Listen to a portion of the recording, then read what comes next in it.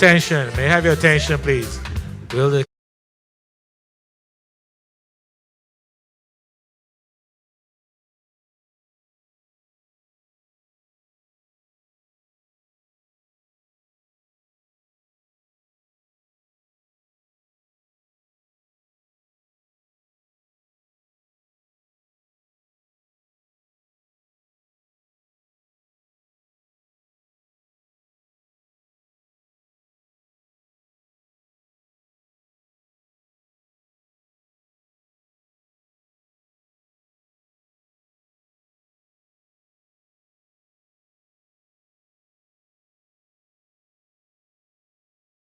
hustling, the bees boasting, yeah.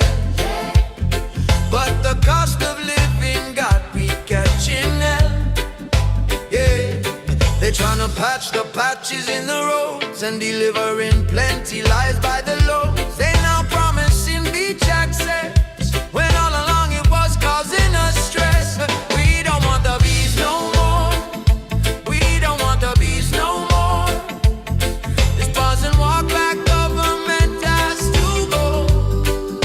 Yeah. We saying please no more. God knows we can't take no more. These inefficient imposters have to go. Yeah. The bees running, the bees balling, yeah, cause their internal pollen was very bleak. The bees hurting, some of them now praying, yeah, cause on governance they've been very weak. So we're saying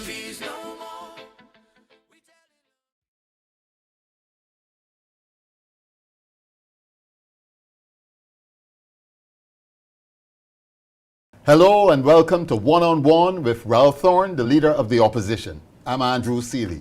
He's my friend, so I call him Ralph. And I hello, call you, Ralph. I call you Andrew. You're my friend too. That's right. Long time. We won't tell anyone how many years. No, we can't.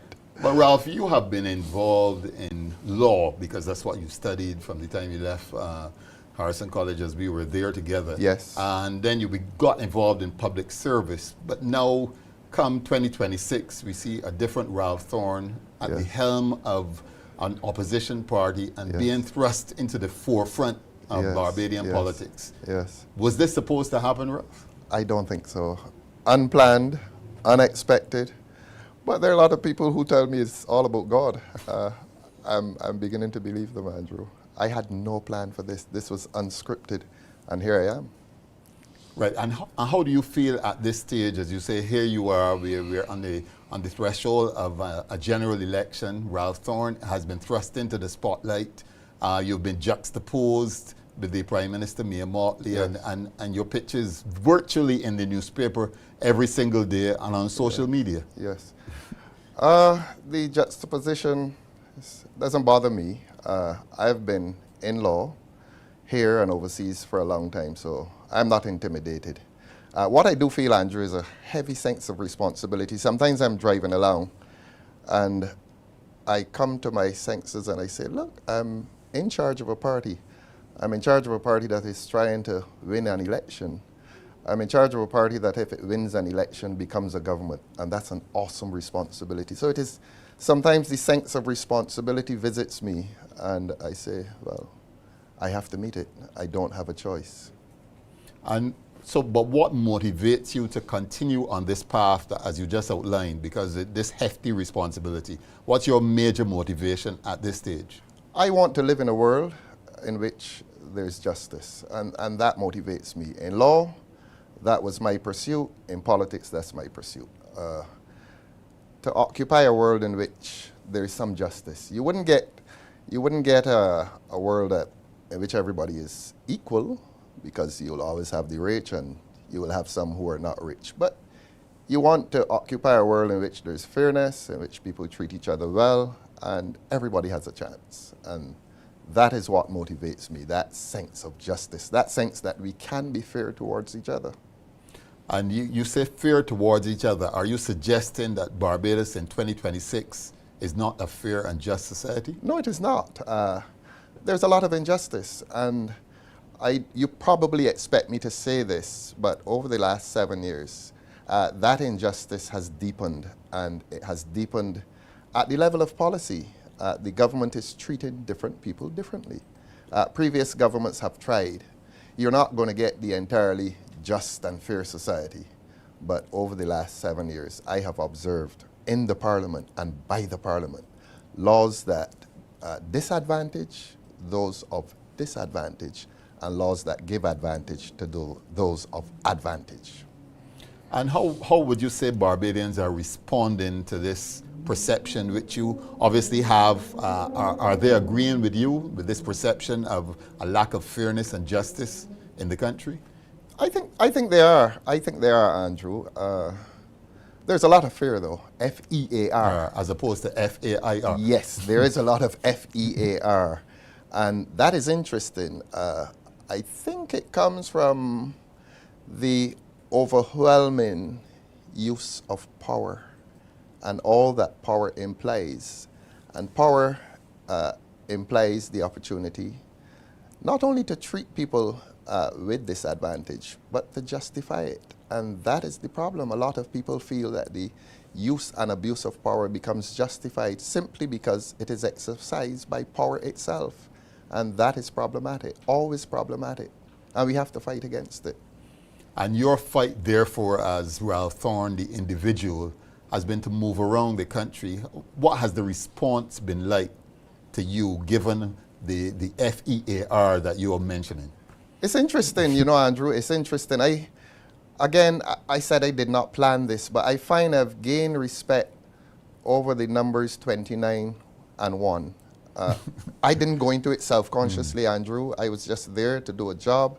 I was there to answer legislation and not to oppose it for the sake of opposing it. In fact, there are pieces of legislation with which I agreed, and I said I agreed. But when I opposed it, my opposition was strenuous. And I think people respect the fact that I have stood up, one man in a parliament against 20, well, I should say 28 because there's a speaker who is supposed to be impartial, so I won't include him. Mm-hmm. But I think people generally respected the fact that I was standing up to 28 people. But Ralph, the decision obviously to stand up to 28 people obviously was a departure from what Ralph Thorne intended to do perhaps 10 years ago. The personality of Ralph Thorne maybe has changed somewhat because he's become, for want of a better term, a political animal now. I don't think 10 years ago he would have been described as a political animal. Let's talk a bit about Ralph Thorne prior to taking on the massive challenge. You didn't know me, did you? Andrew, I've always been a political animal. Okay, maybe a cat as opposed to a wolf. I just expressed it differently. Look, I've been reading politics and philosophy and sociology for a long, long time. At university, my first area of study was social sciences, which I absolutely love. And I absolutely love it more than law. And I was also reading literature. In the last 20, 25 years, I was reading a lot of literature. So there was a preparation for this. In a sense, there was a preparation for this. And if I may say so myself, I think my speeches have tended to reflect my reading of literature over the years. Okay, and I agree with you. I mean, as a social scientist myself, Yes. some people don't know that, but I do. that was my training, believe it or not, and I ended up in this spot. Yes.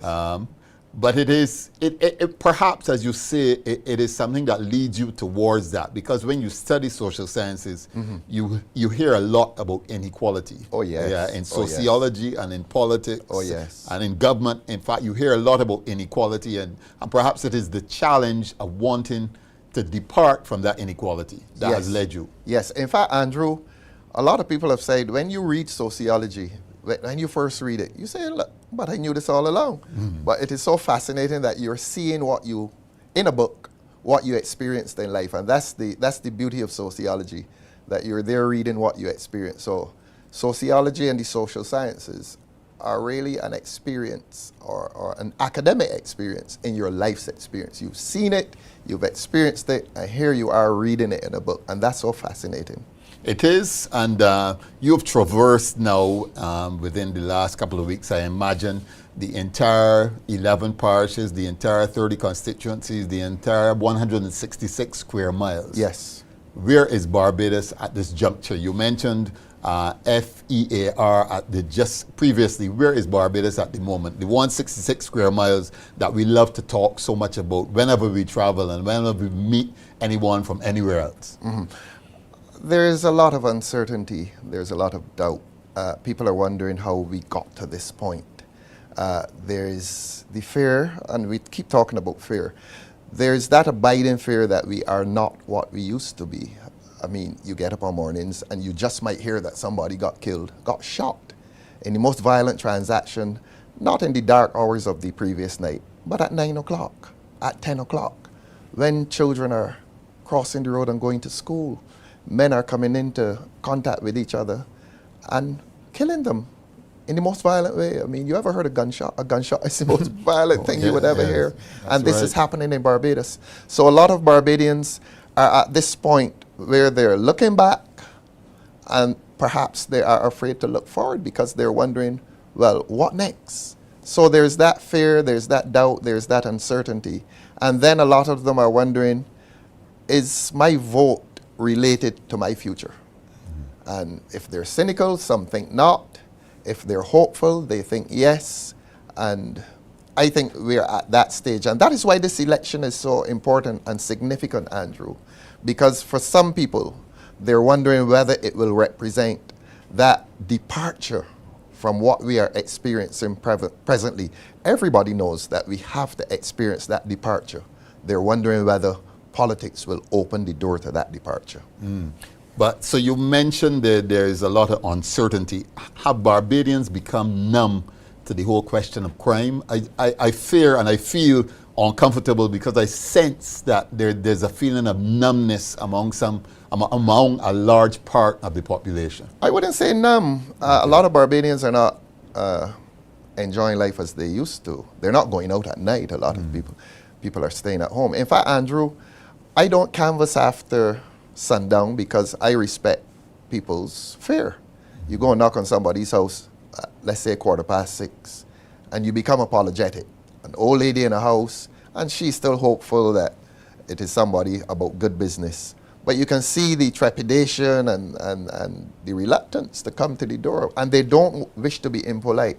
And I then say, look, it is night, I know what the times are like, and so I won't disturb you. And I say who I am, what I'm about, and promise to come back the next day. So there's not a numbness to it.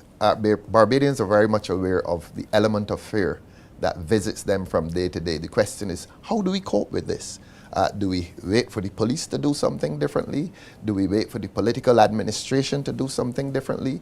Do we hope that our churches and our spiritual engagements will transform society? So people are at that stage, that middle ground. What next? They don't know what is next. And even as a politician, I say this, they're wondering whether the political route will bring salvation into their lives of fear and doubt and, you know, all the negatives that visit their daily experience. So it's not numbness. It is fear and it is doubt. So the question then, therefore, is what difference will Ralph Thorne make? A politician has a lot of power at his disposal when he is in government. He has the power of the cabinet. He can implement policies from day to day to change the lives of people and to affect crime. He has parliament, and parliament is very important. Some time ago, I was pleading with the government, pass new bail legislation because men are committing murder once, they're getting bail, and they're coming out, Andrew, and they're doing it a second time. Something has to be wrong. Revisit the bail legislation. And the government, they admitted at the time that they were passing a new bail act at my request. But you know what happened, Andrew? The second bail act did very little more than the first, except that it expressed itself in more words, but it did very little more.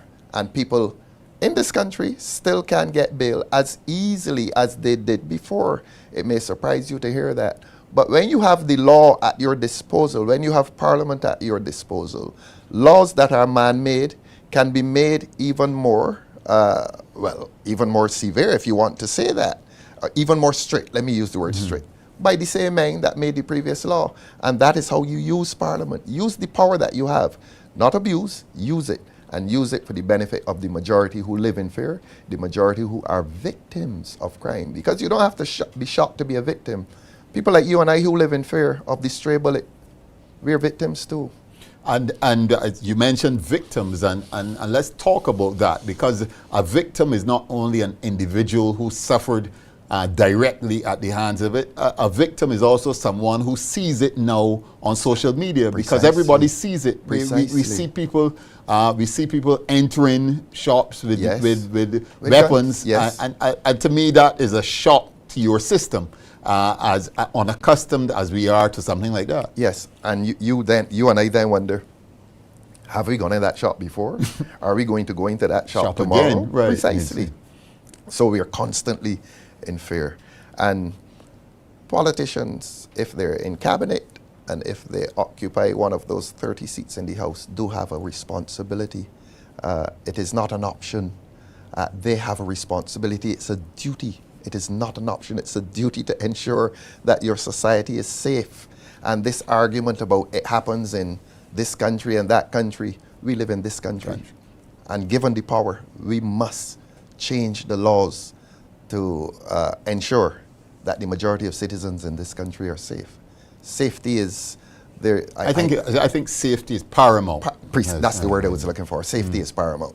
And you give a politician the power, use it. If you can't use it, if for one reason you're reluctant to use it, one reason or another you don't wish to use it, I'm sorry, you're not doing your job. You're not meeting your duty. And I'm sorry, I don't think the government has met its duty. There are some who will tell you, well, let us negotiate with crime, or let us confront crime. Often we have to decide which course is the appropriate one. The negotiation has probably ended, and it has probably ended with the discredited peace program when they were paying the young men who pledged that they were no longer involved in crime. I think the majority of Barbadians expect the government not to confront in any violent way, not military confrontation, but confront it with a sense of purpose, a sense of seriousness, and the resolve that we cannot continue like this on Sunday mornings. Men are not supposed. When you and I used to be going to church, we never saw it, Andrew. We never saw it. And we belong to that majority of Barbadians who never saw it and will never accept it. You and I will never accept the violence that is going on now. We tolerate it, but we'll never accept it. And I think we tolerate it because we have no choice at the moment. We're just waiting and hoping for it to come to an end. Precisely, waiting and hoping. But a government should not wait and hope. As I said, a government has the power. Use it. Well, Ralph, let's talk a little bit now about something more personal. Yes. You have taken on this role, as I mentioned, but you are, like me, a father, a husband, a son, a brother, an uncle. Yes. What has the impact been like for you and your family and your extended family? Because I mean, the attacks are constant. But what's it been like? Shielding your children from the politics, and even in the face of social media. Oh yeah, I spoke to my wife recently, and she said she tries to shield. Look, even though I don't want people to know that I have children and identify them, so you shield them. You keep them away from the public eye because social media is vicious. Social media is very vicious. But apart from that, apart from shielding them, I try to get quality time. And Andrew, you know what my quality time has become? Riding in the car on mornings with my son and talking football with him. He is a Barcelona man. I'm well, not so much Real Madrid, but I'm an Mbappe man. Right. He doesn't like Real Madrid. Kylian Mbappe. But quality time with children, quality time. And that is so important to me because a lot of politicians have lost their children while pursuing this politics. They have lost their families. And I must say to you and to the public, I don't intend to lose my family in this political pursuit. So quality time is important, but protecting them from what we politicians experience. Because if you look at social media too often, or if you listen to the calling programs too often, it could demoralize you precisely because it is intended to demoralize you. So you stay away from it. I mean, I think we all know by now that the calling programs with the 10, I call them about 10 callers. No more than they are extremely deliberate. and probably have a script which they have to follow. I mean, I don't think anybody doesn't believe that anymore. Yes, I think we know that for sure. But it doesn't mean that we don't somehow hear it and take it on, I suppose. People hear it and come and tell me, so said so today. Sometimes social media, I actually read things and I laugh. I do laugh. You have to learn to laugh at it. I mean, the nickname they've given me, our good friend Georgie Allen was calling me that at school. That's right. Yeah. But as far as and you were at school with him since Wesley Hall. Not over 11, on the 11. That's right. And George would come around the corner, hey, Rat Thorne.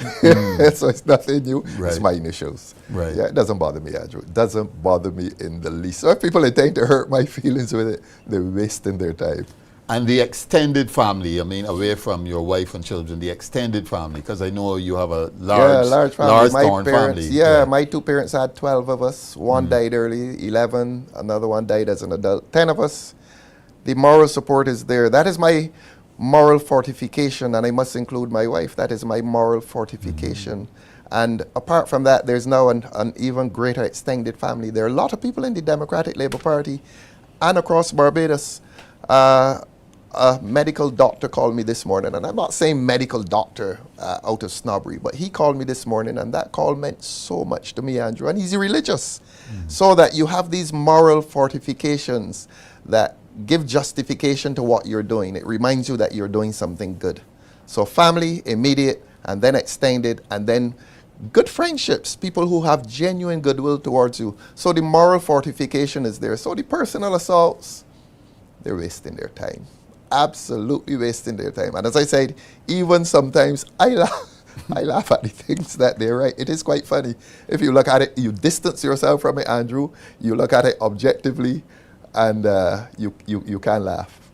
And on the converse to that, have you lost some friends because of the decisions that you've made recently and the positions that you've taken? If this causes you to lose a friend, you haven't lost a friend. I've lost what you call Facebook friends, and that is a nomenclature that means very little. I've had to block a few people because you don't come and insult somebody and then describe yourself as a Facebook friend or a friend. If Facebook intended that it was friendship, well, I'm sorry. In some cases, it cannot work, and it cannot work in cases when people are saying to you, to your face, on Facebook, you're not fit for this. That is a kind of negation, and we read this in sociology. That is a kind of negation of a person. You're denying a person. You're saying, this is not for you. This is for a select group of people. I block them. I block them. That is no friendship. That is no relationship that you ought to continue. That is no relationship that you should sustain, because it is deeply disrespectful. It is saying to somebody to their face, you are not fit. If you're saying that to me, stay away from me. Stay off my page. I'm going to block you. Right. So, well, and I mean, I'm not a big Facebook man. I mean, to be very honest, so I don't even know if I have Facebook friends. Yeah, I do it for politics, Andrew. I do it for politics. Yeah, but I mean, obviously, you know, in the scheme of things and the political cut and thrust, as they call it, I mean, the political discussions in Barbados now seem to revolve more around social media than around the nights and campaigning, etc. It's really amazing. Yes, it when you go online and you see the amount of people who are actually online watching either one or the other party or the other. Yes. So I mean, how has that dynamic changed for you as someone who grew up, as I did, without social media? Yes. Andrew, a lot of it is entertainment. A chappie will come on Facebook and he's going to put up something so outlandish, maybe gossip. And people love gossip. And it is entertainment. And the number of people who respond to it, either by likes or by comments, and then you'd see somebody say, I'm here for the comments. And that then becomes funny. So it is entertainment. It's a world of entertainment. There are a lot of people who use Facebook to create a new identity, to create a new image. Maybe they're not happy with the image that other people know genuinely. And Facebook offers many people the opportunity to start again, to create this new image, somebody different, somebody acceptable. And I can appreciate that, because nobody wants to go with an old image that they don't like. So that is the redemption that Facebook offers. And Andrew, you see it for what it is. You don't take it as seriously as you should, or as they intend that you should. So a lot of it is false. A lot of it constitutes a very false medium. But it is entertainment for a lot of people. How do you respond to those as we get back to more politics now, how do you respond to those who say that the Democratic Labour Party does not use social media as well as the ruling Barbados Labour Party? Or do you find it to be a challenge? Well, I'm not a social media expert. I myself do my little Facebook thing, and somebody told me a few years ago, a politician cannot afford to be modest, because I used to experience things and I would say, but this is showing off. He said, no, man, you gotta show off what you do. Yeah, put it up. So there are some people who pay lots of money to do that. Clearly the Barbados Labour Party has lots more money. It's always had lots more money, so that they can pay these people to, again, create an image that may not be authentic. At the Democratic Labour Party, we try to be authentic. Yeah, we try to be real, as the young people say. So money is not our thing. Money, if it is related to a dynamic social media presence, well, I'm sorry, we don't have that much money, but we are real. We are authentic. Well, Ralph, we've been chatting for a little while. I'm going to ask you one final question. I've enjoyed it immensely. Yeah, well, so have I. One final question. Given all that has happened, come February 11th, Ralph Thorne wins the election. Whoa. Tell me, how will Ralph Thorne feel, and what will be his motivation going forward? It would be a question of if we win the election, because I'm not alone. There are 30 of us. So if we're to win, it's 30. And if we lose, well, we continue to live our lives. But if we win, we try to be a good, honest, just government. I've told my colleagues, honesty, integrity, decency, and courage. And the minute you cannot subscribe to those virtues, I'm sorry, you cannot be a part of a government with me. At my age, Andrew, I have never been wealthy, and I've found happiness without great wealth. And I basically like to pay my bills. And at this stage, I don't want great wealth. Corruption comes when people go into politics as a money-making expedition. That is not me. And if there's anybody who is with me who sees the political enterprise as a money-making enterprise, I'm sorry, they cannot be a part of it. And I feel satisfied that I have managed to cultivate a culture of people who understand that politics must be related to elevating the lives of people, and it is not a personal expedition, it is not a personal engagement in which you seek to become a celebrity or in which you seek to become wealthy. As I said, at my age, not interested in wealth, not interested in great wealth. I'm interested in fulfillment, and you may be surprised to hear this, but I'm interested in doing God's will.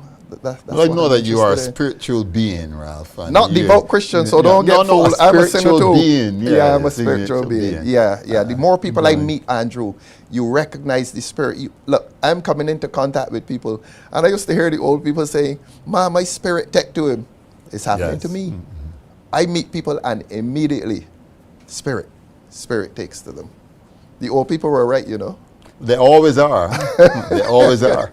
Not to say that you and I are old people. Well, we are almost there, my friend. Almost there. Well, thank you so much. This has been One-on-One with Ralph Thorne. I'm Andrew Seeley.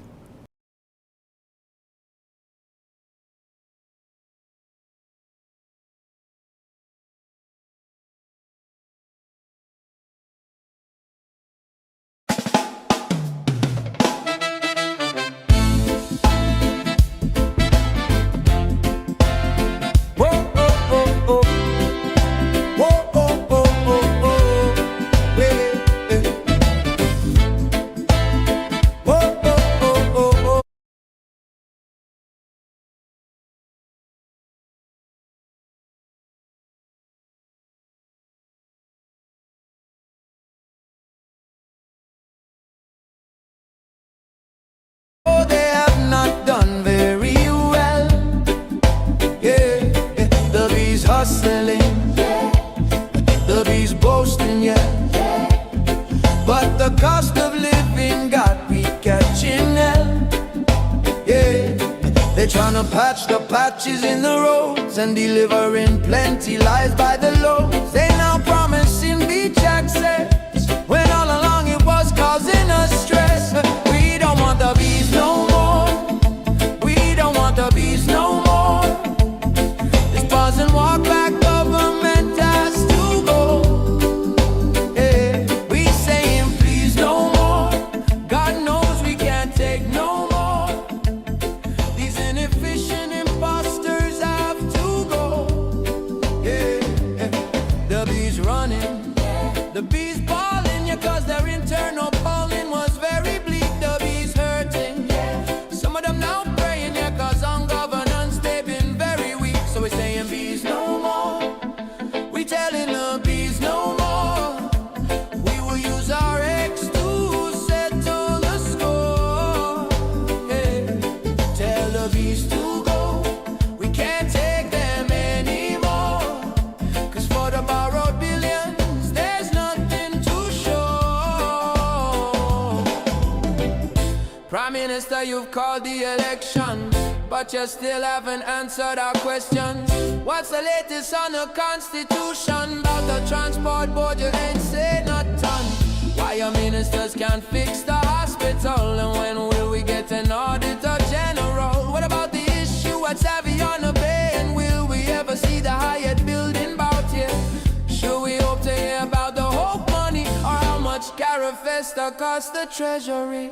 Yeah, yeah. Look, Prime Minister, we know that you know your administration has been extremely poor. They're trying to hold on to your coattail, a coattail that is now very frail. So bees go, please go. Please go. Please go. Please go. We just cannot take one night anymore. Yeah.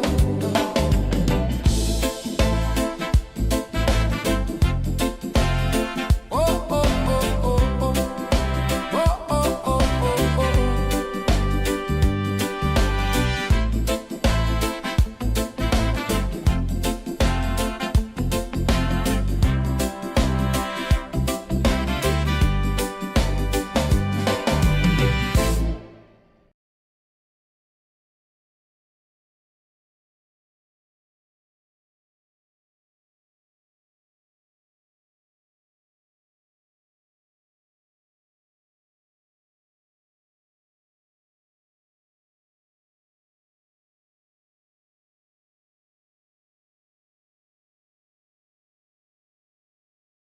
March, we are march, march, march, march, we are march, march, march. Cause we are marching on to progress time. Come sound the alarm, and we don't care what the BLP say or what they say we are. And we need to fight the BLP and to set Barbados free. We are blood, fire, comrades, and we march into victory. Everything them pop down, we are go build back. We are go build back better than before. Everything them take away, we are go bring back. We are be set it right and restore. Time come to ease up the pressure, cause Barbados can't take no more. We are stepping out of darkness into the light and kick down corruption. We are marching on to progress. Time come sound the alarm, and we don't care what the BLP say or what they say we are. And we need to fight the BLP and set Barbados free. We are blood, fire, comrades, and we marching to victory. Everything them pop down, we are go build back. We are go build back better than before. Everything them take away, we are go bring back. We are be set it right and restore. Time come to ease off the pressure, cause Barbados can't take no more. We are stepping out of darkness into the light and kick down corruption door. Dig it down, dig it down, dig it down, dig it down, dig it down. March, we are march, dig it down, dig it down, dig it down, dig it down, dig it down, dig it down. March, we are march. Hey, hey, hey, hey, hey. March, we are march. Hey, hey, hey, hey, hey, hey. March, we are march. Marching on to progress time. Come sound the alarm, and we don't care what the BLP say or what they say we are. And we need to fight the BNP and set Barbados free. We are blood, fire, comrades, and we march into victory. Hey!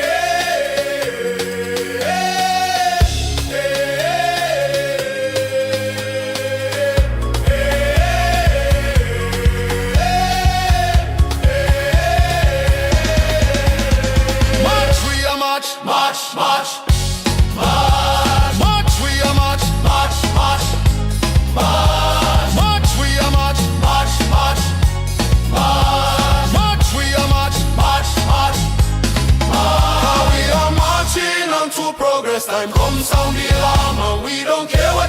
DLP say or what they say we are. And we need to fight the BLP and set Barbados free. We are blood, fire, comrades, and we march into victory.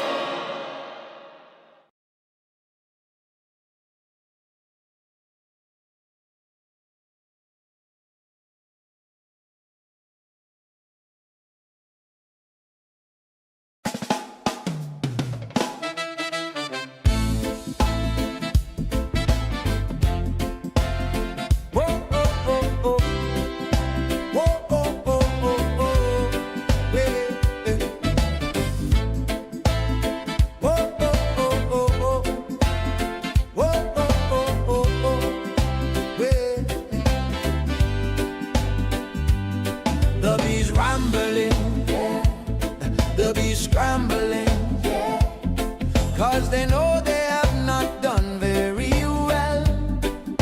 Yeah, the bees hustling, the bees boasting, yeah. But the cost of living got me catching hell. Yeah, they're trying to patch the patches in the roads and delivering plenty lies by the loads. They now promising beach access when all along it was causing us stress. We don't want the bees no more. We don't want the bees no more. This buzz and walk back government has to go. Hey, we saying please no more. God knows we can't take no more. These inefficient imposters have to go.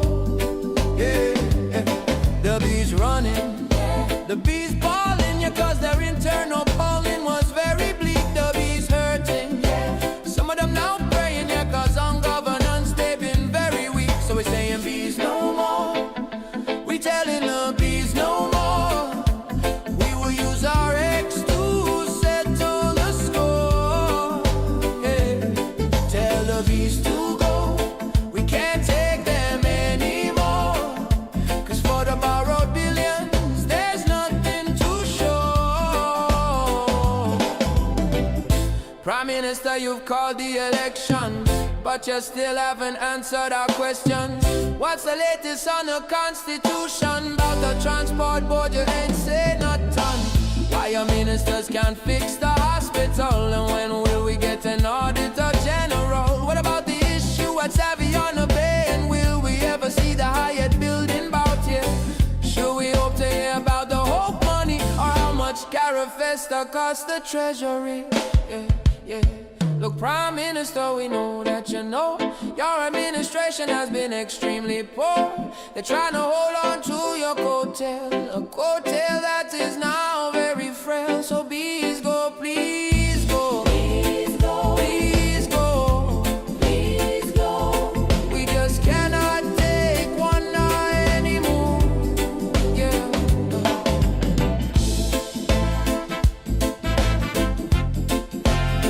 Oh, oh, oh, oh, oh. Oh, oh, oh, oh, oh.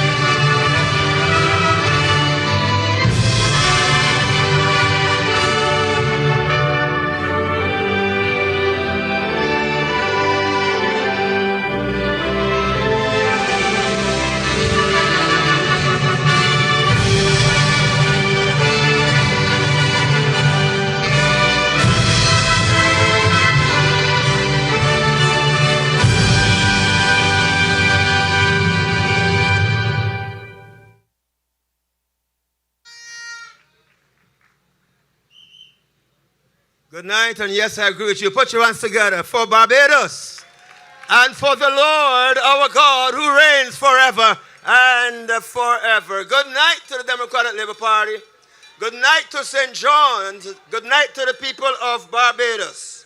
The DLP has arisen. I said the DLP has arisen.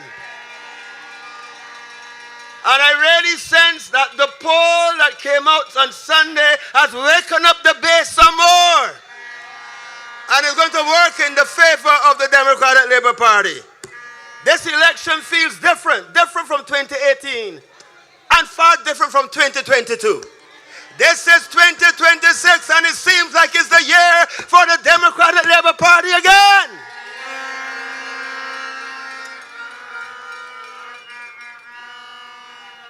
The Bible says God is our refuge and strength. A very present. Everybody say present.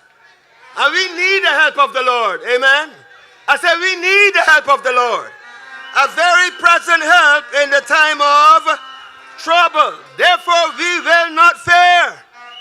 Even though the earth be removed, and though the mountains be carried into the midst of the sea, though the waters roar and be troubled, though the mountains shake with the swelling, be still and know that I am God. I will be exalted among the nations. God will be exalted in Barbados. Hallelujah. The Lord of hosts is with us. The God of Jacob is. He's our refuge. He's our help. All my help comes from the Lord. Father, tonight we commit this session into your hands. This manifesto launch of the Democratic Labour Party.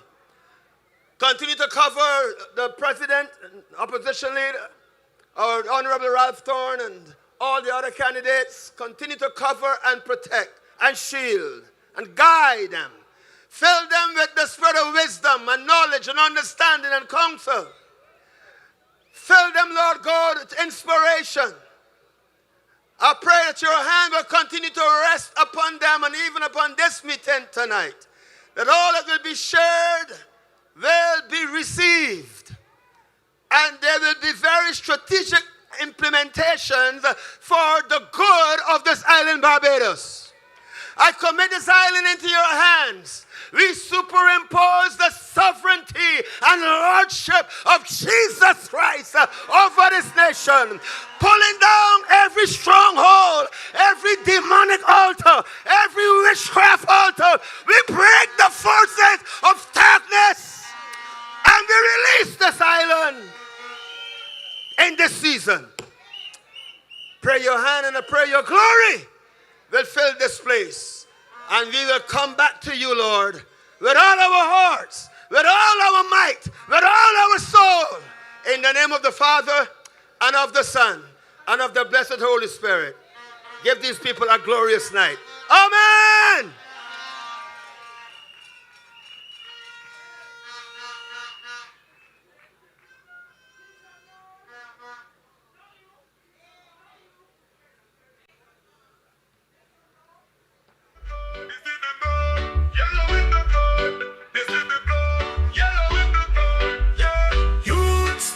Strong.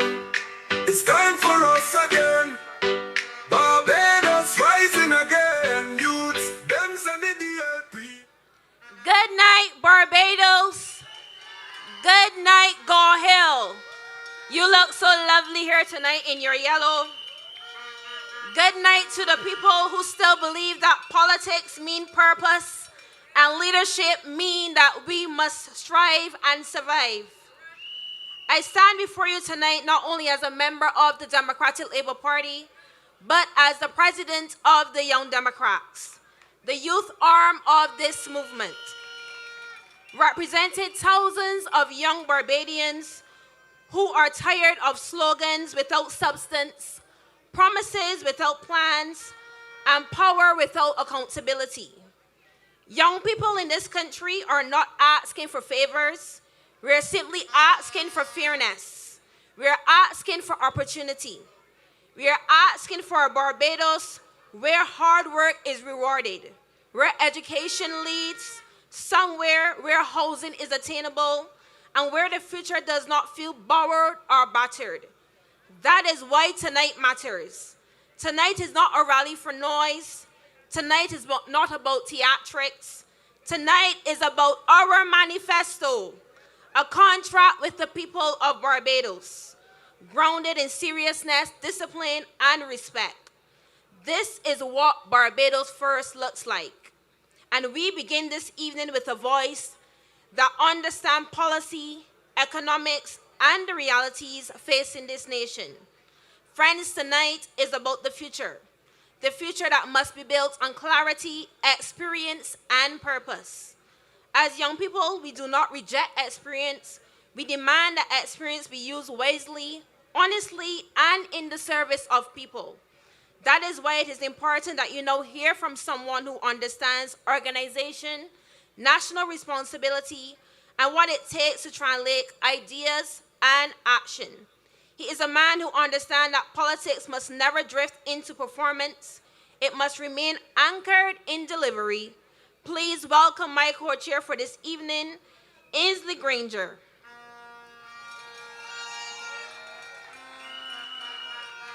Thank you, Janine. Good night, Gall Hill. Good night, St. John, and good night to Barbados. Let me be very clear from the outset.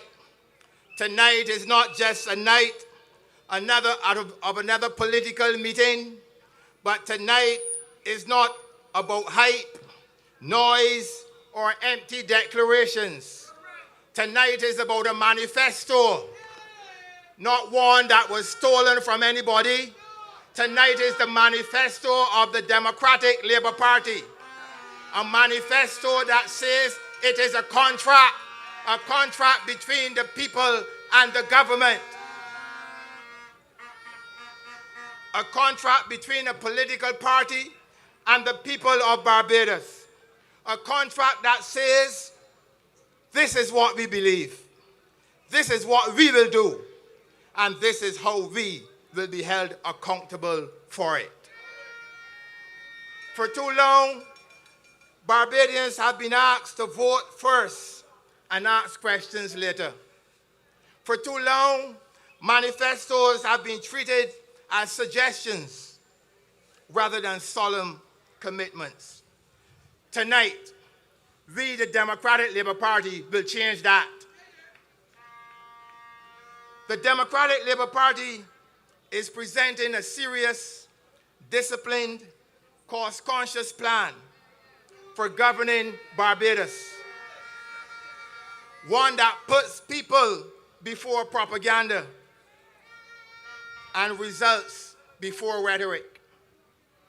You will hear tonight from voices that speak for economic reality, social justice, youth opportunity, health and national systems, governance, accountability, and discipline. Each speaker is not here to entertain you. They are here to inform you, respect you, and earn your trust.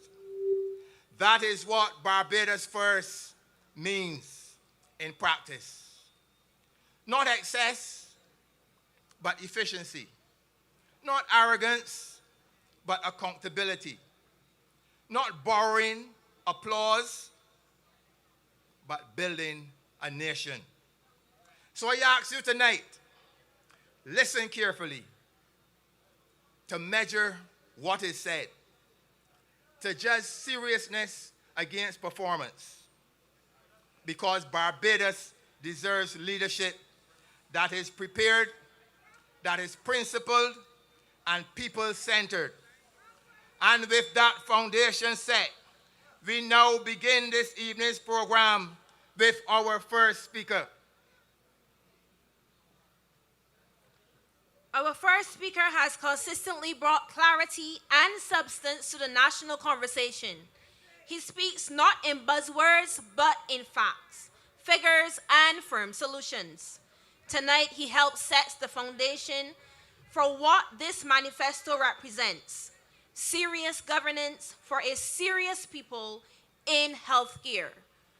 Democratic Labour Party family, please help me welcome Andrea Worrell, the candidate for St. Michael Central. Dlp family!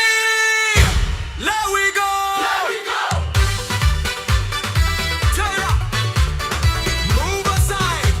People ready for a better life!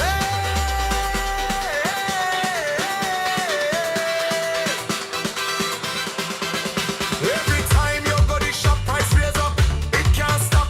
Bills higher than the hillside. Payday come and it still feel tight. People pressure, real frustration. Whole up him feeling the vibration. We want a leader who goes stand firm, not just talk but really concerned. We tired of promise and pretty smile. We need to...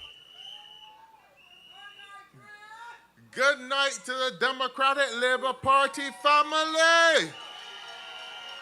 You are looking lovely tonight in your yellow. Good night to the constituents of St. John. Now the Democratic Labour Party is here tonight to launch its manifesto. You have been hearing over the last couple of weeks on our trail all of our plans, but we come tonight to give it to you concrete. We come tonight to give you more details and give you more information, because we recognize that after last week, the Pie in the Sky manifesto which was delivered, you recognize there was nothing in it for you. And you know that you need the Democratic Labour Party to rescue and to restore this country. And that is what we are here tonight to do with our leader, the Honorable Ralph Thorne. So are you ready to go to the polls on the 11th and vote for change? Are you ready to go to the polls on the 11th and wash Barbados in a sea of yellow?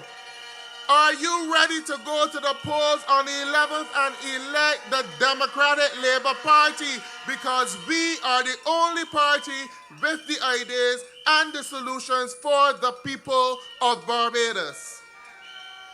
Now, you've heard me over the years as the party spokesperson on health. And you know, all of you know, you feel it with your heartstrings, the deplorable condition that the health sector in Barbados has been under through the Barbados Labour Party. You had 2 ministers of health, 1 + 1 = 0. You had absolutely no representation in health. You had absolutely no one speaking up for the doctors, for the nurses, and for the workers, and the deplorable situation at the polyclinics and at the accident and emergency at the Queen Elizabeth Hospital. But the Democratic Labour Party has a vision, and we have a plan to rescue Barbados and bring back dignity to healthcare delivery in this country.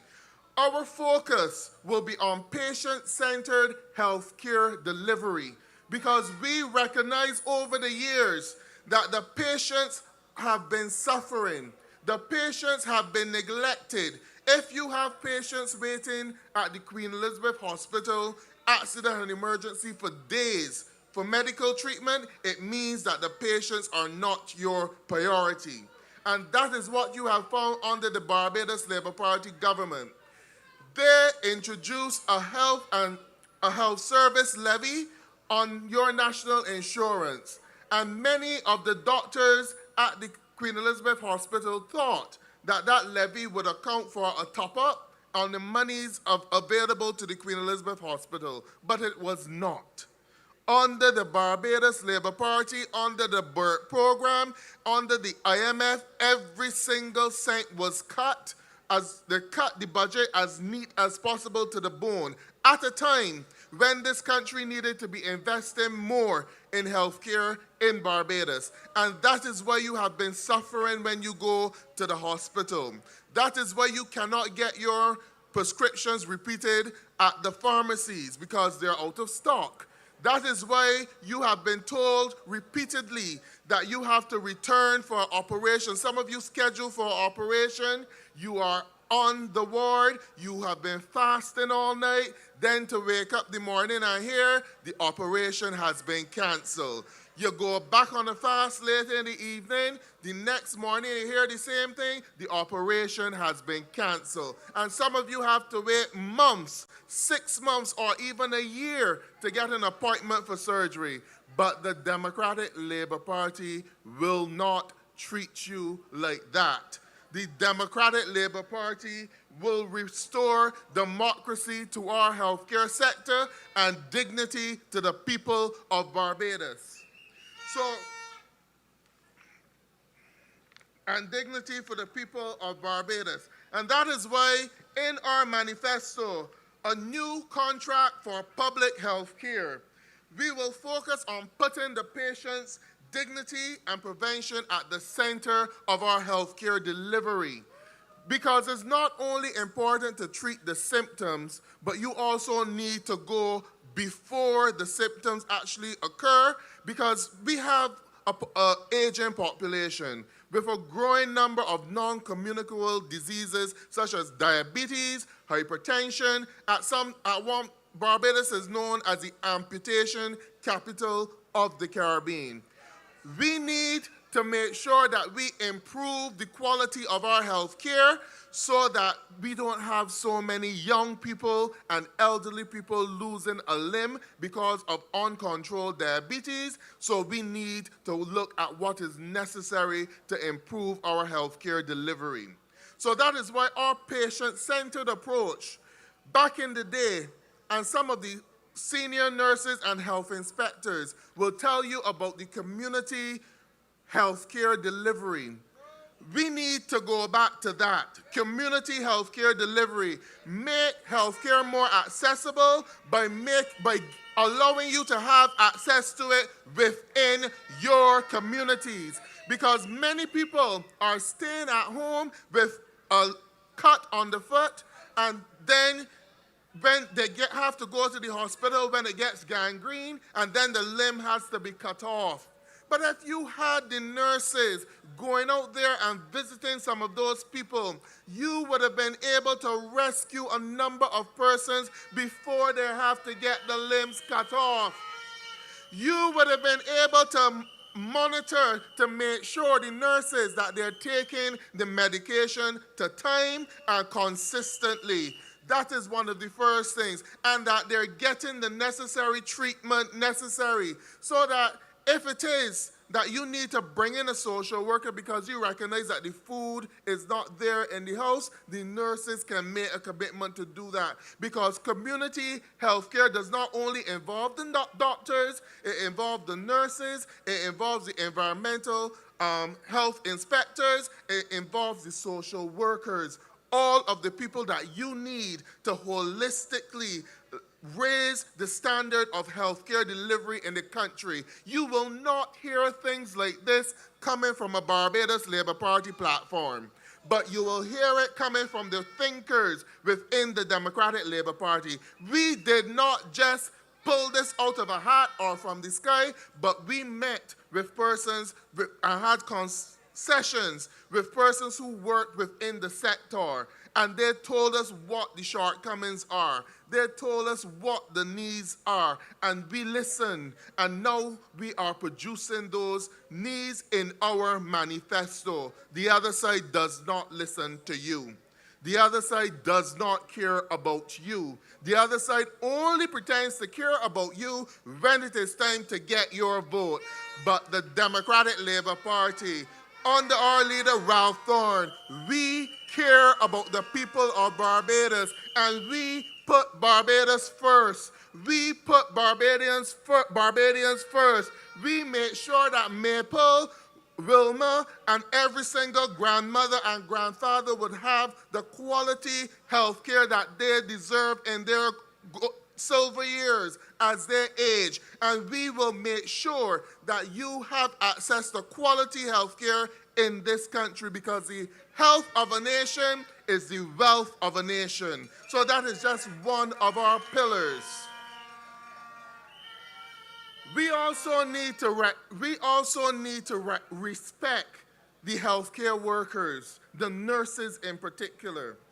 Now, it has been dangled before the nurses like a trophy. The whole idea of having nurse practitioners and specialist nurses. The Democratic Labour Party believes that it is high time that all of our qualified nurses are able to function as nurse practitioners and specialist nurses in the various areas, and that the triage at the Queen Elizabeth Hospital can be properly manned by the nurses. You don't have to wait to see the doctor. And there are some cases that a nurse practitioner or specialist nurse will be able to treat and discharge the patient. And we need to allow that to happen to give the doctors more time to deal with the critical cases. So you need to empower our nurses. We have nurses who have studied overseas, their doctorates in wound care, but still operating under the same platform and going at the highest level as a sister and no further. But we have nurses who are capable of taking on more responsibility in healthcare delivery, and the Democratic Labour Party, we want to expand our nurses pool and allow our nurses who are trained to take on the responsibility, because we recognize that that is one of the bottlenecks in healthcare delivery. That is why you have to wait days and weeks in accident and emergency. That is why when you go to the polyclinics, you can't get out in 3 hours. Sometimes you have to spend an entire day. You need to allow the nurses to do what they have been trained to do and to free up some of the time for the doctors as well. We also have to support the workers. The Queen Elizabeth Hospital, as an example, has a crisis of management. They tried with the executive chairman. That failed miserably, and they sent her off to Ghana, and they brought someone else. They fired a very competent hospital director, and since then, the services at the Queen Elizabeth have gone down the drain.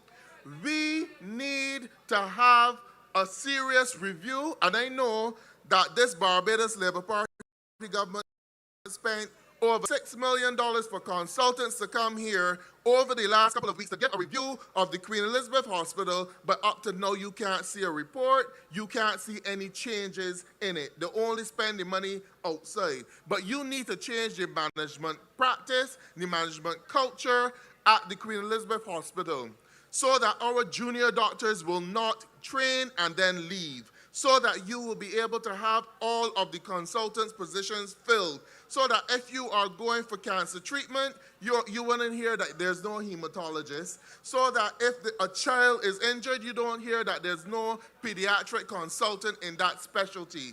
We need to expand our healthcare delivery in those areas. Now, we can't just focus all of our attention on the Queen Elizabeth Hospital. You have to spend some time on the polyclinic network and allow and expand the polyclinic network so that it can do more diagnostic testing. Because it makes no sense for you living in St. Lucie and have to go to Morris Bayer and then be told that just to get an ultrasound, you have to go to the Queen Elizabeth Hospital. Or to get an x-ray, you have to go to the Queen Elizabeth Hospital. And I want to speak specifically to the people of St. John on this point.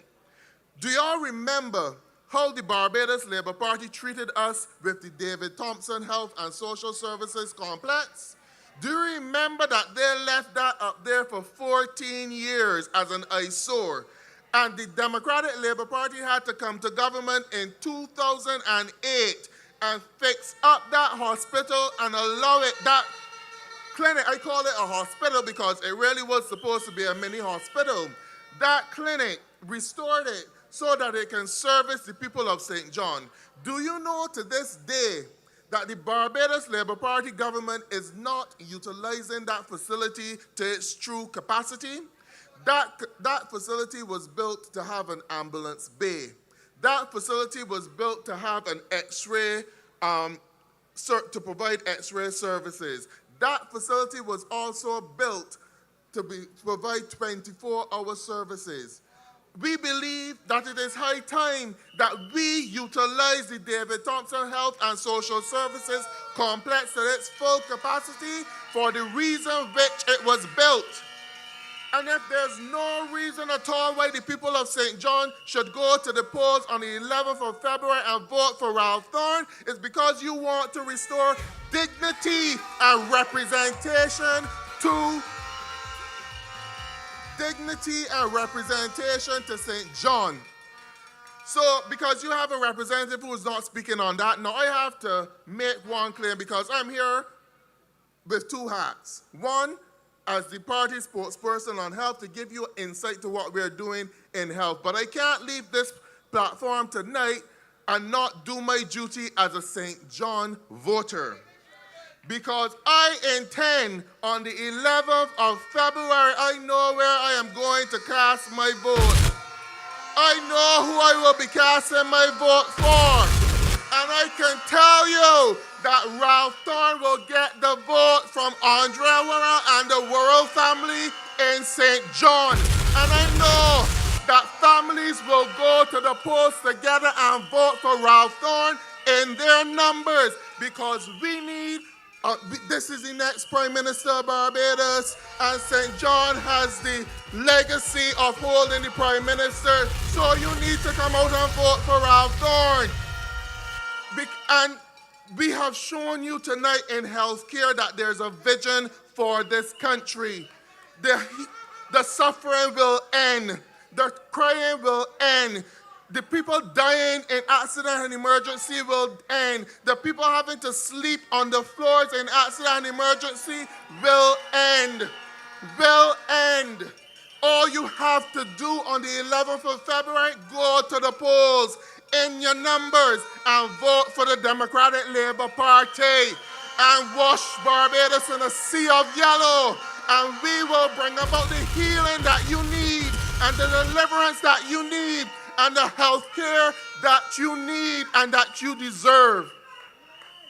I think that was my wrap-up tune. So I thank you tonight. There is more to come. You have a lovely manifesto here. You have a party that has delivered, that is willing to deliver. All you have to do is to elect them into government on the 11th of February. We are ready.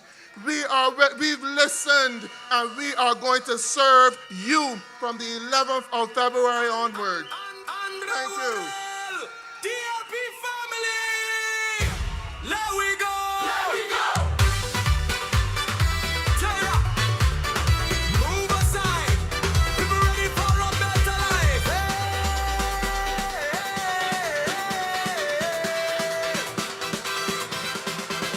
Every time you go the shop price raise up, it can't stop. Bills higher than the hillside. Payday come and it still feel tight. People pressure, real frustration. Hold up in feeling the vibration. We want a leader who goes stand firm, not just talk but really concerned.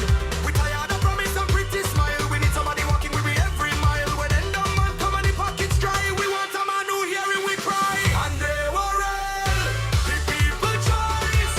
Here we now, we lifting, we vow. Us all living too high, we done with that. He go fight for we imagine that. And they Worrell, stand up tall. DLP ready to answer the call. Give it up for Andrea Worrell.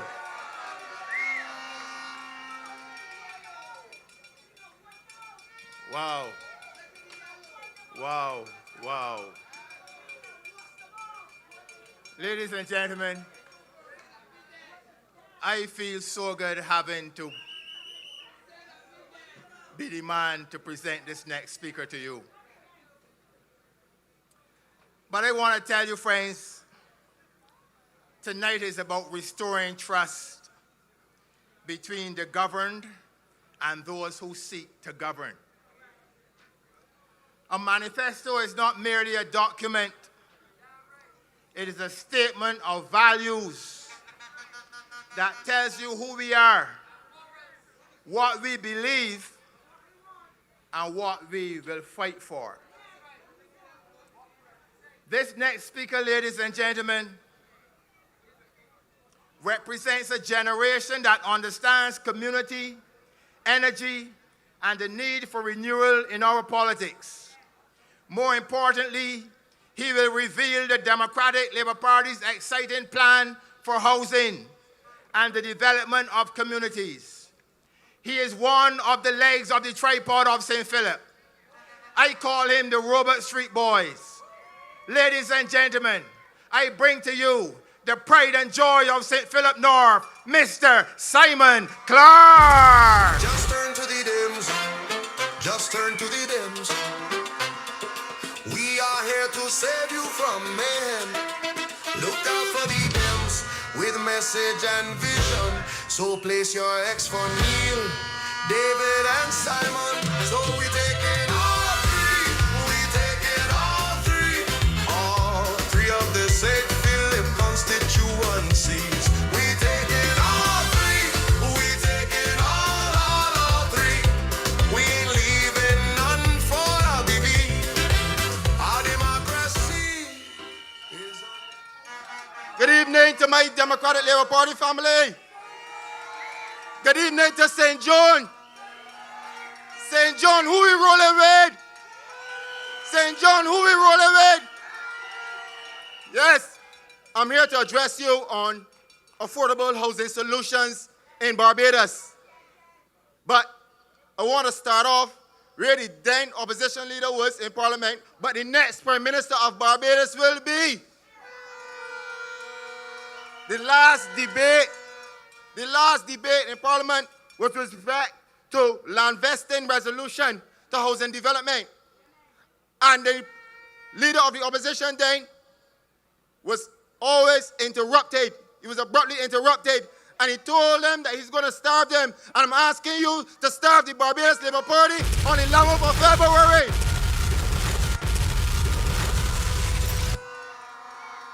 Barbadians, we are well aware of the issues of housing in Barbados. The $60 million in the Hope project. We can look down there in the neighborhood of Poole. We can look at the steel houses in 6 rows. That is correct. The mismanagement, the lack of completed houses. Housing affordability cannot be approached with polite language and empty assurances, because the reality of facing Barbadians today is neither polite or theoretical. It is harsh, it is urgent, it is direct result of policy failure. Housing has become unaffordable not by accident, but by design. Under this outgoing administration, the cost of owning or renting a home has continued to rise. World wages have stagnated, and ordinary Barbadians are told, yet, be patient. Be patient. What about the nurses and the police and the teachers that want to be first-time home owners? How will they own a home? Young Barbadians are doing everything right. They're employed, they're educated, they're contributing to taxes, yet they are locked out of the housing market. They are told to save more, wait longer, and lower their expectations, while luxury developments multiplying and land prices soaring beyond their reach. Enough is enough. The truth is that this government has failed to prioritize housing affordability for Barbadians. The state should be used for affordable housing remained underutilized or allocated without transparency. This government policies have favored high-end development and external demand over local need.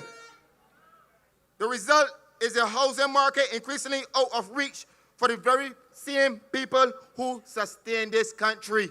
And that is a fact.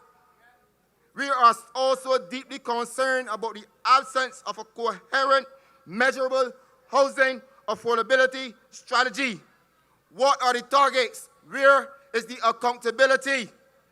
I want to touch directly to the mandate of the Democratic Labour Party. The DLP is committed to making housing allocation transparent, fair, and predictable. The Democratic Labour Party is expanding real pathways to ownership and secure tenure. The Democratic Labour Party is treating housing as a foundation of dignity, not a political flavor. Using public land and finance strategically to reduce household burden. Now, I want to look at the mandate. I want you all to listen to me carefully. Cost of living is very high, and the Democratic Labour Party tax relief and ownership incentives for a first-time buyer, we will be implementing a 5-year land tax moratorium for first-time buyers, easing early ownership pressure. We all know that when someone buys a house, they have to furnish it. They have to put appliances. It is difficult. And the Democratic Labour Party will be easing you in relation to land taxes for the first 5 years.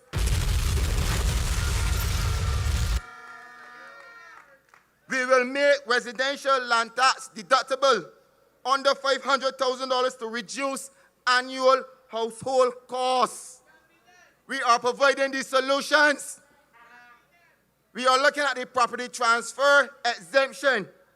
We will increase the property transfer tax exemption now to $300,000, lowering the transaction barriers. We have to look at reducing the vacant land transfer tax to 1.5%, improving land availability and lowering prices. We are looking at the new home tax credits, incentivize the purchase of new home via provisions for tax credits. We are also looking at zero-rate VAT and duties on building materials for homes less than $250,000. Zero-rate tax for less than $250,000. Solutions, real affordable solutions by the Democratic Labour Party. And we will be very transparent and fair. We will implement transparent allocation systems so applicants understand criteria, timelines, and decisions. Very, very, very important. We're also looking at expand support for first-time homeowners, seniors, and low-income families. We are looking to enforce a 6-month 10-year title payments to ensure timely completion and reduce uncertainty. We are also looking to reform planning process to reduce delay without weakening standards. We are also looking to protect the agricultural, because this is very important. We are looking to protect the agricultural and residential zoning to prevent speculation and displacement. And I want to repeat that. We are looking to protect the agricultural and residential zoning to prevent speculation and displacement. And you know, once you have housing, you must look at maintenance and rehabilitation. You must look at maintenance. So much buildings is going on. We see the Chinese homes with the roof falling in. We see that, the rusting. Grass growing up through the steel. We see the poor houses that they were trying to build. That's correct. But you have to look at the maintenance. And we are looking at public housing restoration, the repair and rehabilitate assisting public and assisted housing to restore safety, dignity, and livability. We are prioritizing maintenance and upgrades to extend the life of existing housing assets. We are doing that. Barbadians deserve better. Barbadians deserve more than speeches. They deserve action, accountability, and leadership under the next Prime Minister of Barbados, Thorne. The DLP stands ready to support serious reform. Housing is not a privilege for the connected or the wealthy. It is a right. It is a right. You heard some of the solutions here tonight. Taking money wrapped up in a red shirt cannot provide affordable housing solution to you Barbadians. It cannot. It cannot. Take the money because it's yours, but it cannot provide the affordable solution when it comes to housing. It is time for real leadership. Leadership which will put the well-being of Barbadians first. The Democratic Labour Party, we are focused on long-term solutions. The Democratic Labour Party is committed to the betterment of Barbadians. The Democratic Labour Party is ready to serve you. I am for the community, for the community. I am from the community, for the community. Once again, St. John, who we rolling with? Who we rolling with? Come out on the 11th of February and vote for the Democratic Labour Party. Come out in your numbers and vote early. Thank you, and may God bless you. Just turn to the Dems. Just turn to the Dems. We are here to save you from mayhem. Look out for the Dems with message and vision. So place your X for Neil, David, and Simon. So we take it all three. We take it all three. All three of the St. Philip constituencies. We take it all three. We take it all three. We ain't leaving none for the BB. Our democracy is under threat. And if we don't make a change now, we regret. Right before our very eyes, the facts we cannot ignore. The rule of law has gone out the door. And we're seeing Trump-like behavior that is not good for this country. So use your X and please use it wisely. So turn to the Dems. You can count on the Dems. We are here to save you from mayhem. Look out for the Dems on our Savior's mission. So place your X for Neil, David, and Simon. Yes, we take it all three. We take it all three. All three of the St. Philip constituencies. We take it all three. We take it all three. We ain't leaving none for the bees. More than 300 murders in 8 years. So please don't come telling us about me or care. All the gun violence got people living in fear. It is pure lawlessness. Thanks again to Simon Clarke, bringing the energy here from St. Philip North. Tonight, in the crowd, you'll be just given the mini manifestos, and you can scan the QR code at the back to see much more information in regards to our manifesto. Friends, movement does not grow by accident. They grow by organization, discipline, and vision. Our next speaker understands that politics is not about personalities. It is about building a national movement capable of governing, upholding the DLP's legacy, and offering all citizens, regardless of origins and social class, a solid education of our very own. Ladies and gentlemen, welcome your next representative for St. James South, Pedro Greaves. Oh, yo. Ready is the man, He is ready and steady, listening with care. serving with integrity. So St. James South, let we go. Vote Pedro, Vote Pedro, vote Pedro, vote Pedro, vote Pedro. vote Pedro, vote Pedro. Good evening, Gall Hill. Good evening, St. John. Good evening, Barbados. I am enjoying this campaign. I first started this youngster, Josiah, at Oistings with comrade leader Ralph Thorne. And when I go through St. James South, there's Aiden from West Terrace. I'm putting my manifesto into the mailboxes, and he comes home with his mother in the car, and he puts his head through the window. That's Pedro Greaves.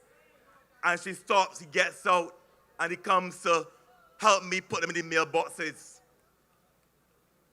Ladies and gentlemen, we as candidates, we as leaders have a moral responsibility to our nation's youth. That is why a sore point for me in this election is when leaders in this country will come and take the property of the Democratic Party and then boast that they have it. What are you saying to the nation's children? To take what is not yours? To take what is not yours? We have a moral obligation to our nation's youth. That is why we need Ralph Thorne.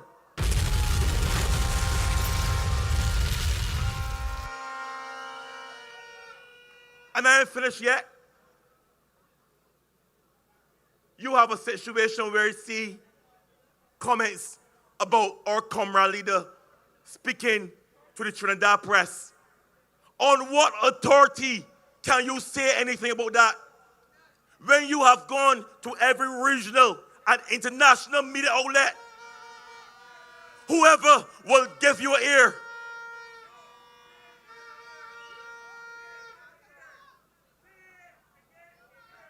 And then you have not yet apologized for taking Barbadians clothed in Dlp colors into St. Vincent during elections.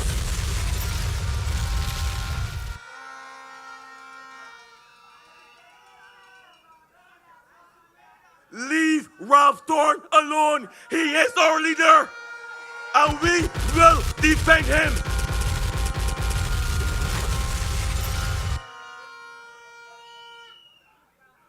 No, that is off my chest. This is our manifesto launch. And tonight, it is with great pleasure that I speak on education.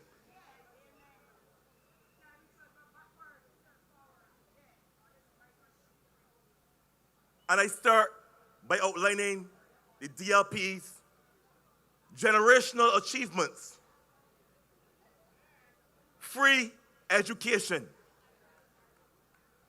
school meals, the textbook loan scheme, new secondary schools in the 90s, and the last one was the Blackman Gollop Primary School. We expanded the sixth forms, community college, and the Polytechnic, all under the DLP. Initial expansion of technical and vocational education, human resource development, and strategy linking education to labor. Under this current administration. In the last 7 years, we've seen 5 ministers alone in education. And for the first time, they have split it in two.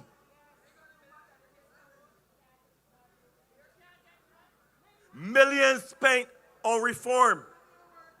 And the only thing that they have done is implement what I call the lowering of standards, where you can come to school anyhow. The only part of reform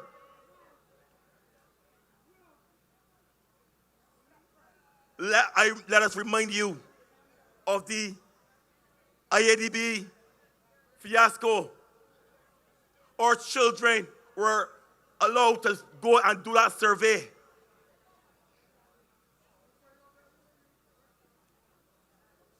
and I'm reliably informed that it was not approved by the ministry. Who gave the okay?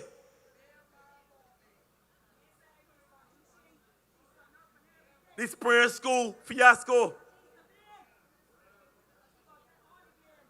Repeated school closures for environmental and other issues. Teachers being shifted at the last minute, a day before, or even the same day, receiving notification.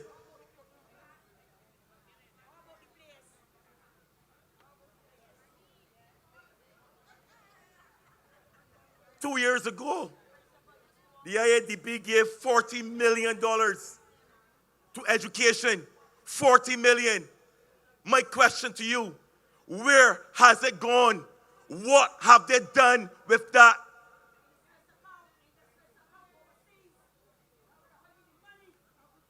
Every year, nearly 300 students leave without qualifications.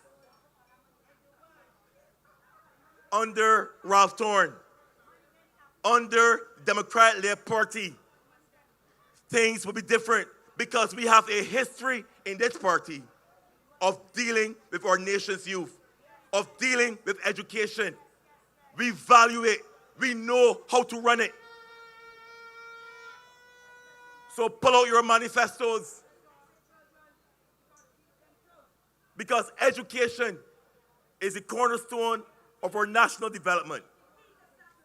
A vision championed by none other than Errol Wharton Barrow, whose leadership expanded access to free secondary and tertiary education and learning for every child in this country. It is a right and not a privilege.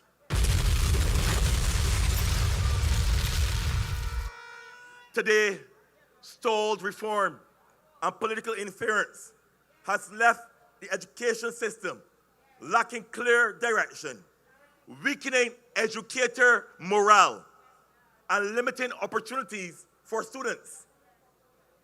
While access remains nearly universal, outcomes are uneven, with persistent early learning gaps, weakened school-to-school to work transitions.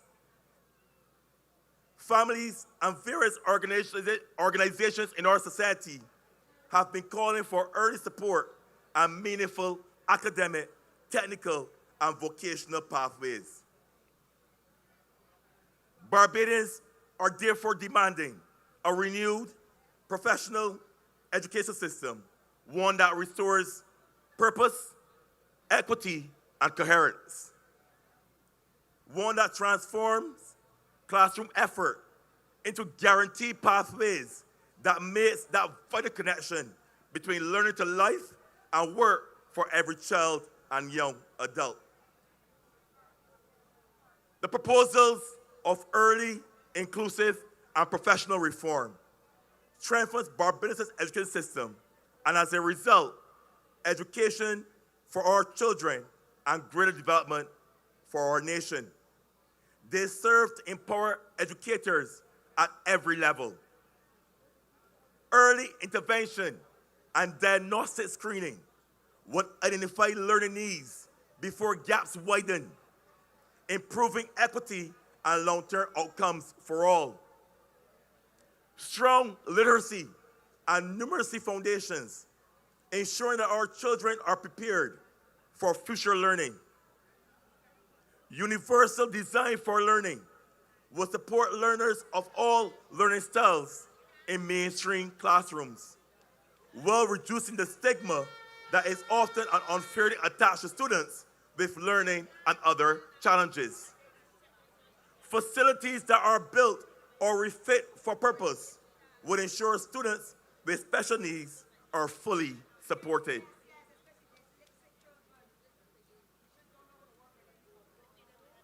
Barbados places a high value on education.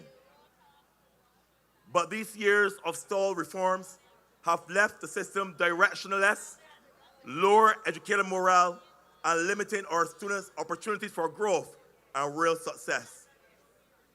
Educators want and deserve respect, professional autonomy, and clarity. Employers need skilled graduates, and communities want schools that create opportunity. Despite universal access to education in this country, as I said before, uneven outcomes persist. Barbadians are calling for a fair, purposeful, professionally led education system that results in real, guaranteed success for every child. Our focus then on innovation and productivity transforms education by linking learning directly to national development. The establishment of a National Science, Innovation, and Technology Center will support applied research, AI, and robotics, giving students hands-on learning experiences that prepares them for success. Formal collaboration with UWI, BCC, and SJPIT would create strong pathways from education to industry. Startup incubators connected to schools and training institutions would encourage entrepreneurship and provide practical outlets for student innovation. We go further to parish-level business mentorship centers. And what is this? It would allow retired professionals who still have so much to offer to return and give their support, their expertise to our nation's youth. This will preserve our local expertise while supporting youth development. In your manifesto, we mentioned productivity, focused education, and training, which would ensure students develop skills relevant to key sectors such as agriculture, tourism, manufacturing, and the digital economy. Modernized ways of acquiring knowledge and skills along with modern assessment practices. What we are proposing is opening new doors in education, second chance pathways, and a national youth service will give every young person a road back to learning and work. There are so many more, so please feel free to continue to read what the Democratic Party has put as its ambit to rescue this nation. The initiatives we have outlined ensures that every Barbadian has access to quality education, stronger opportunities, and a brighter future. St. John, Barbados, this is Barbados First. I thank you. Ready is the man. He is ready and steady. Listening with care. Serving with integrity. So St. James South, there we go. Vote Pedro. Vote Pedro. Vote Pedro. Vote Pedro. Vote Pedro. Thank you, Pedro. You see how we in the Democratic Labour Party function. When you touch one, you touch all. That is how we move. Ladies and gentlemen, a country that is judged, a country is judged by how it treats its families, its women, its children, and the most vulnerable. Our next speaker has never been one who was afraid to speak truth to power and to defend those who often go unheard. An attorney at law, a criminologist by training, she has vast skills to spearhead the Democratic Labour Party's Commission on Crime to produce what is now known as the blueprint to rescue a nation. She brings moral clarity, social conscience, and fearless advocacy to national debate. Ladies and gentlemen, put your hands together and welcome Miss Verla De Peiza. Seats are moving. Seats are moving. One Dlp. Seats are moving. Seats are moving. Seats are moving. Seats are moving. One Dlp. Seats are moving. Seats are moving. Yellow is the code. Determination in mode. Young lambs rise up. We carry it. DLP family, you look lovely out there.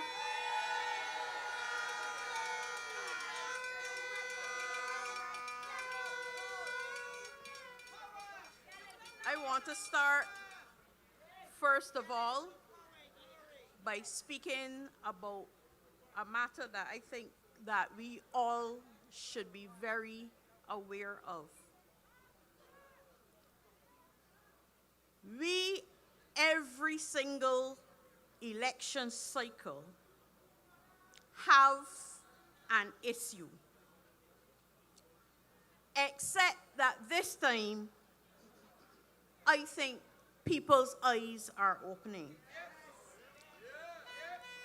The issue that I speak of is the other side, their leader, brandishing our manifesto on their platform. I hope she took the time to read it and not just to hold it up. Because we in the Democratic Labour Party, and for sure under the leader of your next representative here in St. John, we have no time. We have no time for playground tricks. We are not here standing every night on platforms to tell anybody nanny, nanny, poo, poo. That is not what we are about.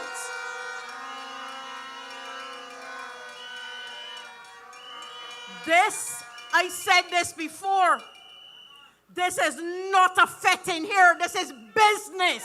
And we're not playing with the people's time. We're not playing with the people's effort. And we're not playing with the people's lives. So when they want to play games, we're turning up to do the people's business, because that is what the Democratic Labour Party is about.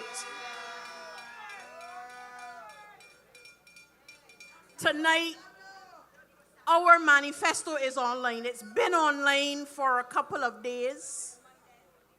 So we don't mind. We want them to have it and read it, because it is full of sound policies. You will find the QR code on the inside of the document that you received today. The entire manifesto is available online. Tonight, though, in my short time before you, I want to speak to you about chapter 4. You live in Barbados, and you know what it is that we are feeling and suffering when it comes to speaking to the issue of crime. You know, because you live in Barbados, that the present administration is not paying proper attention to crime. I am not talking about lip service and knee-jerk reactions and taint. I am talking about actual fundamental principles that are intended to get at the root of crime. And I hear them all about the place talking about how crime is not a political issue. Crime is not, for political platforms. And yet in their manifesto, and yes, I read it because you can't critique things that you've never seen, which is probably why they couldn't critique ours when they were down in Deacons, because they never see it, they read nothing in it, they can't find fault with it.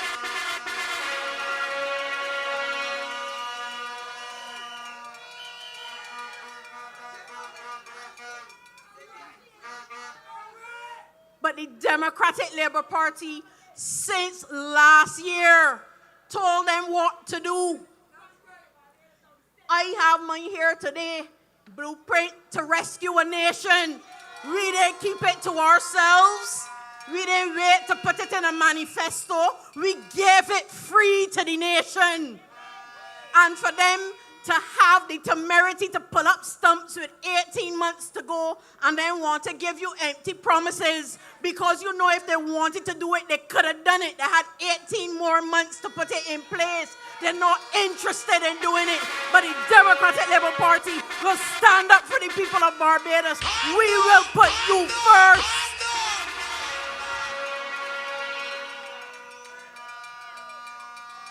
And even though they say all about the place, oh, it is not a political issue, in their manifesto they admit that the first responsibility of government is the security of its people. So if you admit that, why you can't bring the policies to bear that will allow people in this country to feel safe? But because they wouldn't do it on the 11th of February, you know who know how to do it, because we put it in writing. We put it in writing. Because the safety of our people meant more to us than keeping it to ourselves to wait to put it in a manifesto. A whole book, but it is in the manifesto as well as chapter 4. And I want to speak to you tonight about just a few, because tonight is about a capsule, just giving you some flesh to put on the bones that we have been talking about, but for you to go away and study the document. Get that QR code. My mother, who's going to be 90 shortly, has a cell phone. All of you have cell phones. All of you will have that document on your person so that you can talk to them in a sensible way when they come to you with their folly on your doorstep. We have to be dealing with issues that matter to the people of Barbados, and crime is one of them. But we understand that in dealing with the crime situation, it will take a whole of government focus. And that is not beyond us. This country did it before when we were looking to wrestle HIV and AIDS and get a handle on that. Every government department had to come up with initiatives. So when we stand here and we say that this is what we want for the police, that we want, you know, under the Constitution, the Commissioner of Police is answerable to the President. And all we keep saying is political interference in policing. One of the first things that needs to happen is to take the political hands out of the police pocket. Let them do their work. And it doesn't matter who it is. It does not matter who it is. A whole chapter in the blueprint talking about the untouchables. We cannot deal with the crime situation by dealing with the small people who offend. We have to find those who are financing crime in this country and deal with them first. And you can't be frightened. You can't be hugging them up and kissing them up and people calling you general and then deal with it too. It cannot happen.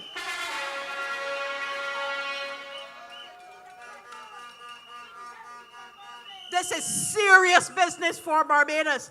We must get a handle on the crime situation in this country. What you mean 300 martyrs plus in this country, because that is what they are. If we do not stand up and put the policies in place that take back our streets, then their blood has been shed in vain.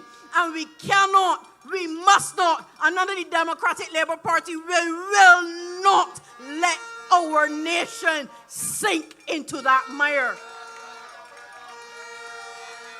And we understand that in that whole of government focus on wresting that problem to the ground, that the police need to be supported.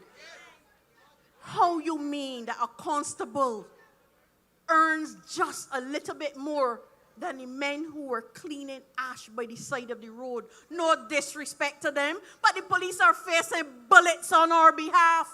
We have to look after their welfare. We have to make sure that they don't have to moonlight working long shifts and then standing up in a supermarket because they can't support their families on what they're being paid. We have to do better by our police officers. That is a must. And it is not just about what they're putting in pockets. It is about the equipment that we give to them. Not just tangible equipment either, but the ability to get intelligence. And the only way that they can really do that is if they are forging relationships with people in communities. And I look again at the manifesto of the other side, and I see that they don't even understand what community policing is. It is not about putting an outpost with soldiers walking about. It is about police officers whose mandate is to build soft relationships with the people in the community so that they feel comfortable and not an us and them situation with them and the police. It is about making sure that there's a full understanding that all of us as citizens in this country have a role to play, but will not play it if we don't feel like we're all on the same ship. So they don't have a clue what it means. They're just lifting concepts without any mind engagement. And it has to be much more than that. The collision of our young people with the criminal justice system has to be addressed. And it cannot just be that we are comfortable locking up our young people. Yes, there must be consequences when you do wrong. But unless and until we as a nation understand that our responsibility to them when they are literally a captive audience is to figure out what their trigger is, what drove them to crime, and then fix it. That is our job. The prisons need to be places of education and re-education for our young people who go that route. We cannot have prison reports coming out consistently speaking about the dyslexia and the lack of social structure and the family breakdown. And we hear all of these things. It is a cry for help. And the Democratic Labour Party, in its effort to get back our country, will answer that cry for help. And those young people who are incarcerated have to be shown another way. Rehabilitation needs to be a feature, a plan, not just a thought, it has to be a plan. And it is not just those who are on the inside already, but our teachers know.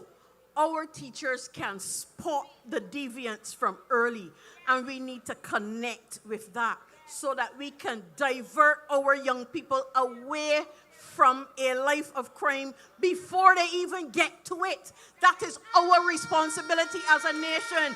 That is our responsibility, and the Democratic Labour Party will not renege from our duty to our young people in this country.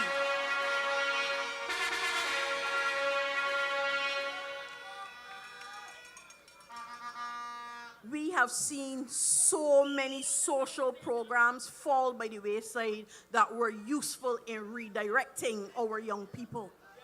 I want to see the Police Boys and Girls Club restarted in this country.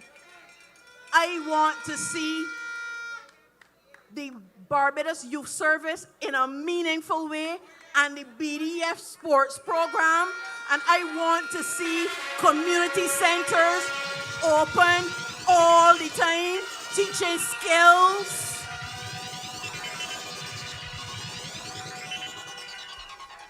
And I tell you tonight, I don't only want to see it, but when I open the manifesto of the Democratic Labour Party, I see it inside there. This is our promise to the people of Barbados, that our society will be a priority. We must fix ourselves before we can fix anybody else. And we all about the world talking, but here falling to pieces. We have to change that. and flip that coin. Fix yourself, and then you can fix others. And that is why the Democratic Labour Party has as its motto in this election, Barbados First. We are first because you cannot face the region and the world if you are a mess. They have a right to poke you in your eye. That's it. That's biblical. That ain't me. Okay? Get rid of the mote in your own eye and then start talking about somebody else's.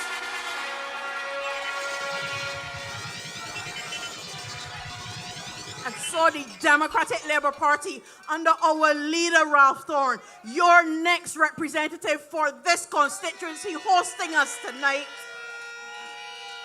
is prepared to do that hard work to ensure that we once again can hold our heads high, that when we say pride and industry, that it has meaning and is not an empty motto for us. This is what we strive to do in this manifesto. I don't have enough time. I can spend all night, but this is not my meeting, to tell you all what the Democratic Labour Party plans and how each ministry has a role to play in crime fighting in this country. It is fairly obvious the role that education will play. We have had an education system that we leaned on for a long time. But what we realize is that two things. One, it recognizes only one type of excellence. And two, for a long, long time, it has been going in a different direction from what our country actually needs. And I will tell you tonight that one of the biggest needs that our country has right now is social workers and psychologists. We need to boost all of those social structures so that when we face issues, and even before we face issues, to head them off, that we can deal with them.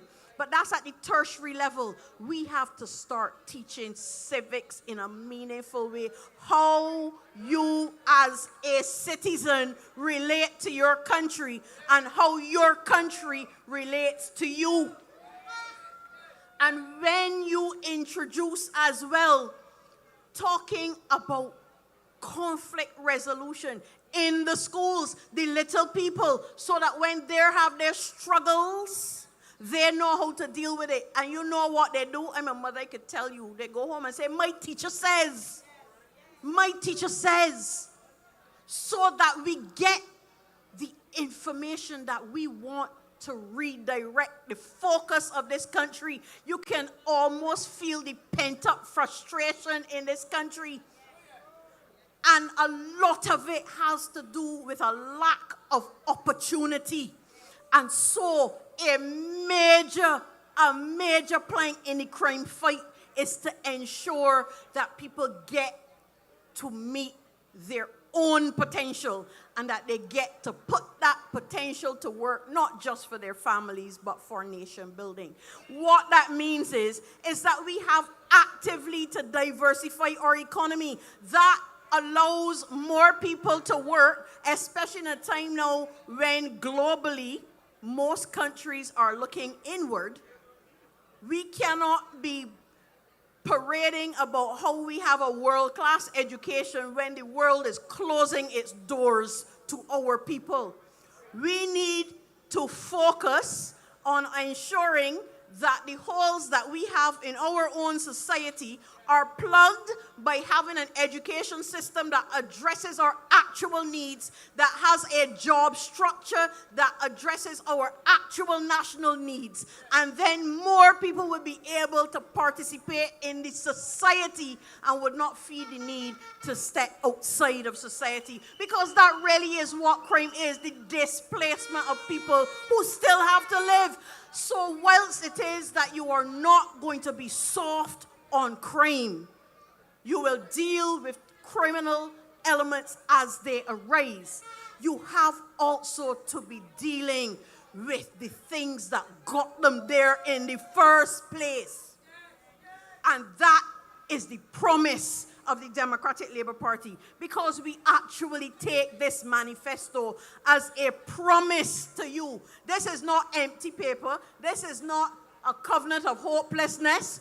This is what we intend to do to move this country forward. Ladies and gentlemen, I wish I had more time to go into all that the Democratic Labour Party intends to do in its crime fight. But hear what? You will hear about other heads tonight, and you will hear the linkages, because this is not something that sits by itself. We understand the whole of government philosophy. We intend to put into place all of these policies, and then they ask you how you're going to pay for things. It's real easy though. Stop flying about the place.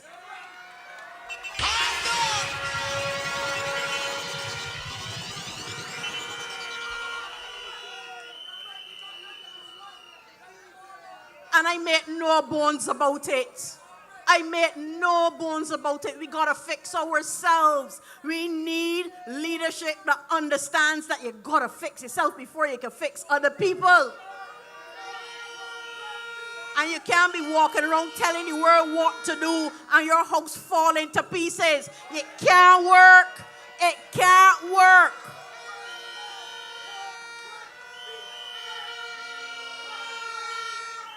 And so tonight, I urge all of you, read the manifesto. You have it literally in your hands, on your phones. Read the manifesto.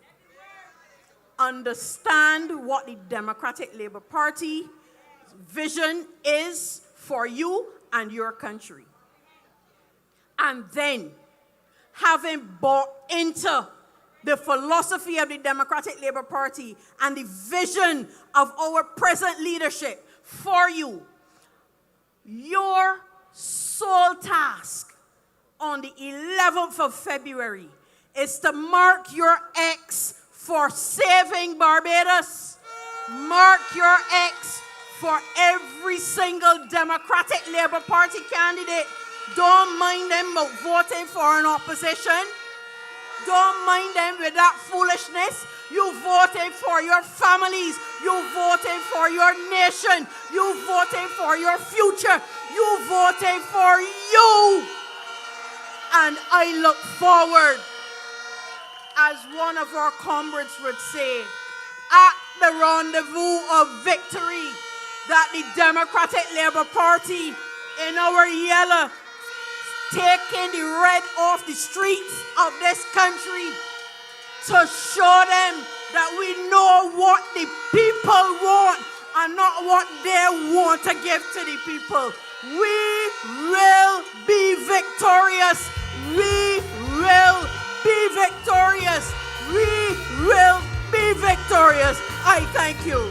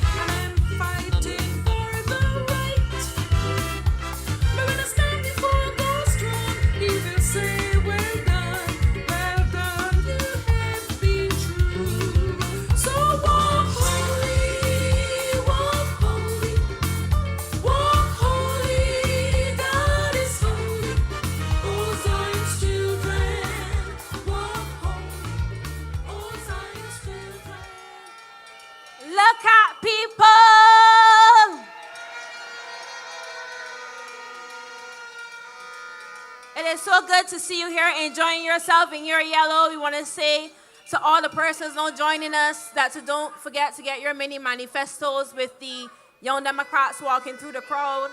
And we want to say goodnight to everyone watching us online. Friends, leadership must also reflect strength, intelligence, and resolve. Our next speaker exemplifies calm authority and clear thinking, the kind of leadership Barbados urgently needs.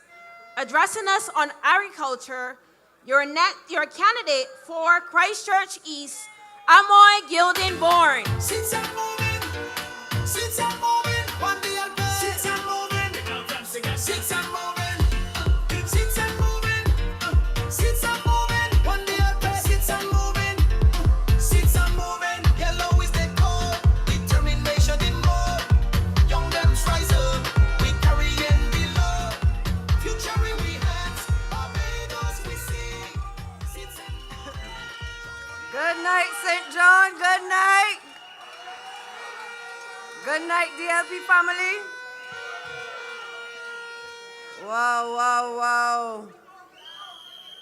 Y'all look lovely and y'all yellow. A sea of yellow. And as Comrade Verla says, I want to remind y'all that February the 11th is the day that you come out and use your voice. You use your voice by casting your vote. And you will vote for change, and you will vote for your future, and you will vote for the Democratic Labour Party. Yes. And when you go out, I want you to remember how we got here. Remember the failures. I'm talking about agriculture. I've said it before and I will say it again. We have the worst Minister of Agriculture in Barbadian history. And it is time for that to change. It's time for that to change. Don't forget, he's the same minister that sell we black belly sheep. He's the same minister that said he was going to bring in 1,000 pounds of sweet potatoes and export them to the UK. He's the same minister that said that he was going to grow rhubarb. He bring in heifers once. He bring in heifers twice. We never hear about the heifers again. Failure. But yet we hear about food security and food sovereignty. It is in the wind. But we have a plan under the Democratic Labour Party. When I tell people that the cost of living will go down under the Democratic Labour Party, I am serious. Because agriculture is failing. That's why the food import bill is so high. We import from wine to iodine, and that is not good. We cannot simply be a nation of consumers. It must stop. And in keeping with our mandate, if we do not produce, we will perish. Now, what does this agricultural plan mean for you?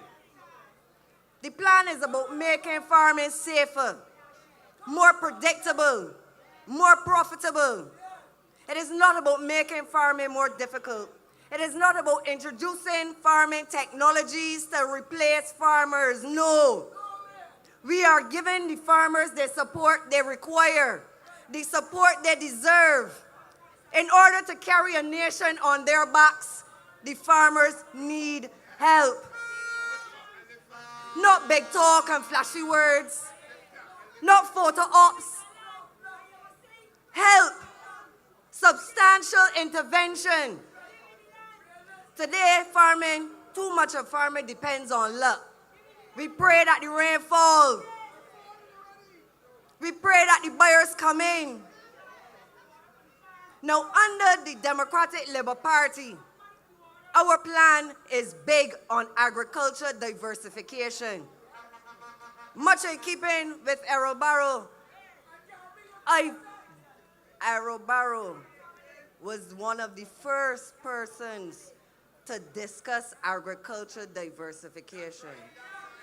I am as old as I am, and we have not mastered agriculture diversification up to now.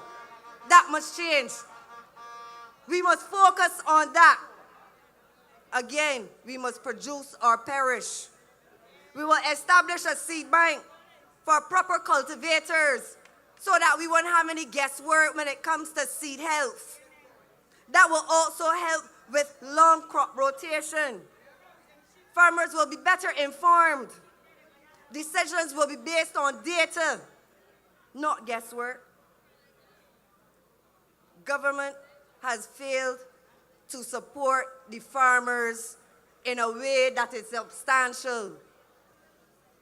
We need to be able to feed ourselves. This plan means smart irrigation. Smart irrigation. Drip irrigation, crops will get what they need and no more. Drip irrigation, we're using smart meters to cut off waste and lower costs. Water decisions based on crop needs and weather, not on blanket policy and blanket rules. It's simple. We plan to produce more crops using less water. Efficiency must be a focus with agriculture.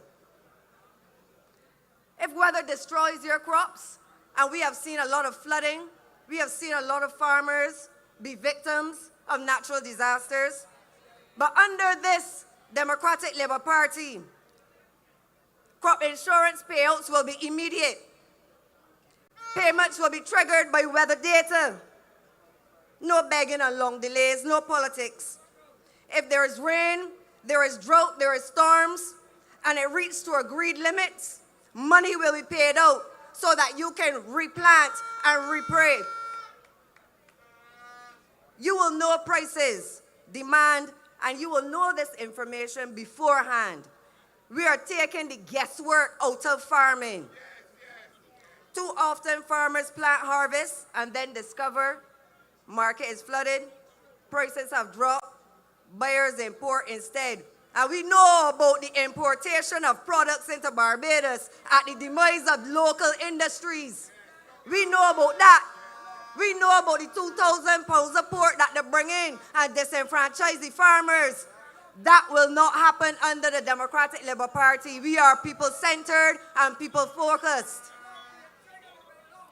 A national agricultural digital system which shows current prices, what buyers need, what government institutions will purchase.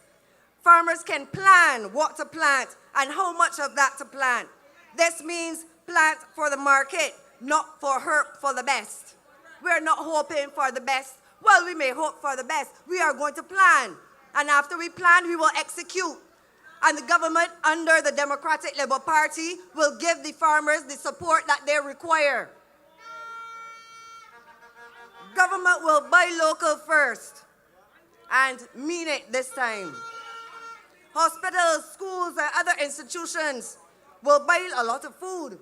The plan is to buy local first. Local food buying starts at 50% immediately, and this will rise to 80% as time goes on.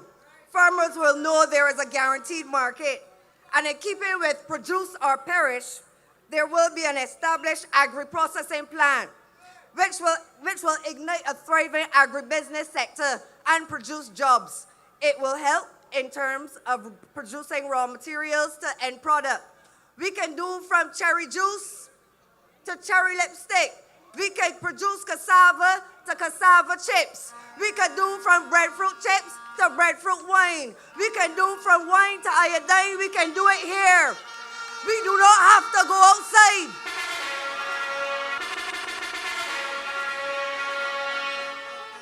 Home drums beat first. Home drums beat first. And the Democratic will beat those drums. The Democratic Labour Party will beat those drums.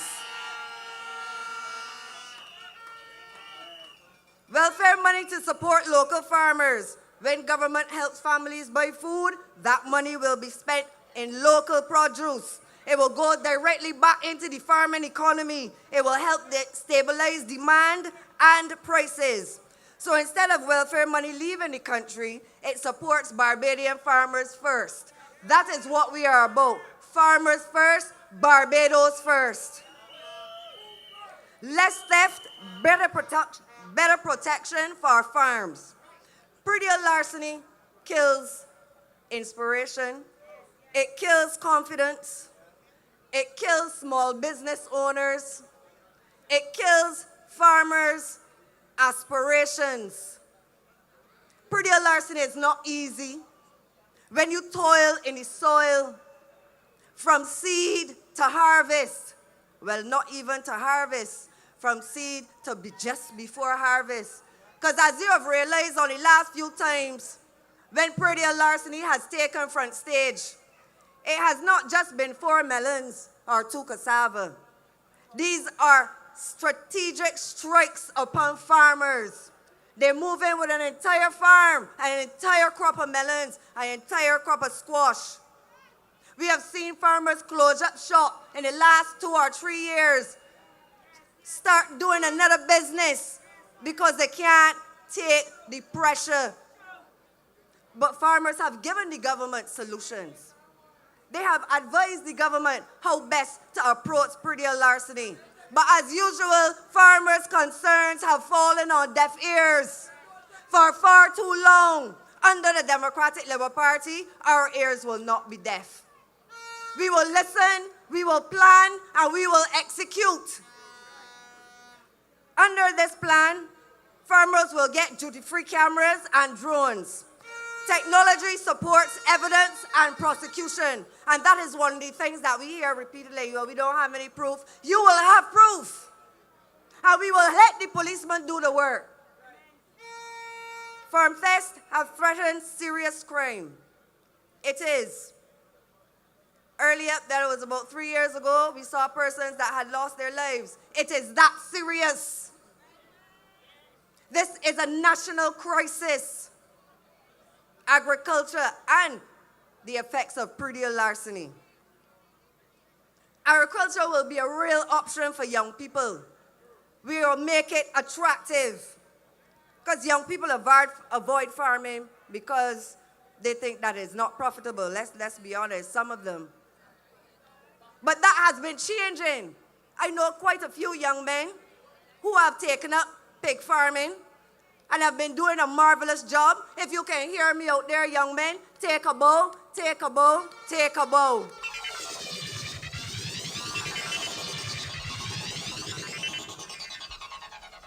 We will be supporting modern farming methods. Greenhouses, hydroponics, aquaponics, vertical farming. These are the things that we will focus on. Teaching technologies, business, and farming together. Now, I'm big on collaboration. We do have some of our sister countries who are doing well in agriculture.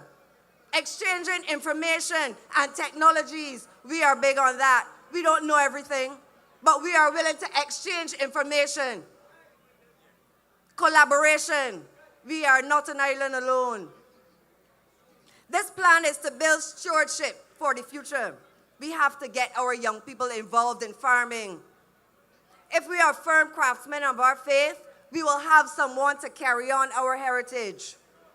We must plant the seeds of our future generations of farmers now within the schools, primary schools, secondary schools. We must make it a mandatory subject and exercise. Teach them. Let them be proud of putting their hands in the soil. No longer is it going to be looked at as something that is just simply labor. It is a profitable career. And that is the direction that the Democratic Labour Party will take youth and farming. The bottom line is, we must produce or we will perish. Under the Democratic Labour Party, agriculture, we will have a stable income. We will lower the risk, reliable water access, guaranteed markets, protection from theft, a future for young farmers. We have farmers that think out of the box. We have some innovative ideas, which at first may seem risky, but you have to take risks sometimes within planned and bordered measures. We are ready and willing to listen to the youth, because they are a pivotal role in carrying on our farming legacy. Ladies and gentlemen, this crowd has gotten bigger since I started talking. Because I looking and I looking and I looking and I can see yellow and yellow and yellow. Yes. It is clear that we are proud of the Democratic Labour Party and where we have come from. And much of you out there, I see you. I'm looking and the lights are bright. And when I am speaking, I can see the look of pride on your face. And I want you to tell you that I acknowledge that.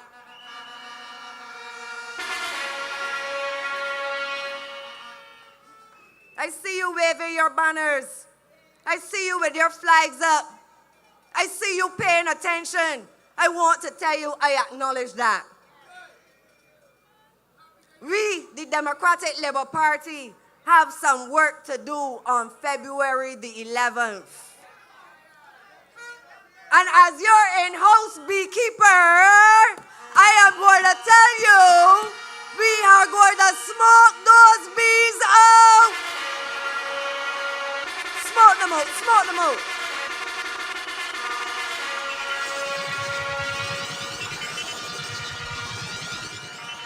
Yes, please.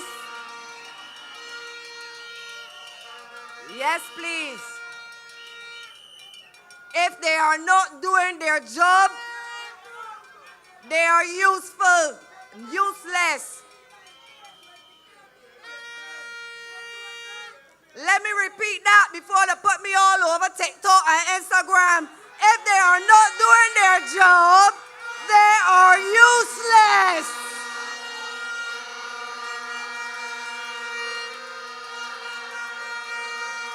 And you know, we're smart people. We don't carry around useless baggage. We just cut that off. And the way that you will cut that off is by using your voice to use your vote. Because on February the 11th, every single pen will be mightier than any sword.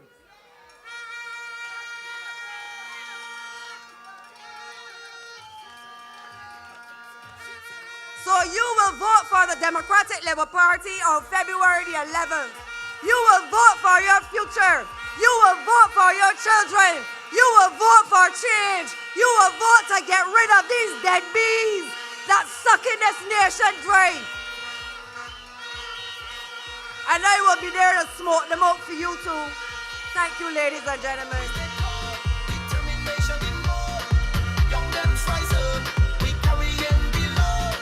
Future we hands, Barbados we see. Seats and moving, jump on the Dlp. Seats and moving, yeah we push the bus. One Dlp, moving on with us. Together as one, we can take the fight. Seats and moving, the future bright. So long we don't knock your eyes on the prize. Gall Hill, how you feeling?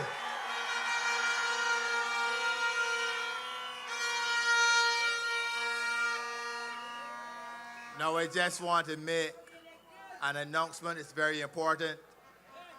The drivers of MY916 and G1761, you're blocking the driveways of some persons, and I understand that one has an emergency and needs to leave the house. So please, in true Democratic Labour Party style, let's attend to your vehicle.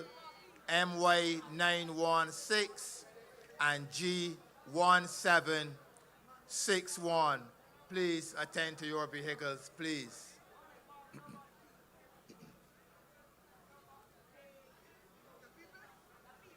Thank you, Amoy.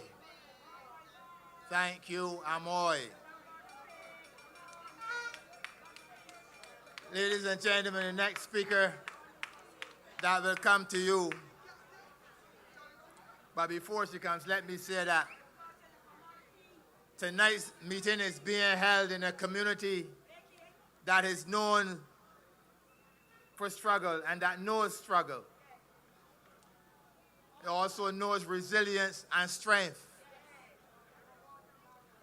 Our next speaker is not distant from people. She is of the people. Born in Bush Hall, in humble origins, this young lady, by dint of hard work and perseverance, has walked many halls as she pursued her education at the highest level. An advocate for youth and sports. Please welcome our national treasure, one who has achieved by merit and not of privilege. I bring to you Dr. Dawn Marie Armstrong.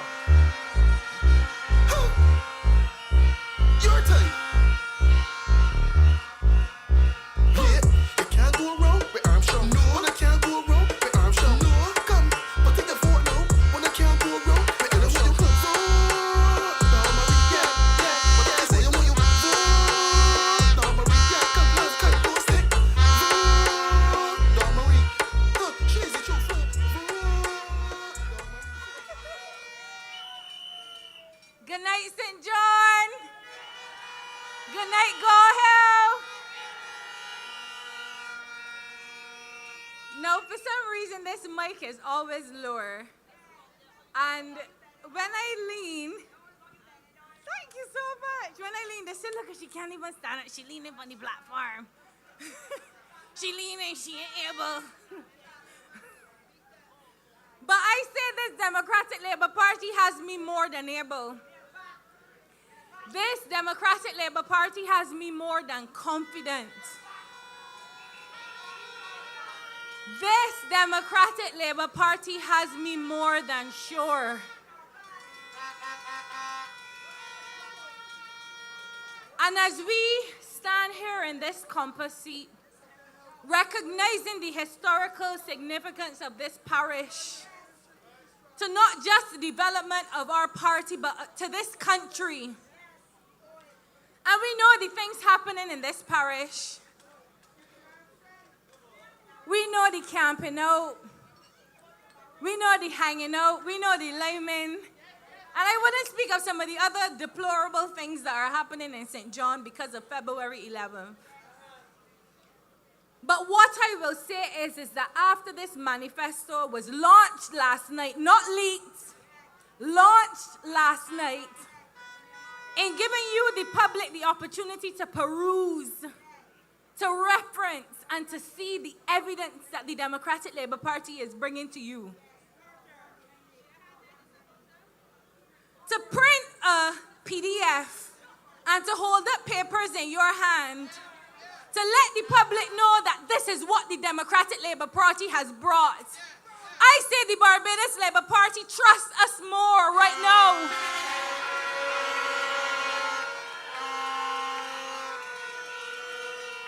The Barbados Labour Party trusts us now in governing this country more than they trust themselves.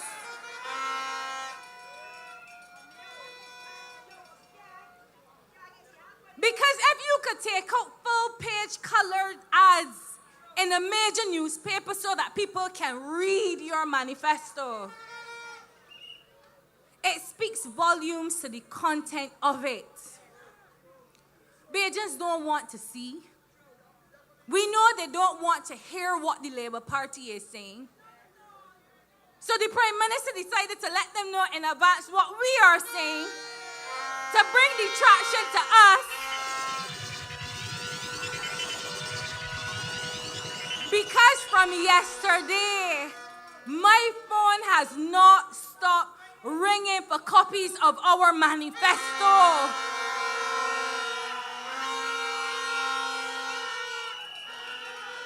My phone has not stopped ringing for copies of our manifesto. I say Democratic Labour Party.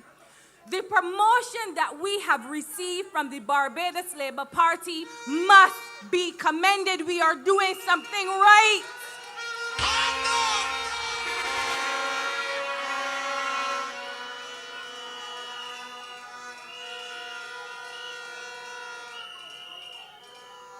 No, we had a rally. Oh, the Dems ain't ready, the Dem rest ain't ready. We had a rally. The Labour Party had one today too.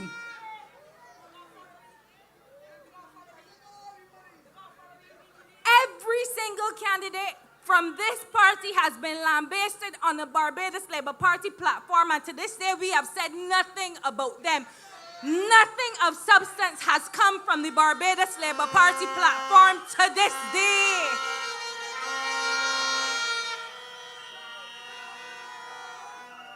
But you see this bomb that we are about to drop tonight? You see sports that has been neglected since the beginning of time in this country? They say that the Democratic Labour Party does not have any ideas. They say that we are not innovative. They say that we are not ready. But you see this topic? The Democratic Labour Party is ready to lead this country into the 21st century.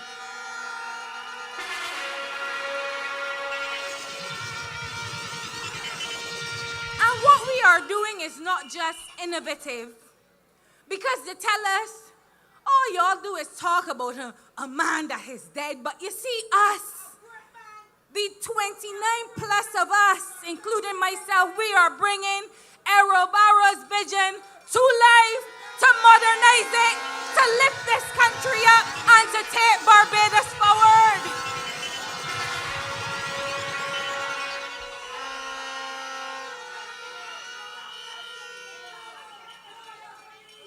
As a researcher, I am telling you, St. John, you hear the name Karl Marx, and everybody knows what Marxism is.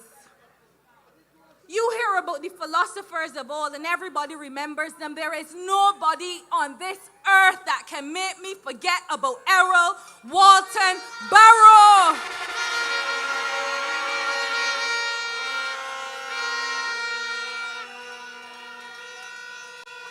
It is because of him and his policies that a little black girl from Bashal could grow and to learn and to leave Barbados and to come back and to give it her all, because this country deserves it.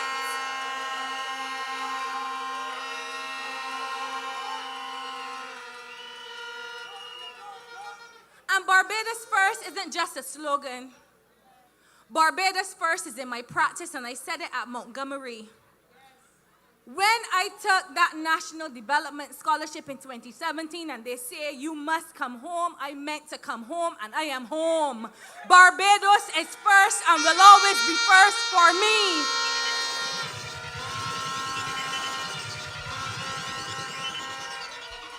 But let us get on to the meat of the matter, because after February 11th, we have a government to run. We have a government to run, and we have to believe it. And the first order of business with this sport, and the Democratic Labour Party has committed to professionalizing sport, that courts like this can be on with young men and women training, playing their basketball, playing their netball, receiving a salary from the government because they deserve it.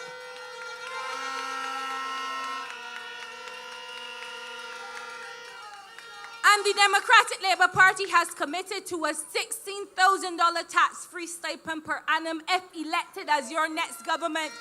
If you represent this country at the national level, you will be paid. You will be paid. Athletes in this country deserve it.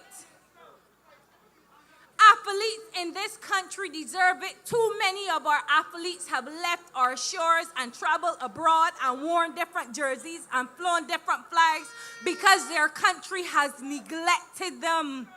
The Democratic Labour Party will never neglect you.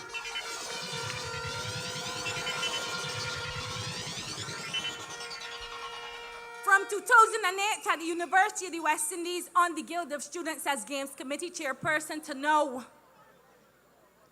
Till now, I have been advocating for sport development and the professionalization of sport in this country, and this Democratic Labour Party has given me the opportunity to bring that dream to life.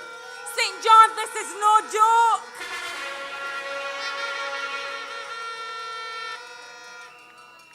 And when I was asked to contribute to this manifesto, because that is the kind of leader that Ralph Thorne is, when I was asked, the manifesto wasn't uploaded yesterday, and I was told, well, Darn, we're going to have a quick read because you're speaking on sport. When I was asked to contribute to this manifesto, this Democratic Labour Party did three things for me. Acknowledge my intellect, number one. Number two, acknowledge the importance of research. And number three, acknowledge the importance of practice and bridging the gap between research and practice. To this day, you cannot tell me any evidence-based implementation that this Barbados Labour Party has done in the last 8 years in this country.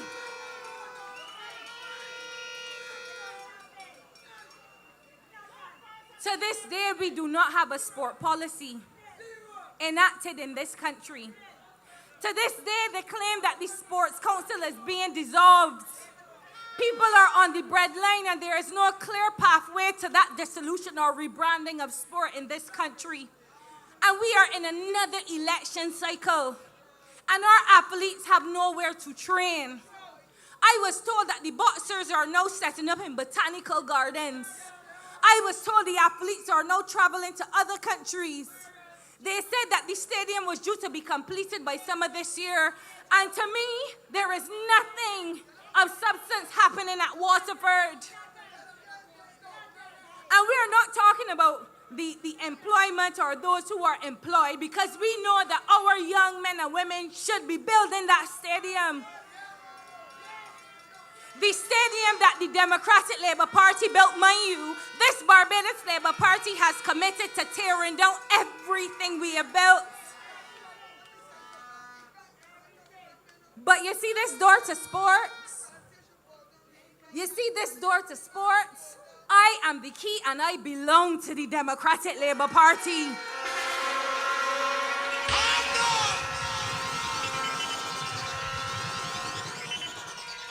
I repeat, do not call my phone 3 weeks before a general election telling me to consider my future, because the Democratic Labour Party will not win the next general election, and then ask me if I have something to say.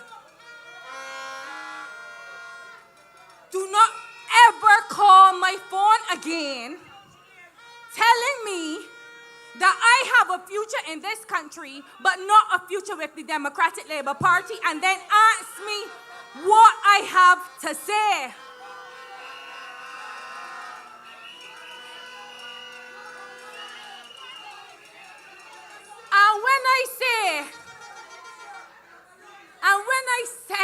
And I replied, oh, so the Democratic Labour Party will not win the next general election. Well, God's will be done. Put down my phone.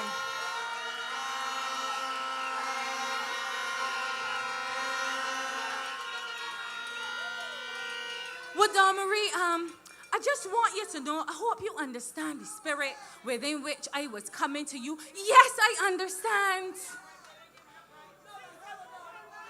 A spirit of confusion. A spirit of insecurity. A spirit of unseriousness, because if you know me, y'all could keep me in the wilderness for how long y'all want, telling me that I need to put on a red shirt to get something in this country, and the Democratic Labour Party will be the oasis, and eventually I will find my stream of living water with my party.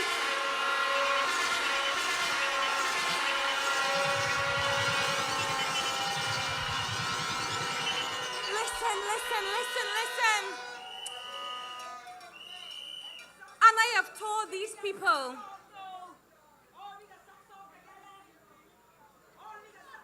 you cannot starve somebody that knows how to fast.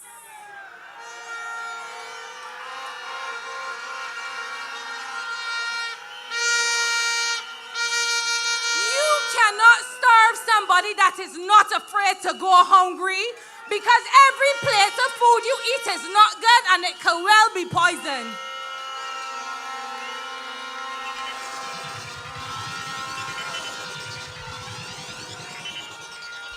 So if you thought you were going to do your poll and saw that St. Michael North was going to be lost to me, and then call me to say, well, Dawn Marie, the damn thing will win the next election, consider your future. I am saying to you right now, the Democratic Labour Party is more than ready to win the general election. And with the 29 of us, it's more than ready to lead government.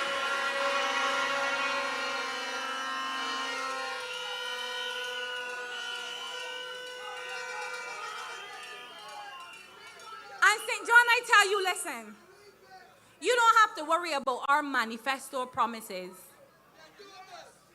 You do not have to worry about our manifesto promises. All of us are qualified and ready to work. Within the first 6 months, sport in this country will see a change under the Democratic Labour Party, under my arm, under my work. Athletes by focus groups will have the opportunity to air their voices. I will collect the data, transcribe it, analyze it, and put it towards the Prime Minister of this country from the Democratic Labour Party, and we will implement it.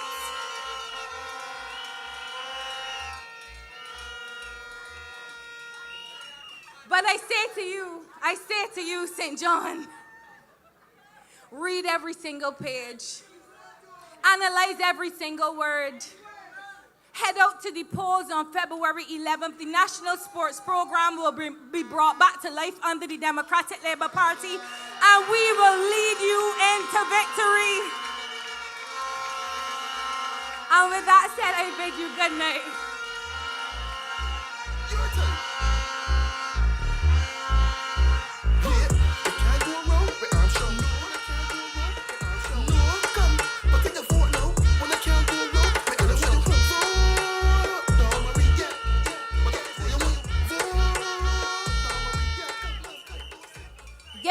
Give it up again for Comrade Dawn Marie Armstrong.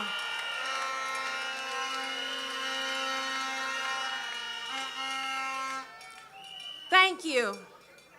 One of the clearest messages coming from young people is this: we want representatives who understand today and not yesterday. Our next speaker represents fresh thinking and direct engagement with the realities facing modern Barbados. Ladies and gentlemen, let's welcome the candidate for St. Michael Northwest, Ryan Walters.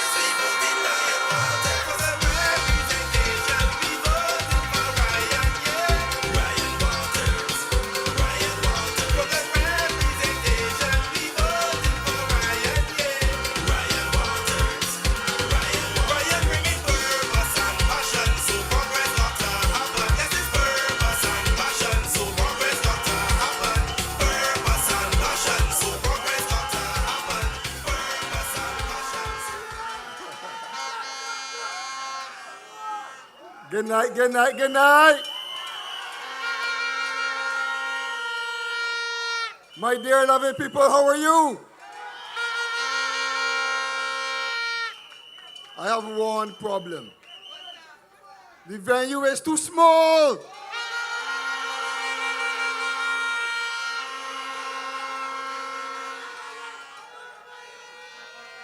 We have thousands of people joining us online.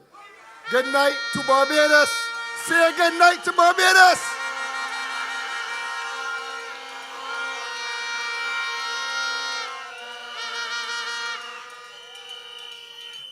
My St. Michael Northwest posse.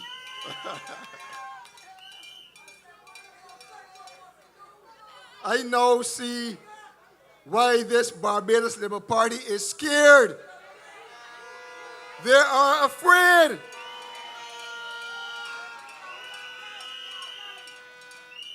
Because they do not have a plan for Barbados. They intend to terrorize the working class and the middle class of this country. And it is time for the working class people of this country to rise up and go to the polls on November 11th or February 11th and vote them out.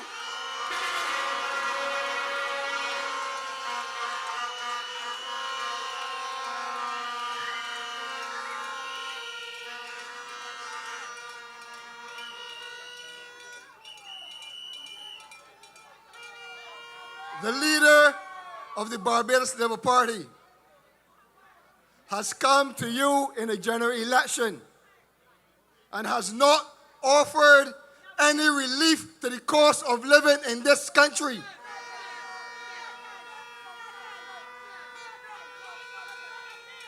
That gives you the authority to believe that they do not care anything about poor people in this country.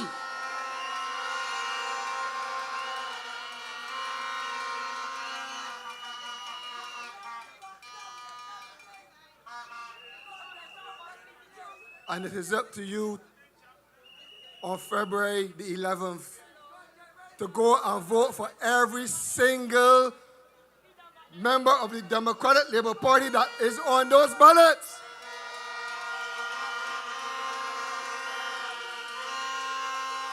Because we want a leader that has the interests of the people.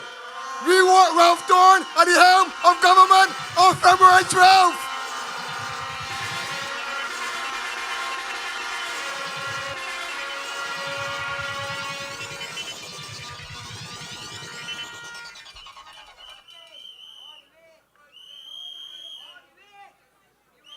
Walmart killed them dead. Walmart tear down this government.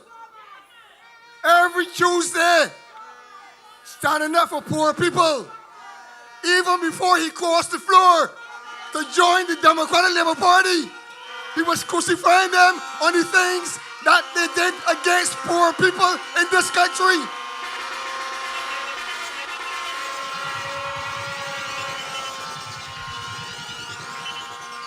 And how dare they come to you? I have nothing in their manifesto for you, the people of this country.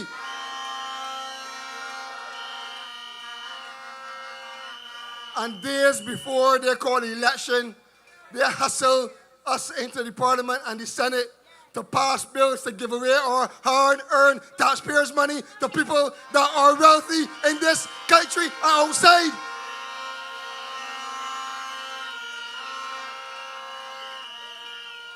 People who have not driven on the roads that the state that they're in after they collected a fuel tax, killing our workers, killing the people that are going to the pump every day and filling up, earning $80 million a year, times 7, $560 million at a minimum, and we have nothing to show for it in this country. And they're talking about cost of living, and they cannot do anything about cost of living. It is this government that has increased your bus fares and carry up the cost of living. That means instead of getting a 2-piece snack box, you will get 1 piece of fries and a bottle of water or tap water to drink.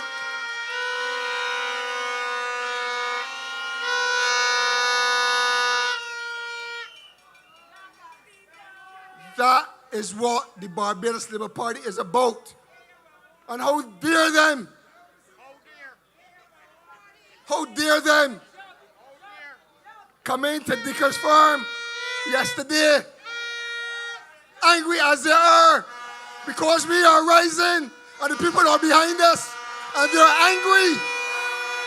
And they're angry.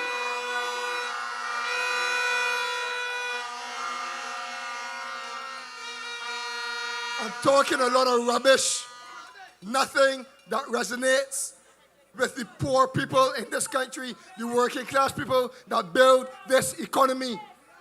And I've said it before, and I'll say it again, that if the poor people stay home, if our working class people stay home, there will be no economy. And there will be no money for the business class to make. If you treat the business class fair, treat the workers fair. If you give the business class tax relief, give the workers tax relief. That is how you run an economy.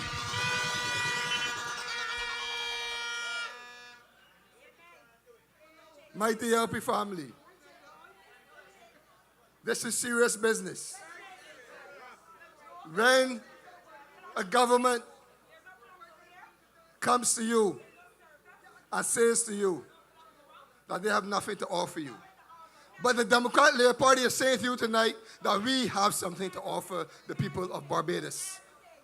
And we intend to wrestle the cost of living down to the ground. Because for far too long, this government that we had for the last 7.5 years have retreated.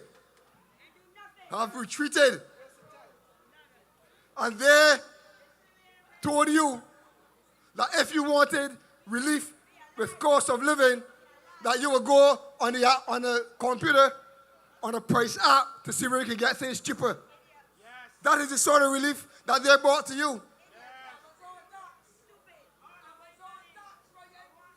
I want to tell you tonight that we have crafted serious policy that will give you immediate relief in the supermarket.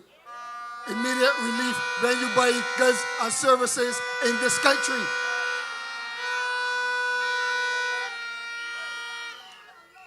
And I say again, the one promise that the Barbados Labour Party made to the people of this country that could give you immediate relief for the high cost of living is the one promise they did not keep. But we intend to keep that promise to you. And we promise to reduce value-added tax on February 12th.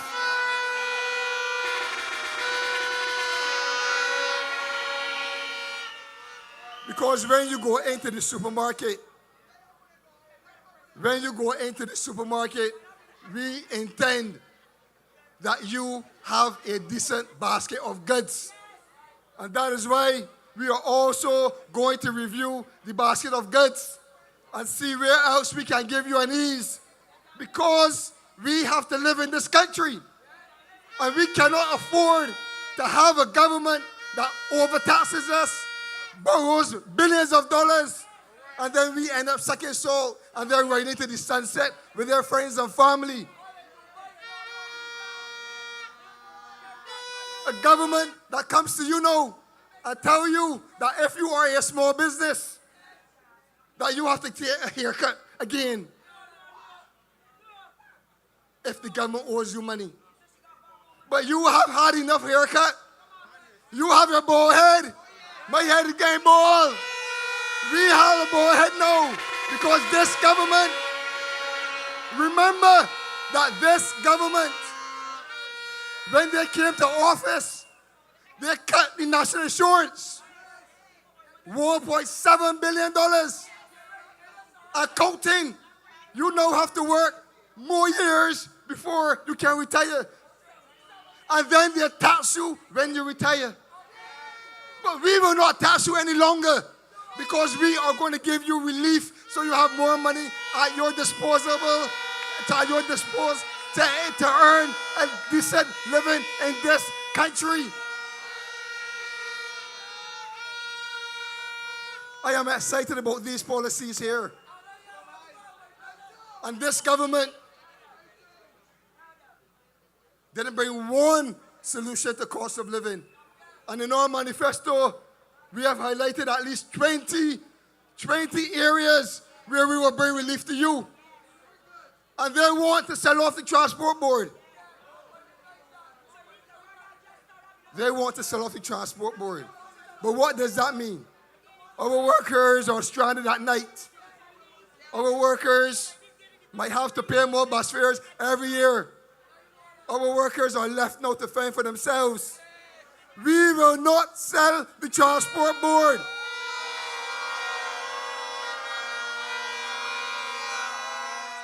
We will improve on the transport system in this country. And we have pledged that we will review and we will analyze and we will look at instituting a transfer system that will save you bus fare, that will save you from this pain that this government has put on you. Because on one hand, they want you to be productive, but on the other hand, they're ripping your pockets empty. Because all they're worried about is money. You heard, money is all they're worried about. And they only want the money from the working class people of this country, from the middle class people of this country. And now they want to take our money and give to the wealthy foreign investors. We must say no.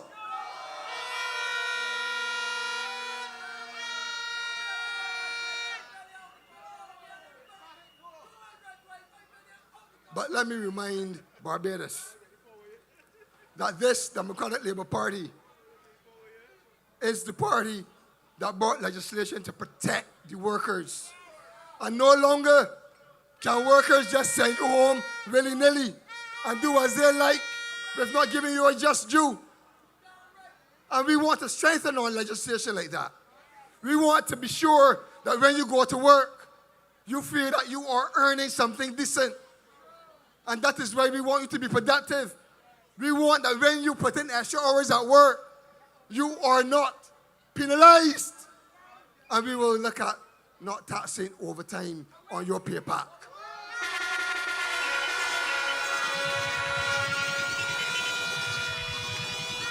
And what does that mean? It means that you will have more disposable income in your pocket. It means that you will carry home more money if you are a person that's putting in extra 7, 10, 15 hours sometimes during the week. We want to encourage you to be productive, and we want to encourage you to reach your goals for you and your family. Because this Democratic Labour Party is about family. We're about building family and community. And that is what we are talking about at the local level, all across Barbados. Representation has gone away. And now everybody is lining up behind me and Motley like a conga line. But this is not a conga line. This is serious business. And we intend to bring relief to the citizens of Barbados. And in our manifesto, you have at least 20 different areas to read because we are taking care of our people. Our agenda is Barbados First. People first. We are going to build our communities, and we want you to go to the polls on February 11th and select every single member of the Democratic Labour Party and return us to government on February 11th.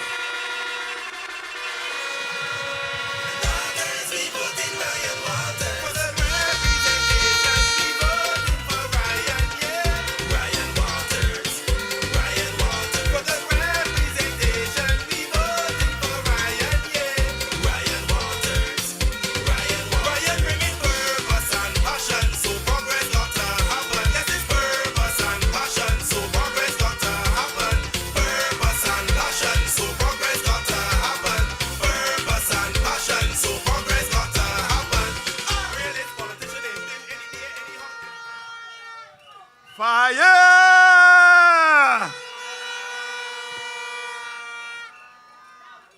There is nothing to believe about the front page in the last Sunday Sun. Your presence here tonight signifies that there is a movement across Barbados, starting from St. John and going to every single constituency in this country. Come Wednesday, the 11th of February, we vote in Democratic Labour Party, 6 a.m. to 6 p.m. Vote the Barbados Labour Party out of office.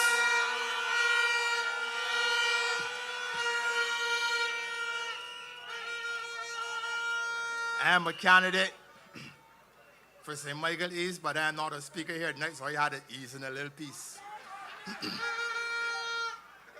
So we are asking the drivers of S4589 and XA8418, please attend to your vehicles. S4589 and XA8418. Thank you.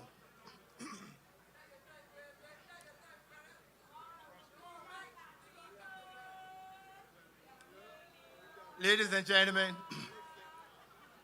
we heard the Minister of Transport and Works in the House of Assembly not too long ago, and she indicated that climate change is the reason for the potholes. I want you on the 11th of February to create some climate change and put some holes in this Barbados Labour Party. This is no time to be silent. We will rise up with the Democratic Labour Party from tonight onward to the 11th of February. We are voting Democratic Labour Party. Democratic Labour Party. We are settling for no less than 20 seats in the House of Assembly come the 11th of February. This is what I am saying tonight. 20 and counting.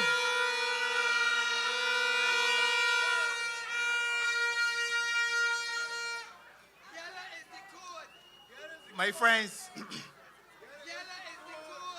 experience matters. In uncertain times, credibility matters. In moments of national challenge, competence matters. Our next speaker, ladies and gentlemen, brings proven experience in governance and a deep understanding of how economies work for or against ordinary people. He is described, ladies and gentlemen, as the most successful Minister of Tourism in this country of Barbados. I bring to you tonight none other than Mr. Richard Seeley, the candidate for St. Michael South Central. Well, alright, okay, daddy lad. Well, alright, okay, daddy lad. Well, alright, okay, daddy lad. We voted for Richard. We can vote for Richard Seeley. I don't know about you, but one thing I know, Richard Seeley putting you first. So we voted for Richard. I don't know about you, but one thing I know, Richard Seeley putting you first. So we voted for Richard. Richard Seeley outside your window. Richard Seeley outside your door. Constituents praying for the MP. But she in a door, see she no more. Richard Seeley still here for you. So I wanna know what you gonna do. Bring your family and bring your crew. It's time for a change, no we don't overdue. Richard Seeley, we voted for you. Show them what else you can do. Show them that you is the truth. The people need help, now we want little boost. I don't know about you, but one thing I know, Richard Seeley putting you first. So we voting for Richard. I don't know about you, but one thing I know, Richard Seeley. Thank you. Thank you. Thank you. Thank you, Brother Granger. It's a real pleasure to be here with you this evening. Gall Hill, St. John. Let me apologize to the organizers for being slightly late, but I got stuck in a pothole on my way here. That is no joke. You can ask Creole that was driving me, Sean Franklin. He had to put the car in reverse and four-wheel drive to get out of this pothole. But it is only but an example of how everything seems to have crumbled in Barbados, our infrastructure and our social makeup. And that is why we need to elect the government that has such a worthwhile blueprint that certain people, after engaging in an act of political plagiarism, taking the Jamaica Labour Party manifesto, rubbing out the green and putting it red, to call it a Dlp Manifesto. Well, was no wonder she had to carry away a real manifesto.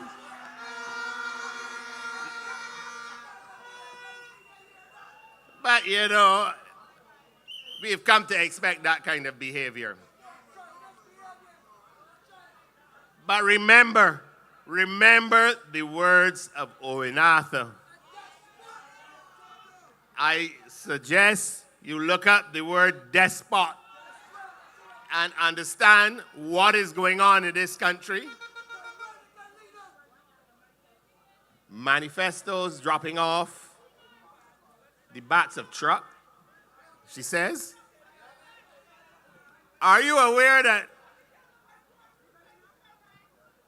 a list was also leaked from a telecommunications company around the same time? Personal information, private information that miraculously found its way in the hands of Dlp operatives to be used for political purposes. Remember the words of Owen Arthur. Need I also remind you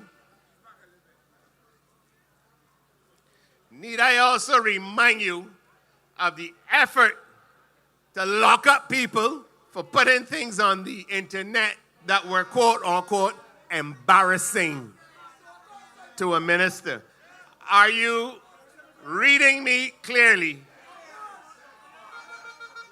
And if indeed I say nothing else tonight, I want you to understand that based on this pattern of activity, we have to deal a fatal blow to the Motley administration on the 11th of February. This can't continue. This is not the Barbados that we know. The arrogance has just gotten too great. I really thought it reached its zenith, however, and the party has asked me to look at some matters pertaining to commerce and specifically where tourism is concerned. But I have to speak to this issue. And Ryan mentioned it, but I am going to repeat it because you have to be clear and put this thing in its correct context. The Minister of Foreign Affairs is saying that providers, vendors of goods and services to government can take, quote unquote, a haircut. The small business people, of course. I happen to be a provider, a service provider to a number of governments in the region, including the one of which I am a citizen of, yes. I can say that openly. And I can tell you, with their costs that are so high and trying to keep employees and subtrades happy, you cannot take no haircut without losing money. And we are hearing this at the same time that we hear that a fund is going to be established, $75 million a year over the next 3 years is to go to foreign companies or Barbadian companies with a foreign interest. But either way, you have to employ at least 100 people. Now, if that is not targeted at the well-off, the rich, the large, and the impressive, what about the emerging businessmen? What about the small and medium-sized ones? What fund is there for us? I will include myself in that grouping because I am, as I said, a service provider. But we need to ask these questions and to weigh the government in the scales and understand whose interests they serve. It seems as though Some of us have to wait, get in the queue, and wait, while certain people don't have to bother. And the Democratic Labour Party has actually stated in the manifesto, funny enough, I don't know if Kerry Simmons saw this, because he said the very antithesis of what we have in here. We have committed to settling bills within a specific time frame so that small business people can go and pay their bills and stay current and do everything else that big business people want to do. The thing about it, and I mean, I really have to, I'm going to get down to this issue about tourism, because you hear mention of very impressive figures in terms of arrivals, but then it is not the reality for those of you who work in the sector, taxi operators, etc. The problem has been, or the problem is, that currently the Ministry of Tourism does not have accurate figures for its arrivals. Ever since they started using those machines to replace the ED cards, they have been relying on estimates, extrapolations from the airlines. So you really don't know the true picture in terms of the arrivals to Barbados. We don't know. So it's impossible to plan. And I think it's interesting to see that we have been tolerating this situation for so many years. You know and I know that the situation right now with tourism is pretty bleak. It is true, there are a number of hotels under construction, but they have been under construction for a long time.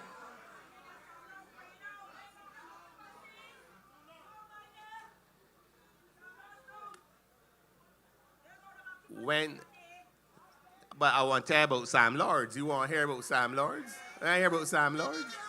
When we left office in 2018, Sam Lords had one block finished. They had a room, a sample room that was there. And they delayed the work deliberately, in my opinion, because it was a DLP project. And then finally now got around to finishing it. And according to the reports, they're struggling to get the hotel run properly. And there's problems. But you see, there's a God up there. And when you do things bad-minded, that is what happens. It comes back to visit you. I sincerely hope, for the sake of Barbados and for the sake of our critical tourism sector, that we get that situation of Sam Lords organized. But it doesn't stop at Sam Lords, You heard that the work at Sandals in St. Peter has restarted. You remember all the chat about the concessions that I negotiated on behalf of the government of Barbados? What are the concessions now? Come and say what is going on. They can't say. What I will tell you is that I never gave Sandals any land to build on. The Afri-Exempt Bank gave them a piece of land, prime real estate, for free. You complaining about concessions, and then you turn around and give somebody a lot, and then turn around and set up a fund of $225 million that they qualify to access.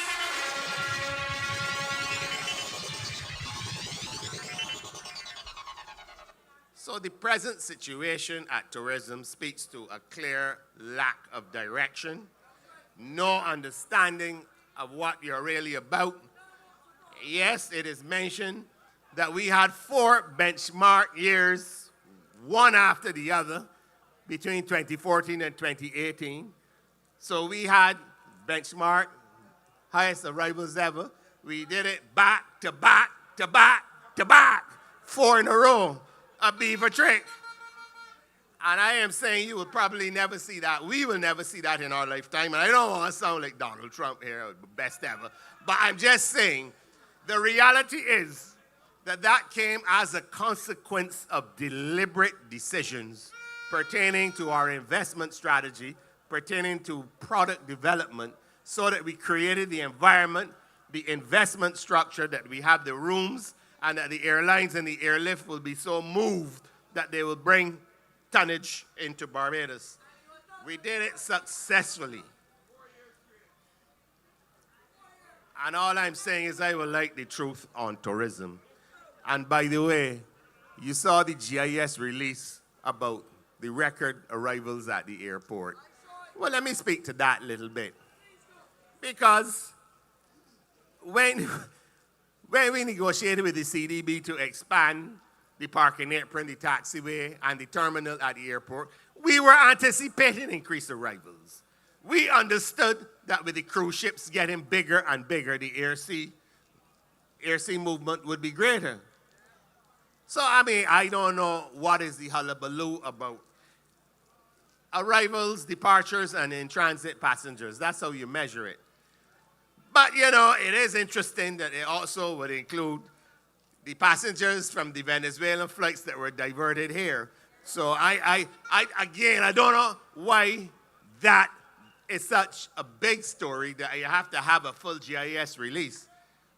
The real story on the airport, though, is why has the work on the terminal that has been sitting there for 8 years, why has that not started? And had that work started, the same arrivals, departures, and in-transit people that you're bragging about, you would have left a greater economic footprint on the country because there would have been more duty-free concessions and other goods and services that they could benefit from. The government went on some frolic after they found all the information there. I know what I left. I also left $33 million in retained earnings in the airport that they licked out in order to meet the IMF target. They licked that out, yes, in the first year. Yeah, you were on the board. You know what I'm talking about. Imagine that. The DFE calling the airport and saying send across the money because they had an IMF target to meet. And I maintained, certainly when I was there, on the board that I had, that we had to keep a healthy, tidy sum in our retained earnings because an airport is a very peculiar facility. Very fragile. If an aircraft, a wide-body aircraft, misses and skids and knocks off the top of the control tower, you got to be able to build it back. You can't be going and getting in the line and begging the Minister of Finance to send across the money. You have to have funds available. All of that is gone. And then on top of that, then, you had the COVID situation. So it reached a point now where the government had to subsidize the airport that we left that was highly profitable.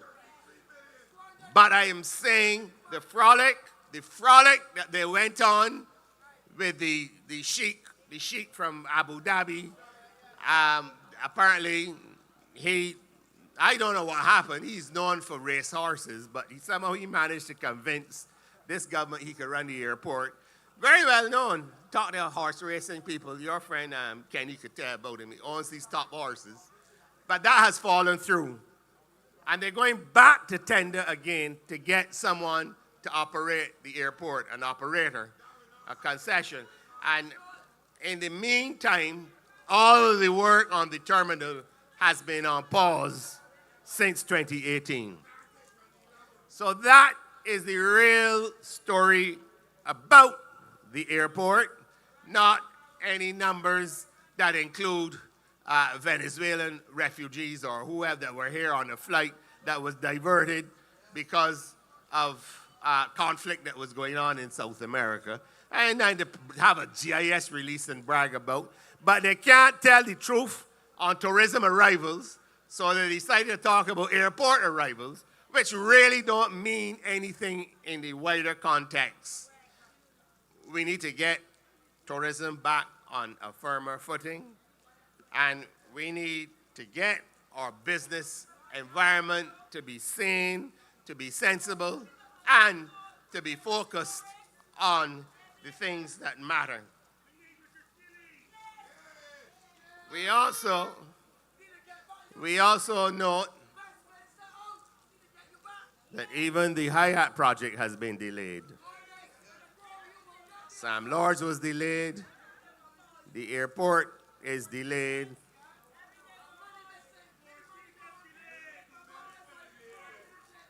Sandals was delayed. But I want to ask something though. And this relates to tourism, but it also relates.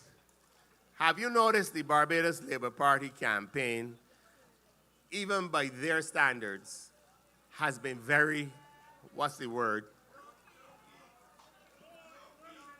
Low-key, but they're spending a lot of money though.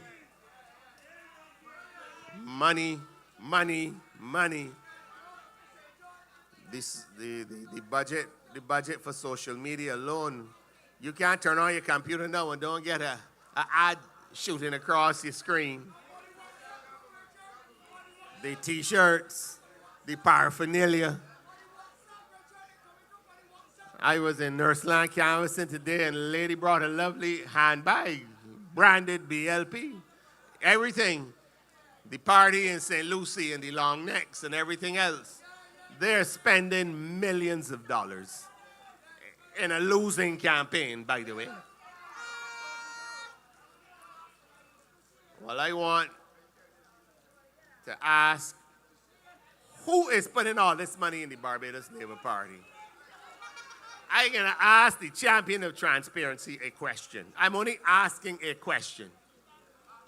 I'm asking a simple question.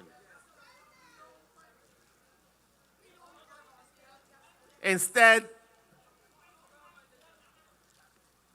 of wasting time digging up real manifestos and plagiarizing Andrew Holness's Jamaica Labour Party's manifesto, tell us who is financing the Barbados Labour Party campaign. And I want to know if a planned diversion of Highway 1 has anything to do with financing the manifesto.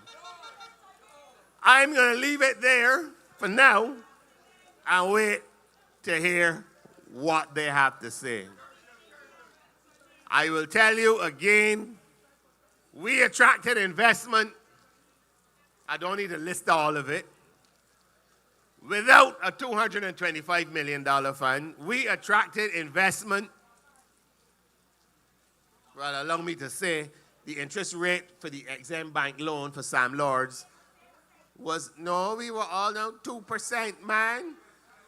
They negotiate nothing like that. Of course, they've gone back to the same Exim Bank for just about everything in Barbados. Now, we got about 5 or 6 Chinese companies in here working. And that's another matter because I could tell you, when we were talking with the Chinese about Sam Lords, we insisted what happened in Antigua and Grenada and elsewhere was not going to happen here. It was a 60-40. They had to use Barbadian labor. Talk about what the Chinese are doing now. As a matter of fact, all these construction projects now is like the United Nations. People from all over the world.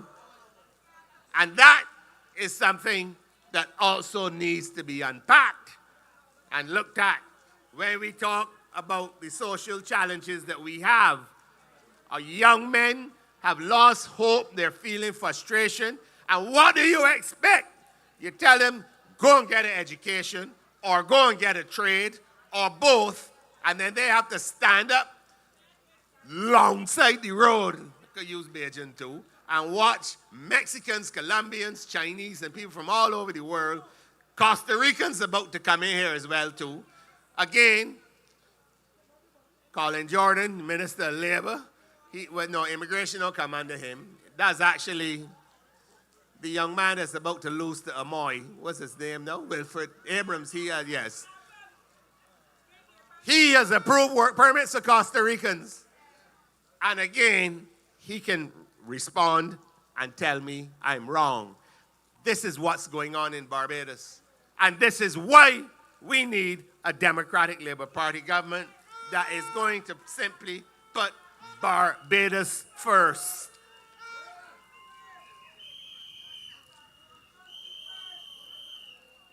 So I was speaking about that situation, about when we were able to bring foreign direct investment into the tourism sector, and we didn't have to do craziness, even though we were criticized for what we did.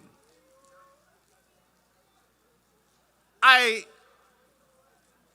am deeply concerned about this country and the direction it's going in. And I can tell you, David can speak for himself, he's coming up here, but it really is nothing short of a joy.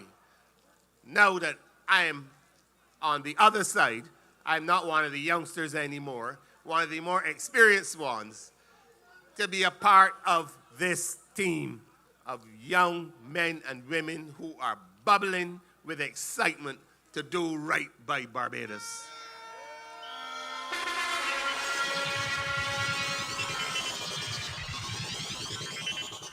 I also, again, before I depart the stage, have to salute, and I'm going to speak to the residents of Gall Hill and the surrounding districts here.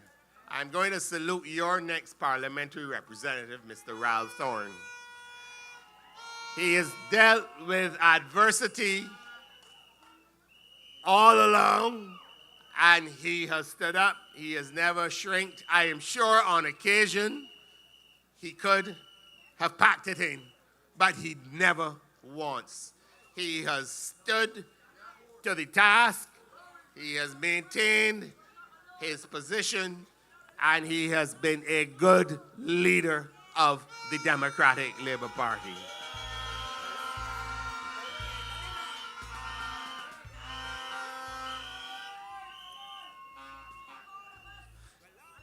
And let me thank all of you as well. I just spoke to the folks from St. John. They're walking home, but those of you who journeyed from far, let me tell you something, keep it up. You got them worried.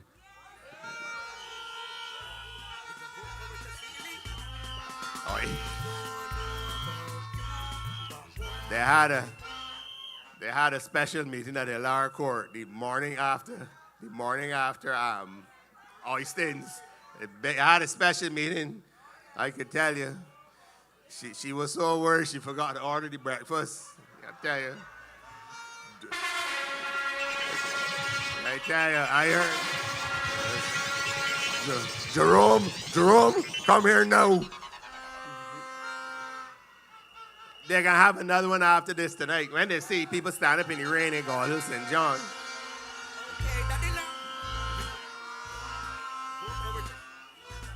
I can ask Ainsley Granger, since he's St. Michael East, drop this off at the lower court so Mia could get sight of a real manifesto, a hard copy, and not have to strain her eyes on the screen. Anyhow, thank you all. Remember, vote Dlp on the 11th of February. Outside the door, constituents crying for the MP. She in a door, see she no more. But your ceiling's still here for you. So when I know what you gotta do, bring your family and bring your crew. It's time for a change, no we don't overdue. Richard Seeley be voting for you. Show them what else you can do. Show them that you is the truth. The people need help, now we want a little boost. I don't know about you, but one thing I know, Richard Seeley putting you first. So we voting for Richard. I don't know about you, but one thing I know.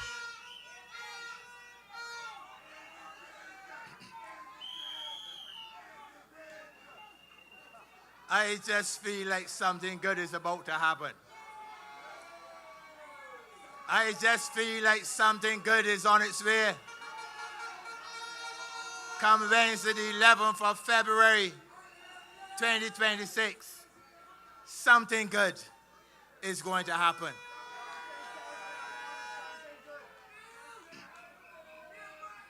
Ladies and gentlemen, we in this Democratic Labour Party must feel proud.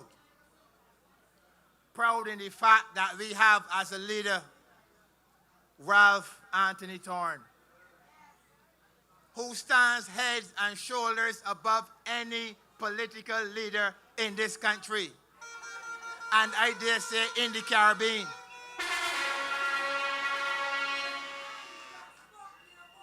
And I say without fear, favor, malice, or ill will, Ralph Thorne has my full 100% support.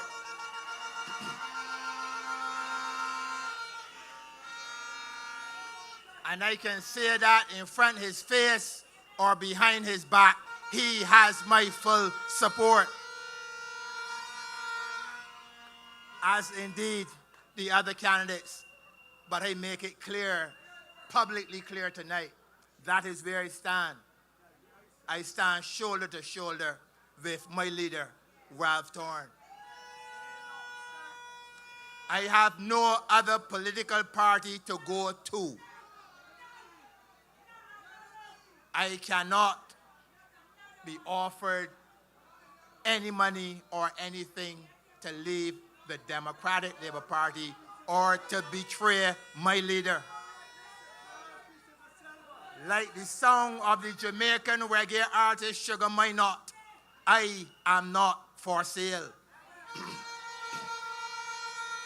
But we must move along, ladies and gentlemen. Health, discipline, and systems that work. These are not luxuries. They are essentials. Our next speaker, ladies and gentlemen, he understands service, sacrifice, and national responsibility. He speaks the structure, responsibility, and the systems that work if Barbados is to thrive. A medical doctor by profession. Ladies and gentlemen, I bring to you Dr. Elvis Wickham.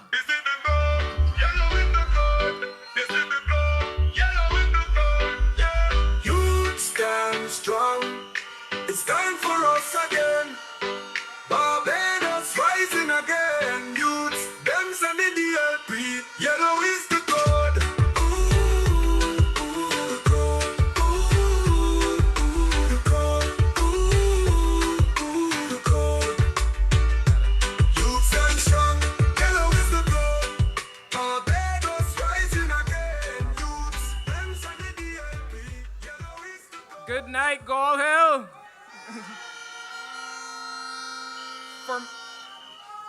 For me, it is good to be back home. What do I mean? That building over there, which the Barbados Labour Party has allowed to go to ruins, was where I spent 14 years serving the people, the good people of St. John. The good people of St. John, who will, on February 11th, elect Ralph Thorne as the next representative for this parish.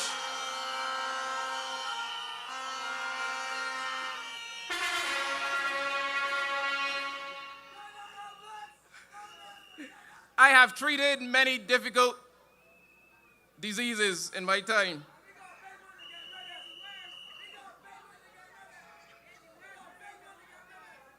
Indeed, the Barbados Labour Party is probably the worst.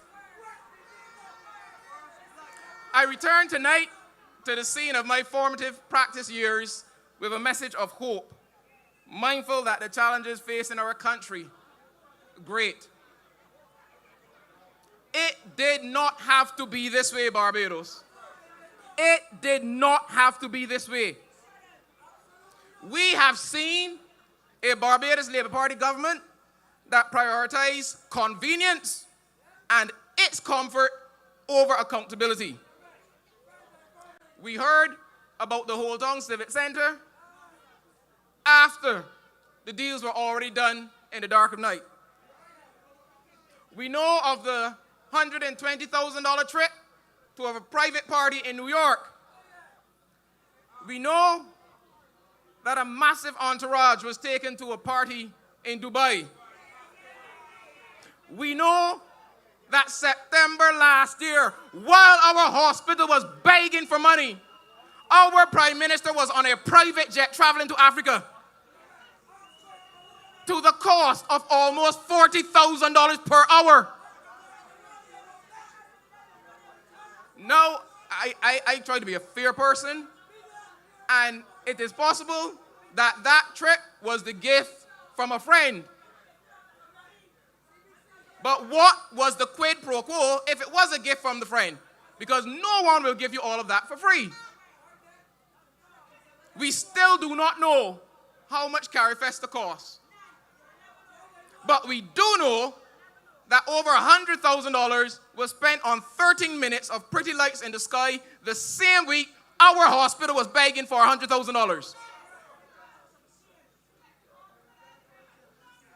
Did the birdcage at Newton go out to tender? Do we know how much it costs? The Motley-led government has treated transparency as a great inconvenience. Rules exist in government for a reason. They are to ensure that megalomaniac rulers do not treat the public purse like their private piggy bank, which is what has happened in the last 7 years, 8 months. It is our money. It does not belong to Mayor Amoy Motley. It belongs to the people of Barbados. There has been little to no accountability.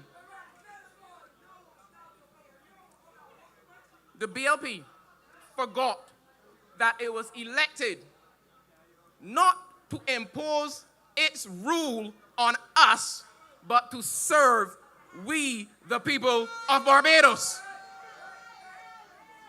Governance, and I speak tonight of good governance, is not about lip service. It is about true service. Not as an afterthought, but as a first priority. A lot of long talk indeed from the Prime Minister, but little to no substance.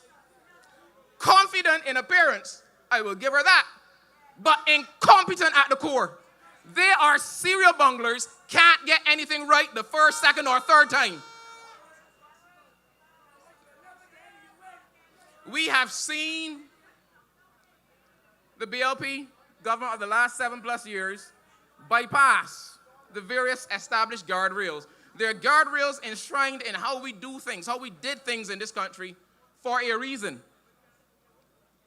In fact, we have seen the Prime Minister play the role of both Director of Public Prosecution and Commissioner of Police. Do we remember the $7,500 check? She was both DPP and COP, boldly proclaiming after her investigations, case closed. Good governance being an afterthought and not a first priority. And we most certainly do not forget that Good Friday phone call, April 2021. I say no more about that. Barbados, good governance is not a hope-lost situation. The Democratic Labour Party stands before you tonight, launching our manifesto, a contract with the people, and one which you will hold us accountable to, because I preach the doctrine that says the people hold the power in their hands. And next Wednesday, in a few days' time, we will exercise that power. We will smoke those bees out.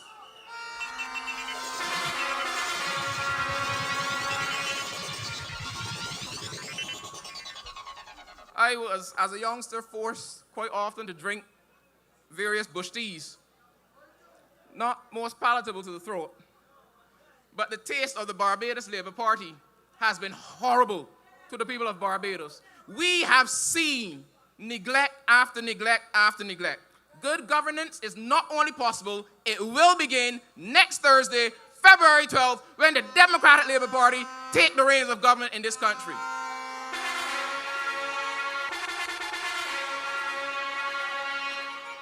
Leadership that listens, leadership that serves. While others focus on being world leaders, our focus is on serving people. It is why I can stand behind the motto, Barbados First. It is why I can join with my leader, Comrade Ralph Thorne. And I often say I am someone that chooses who and where I associate very carefully. In just over a year, being a member of and associated with the Democratic Labour Party, I have seen that both in private as well as what is said publicly, it is about truth, honesty, and integrity. Comrade Leader Thorne said it again in an interview with Andrew Seeley. It is about doing the right thing for the right reason. Now, you may say we have heard this all before. Another leader not so long ago promised the same. But if we remember the history of that other leader, we would recall that that was lip service. Because what we saw during that person's tenure as opposition leader told us a very different story.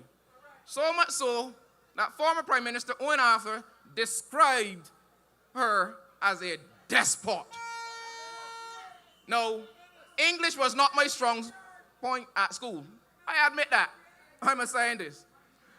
I went to the dictionary when I first heard that years ago. I admit, I didn't know what it meant at the time. And I was like, my word, the man is right. So what we have seen in the 7 years and 8 months since then, unfortunately for Barbados, has been the fulfillment of what former Prime Minister Owen Arthur said. Our manifesto doesn't just make promises, and in fact, it is not primarily about promises. We offer it openly and deliberately to the people of Barbados, inviting scrutiny of the kind that the current Barbados Labour Party administration is not interested in. It allows you, me, the citizenry, to see what is happening and be a full participant in all that is happening. And I like when it says, we are putting the keys to the house back into your hands and away from the privileged few.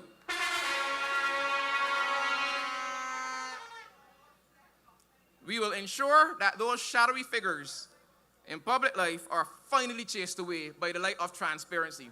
Because transparency is what Ralph Thorne has preached from the very beginning. It is why one man in Parliament has been able to scare the living daylights out of one leader and 28 parrots. One man.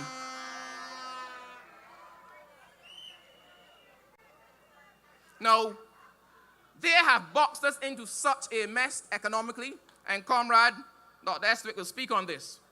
So we're not saying that the challenges are simple or straightforward, but we reject the idea that the decline Barbados is on, the slippery slope that has become the normal life under the Barbados Labour Party, we reject the idea that it has to continue. Barbados, it does not have to be like this. Small countries succeed when leadership is disciplined, honest, and focused on the people, not just a spreadsheet for the IMF. By the way, do we know how much the Barbados owed the IMF when the Dlp left office? A grand total of $0. Now, we owe not just the IMF, but over 20 other international and regional institutions. This election is more than about changing a government. It is about restoring balance, dignity, and integrity to public life. It is about choosing a future where we, the people, matter again, and we're not just an afterthought. Specific proposals. Issuing a Prime Minister's governance directive that sets clear standards for ministerial responsibility. Publish a plain language statement on Barbados' debt. Now, on that point, I have to share something. Do we know that the Barbados Labour Party would have us to believe that we borrowed only $4.8 billion during their tenure?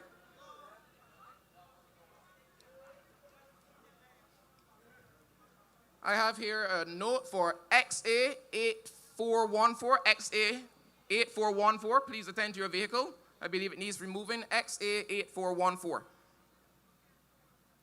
With regards to the national debt, the same Minister of Finance stood in Parliament last year and told us that to that point, the BLP government had only borrowed $8.4 billion.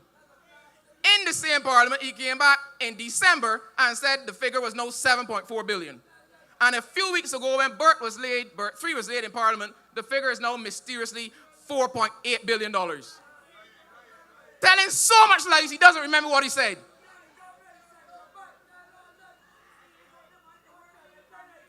We in the Democratic Labour Party commit to publishing clear details about what is our current debt situation. Another one. Now, the Barbados Labour Party came in promising to implement integrity in public life legislation. It has been dead on arrival. They have zero intention of doing it, and they know why. We will mandate the public release of all reports already laid in Parliament with clear ministerial response timelines. And introduce, and I particularly like this one, regular question time in Parliament. At the end of the first 100 days, the country will not be asked just to trust promises or to trust promises. It will be able to see how power has been exercised openly, carefully, and in the national interest. Because we put Barbados first. We are not a convenient afterthought to the globetrotter. We put Barbadians first. When the BLP leads, Bajans bleed. When we succeed, people will see. A government that explains itself, corrects itself, and treats the public as participants and not spectators. A consistent concern has been that we find out about things after the fact. The Democratic Labour Party government commits to coming to you before the fact. Governing in the open with decisions explained, published, and accountable. Mandatory release of reports laid in Parliament, guaranteed response timelines, weekly briefings, legally insulate the Auditor General to strengthen follow-through powers. We also commit to implementing, aligning freedom of information legislation with the Data Protection Act.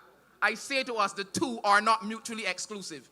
You can have freedom of information while at the same time also protecting data. Establish a standalone procurement department with transparent criteria. Now, do you remember during COVID, the vaccine scandal that our former Minister of Health said at the time he knew nothing about? Radical Investments Limited was contracted by someone unknown to the then minister. That company then made an arrangement with a company in Florida called Good Vibration Entertainment. Now the name alone, I ain't calling names. I said Radical Investment Limited and Good Vibration Entertainment. Immediately a red flag. This is how the Barbados Labour Party government has been behaving.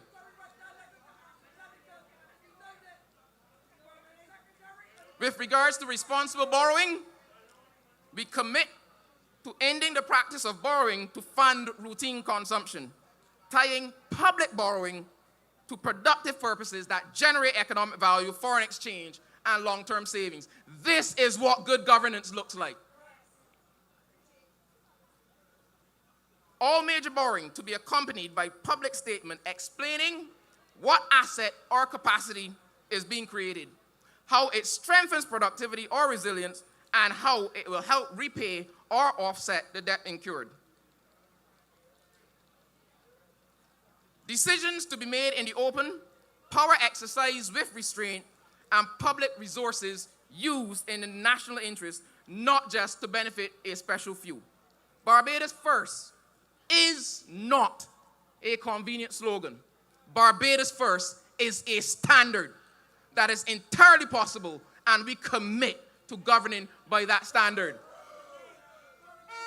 This is how trust is rebuilt, not through promises of pie in the sky falling on us like manna from heaven, but through a government that acts every day, not in the best interest of those from overseas or those at home with big pockets, but that committed to acting in the best interest of its people.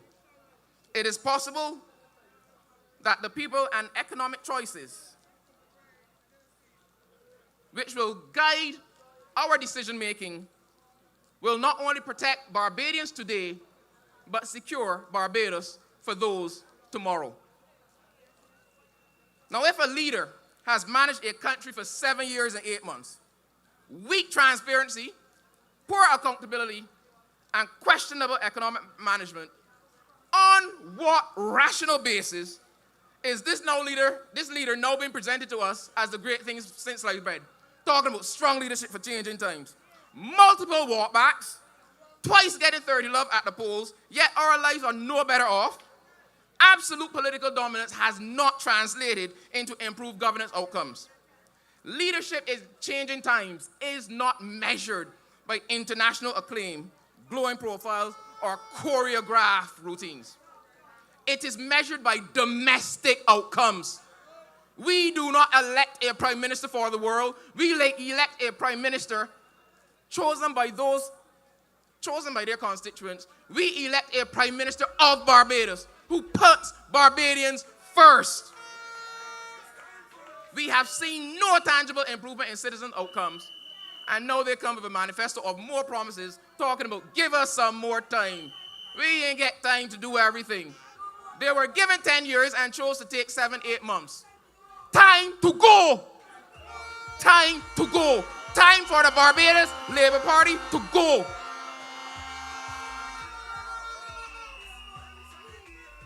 Time for them to go. Tonight, I stand in full support of Comrade Leader here in the great parish of St. John. I endorse him to you. You will finally get a representative, not someone who can't speak on your behalf. And I endorse every Democratic Labour Party candidate to you. Not to come and rule over us, but to serve us. So come Wednesday, before Wednesday, call your friends, call your family members, call your neighbors, call your co-workers. I love to see the crowd here, but let us not take it for granted. Every X matters, every X counts. Do the canvassing, do the hard work. We thank you for your support so far. We thank those online. But between now and then, we will work hard to get every vote, to get our candidates over the finish line.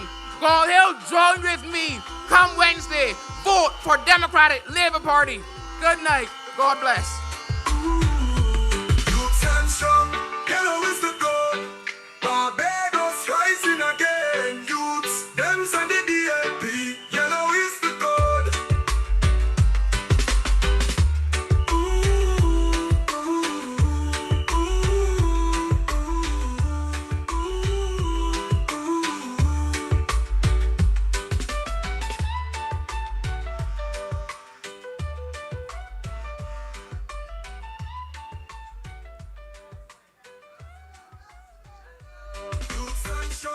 Yellow is the goal.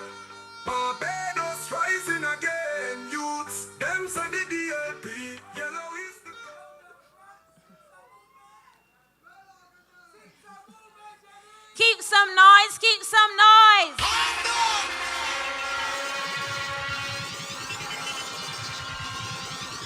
It's so good to see the Democratic Labour Party family here still standing, braving the weather like you will brave the weather on February 11th and put the bees out of office. Friends, we must hear from a voice that never shies away from accountability. Our next speaker brings energy, conviction, and a sharp contrast to the failed politics and arrogance in Barbados. A gentleman by nature who thinks deeply about life and the circumstance of it. But when it comes to defending his party and defending the rights of every single Barbadian, he can easily transform into a beloved pit bull who will never die.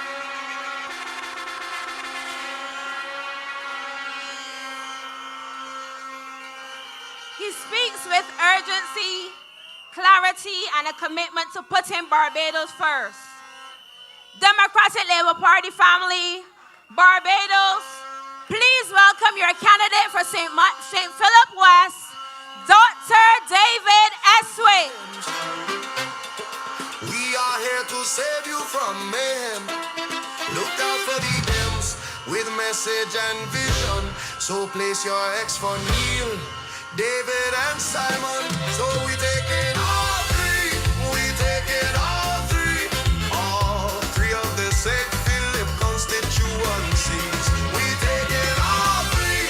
We take it all three.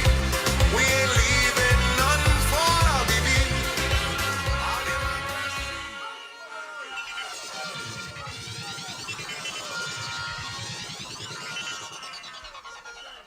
Let me say a pleasant good evening to everyone here.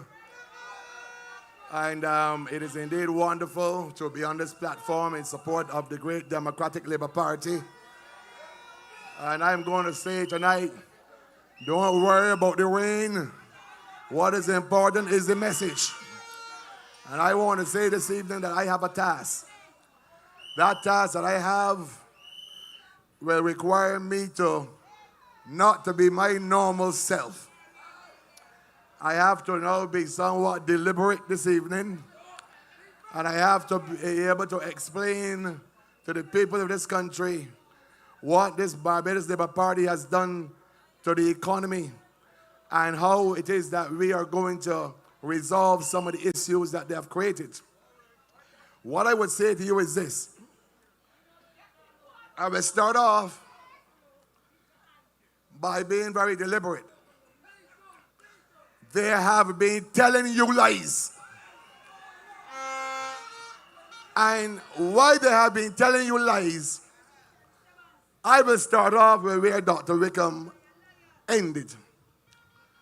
Dr. Wickham ended by saying that this government indicated they only borrowed a little over $4 billion. That is a lie. The government borrowed, and I like, as a physician, I like to always document. Let me document every single one. And when I say one, you say two afterwards. 1, January the 11th, 2023, they borrowed $100 million US. On January the 19th, 2023, they borrowed US $115 million. On April the 5th, 2023, they borrowed another $100 million. On September 28th, 2023, they borrowed another $366 million. On October 23, they borrowed another $82 million. In November 2023, they borrowed another US $150 million. In January 12, 2024, they borrowed $100 million. In February the 7th, 2024, they borrowed another $100 million. On April the 1st, 2024, they borrowed $50 million. On May the 1st, 2024, they borrowed another $112 million. On June the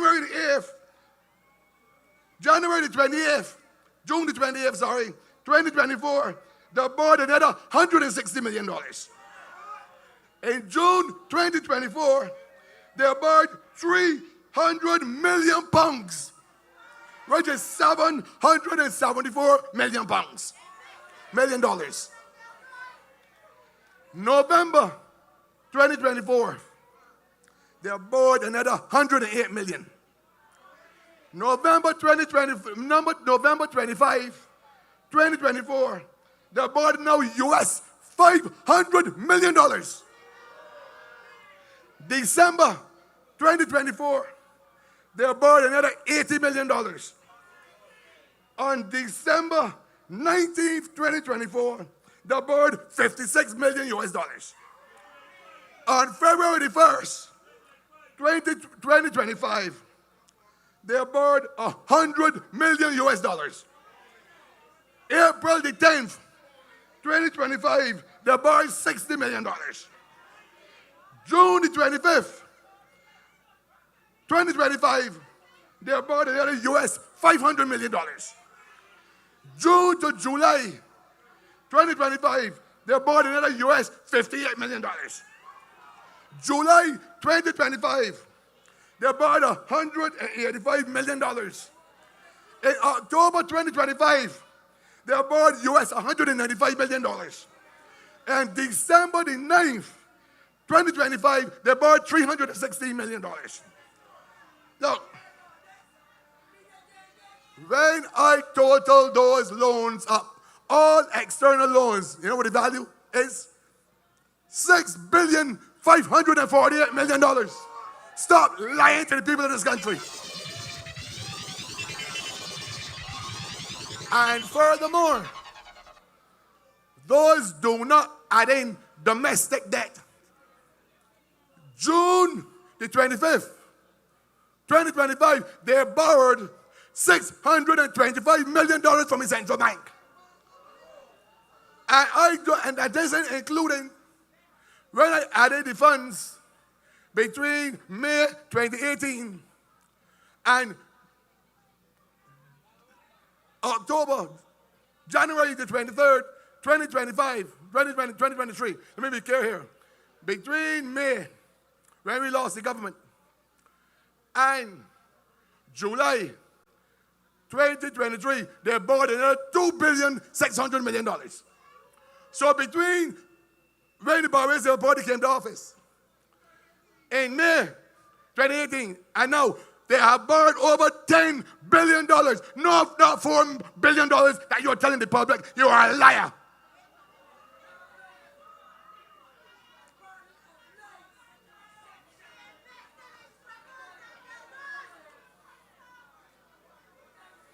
Look,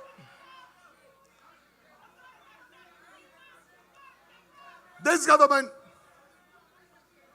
has engaged in some self-serving propaganda. What they have done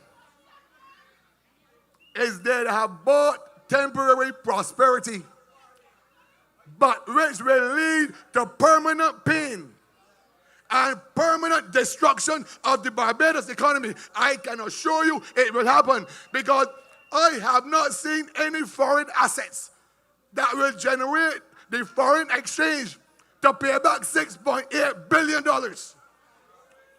I don't say it. But furthermore, this government has been spending, borrowing and spending like a drunken soldier. And everybody in Barbados knows that when you borrow and you spend beyond your means, it never ends well. So we are now at a situation where we are borrowing to pay debt. We are not borrowing to develop the economy. So between 2025, we would have borrowed something like $2.6 billion and paid back $2.5 billion. So in other words, you are borrowing to pay debt. And that is the reason why the healthcare system is in shambles. That's the reason why the transport board is in shambles. That is the reason why the welfare system is overburdened. That is the reason why the systems that deal with security in Barbados are in serious problems. And that's the reason why you have so much crime and violence. And let me explain to you why that is important.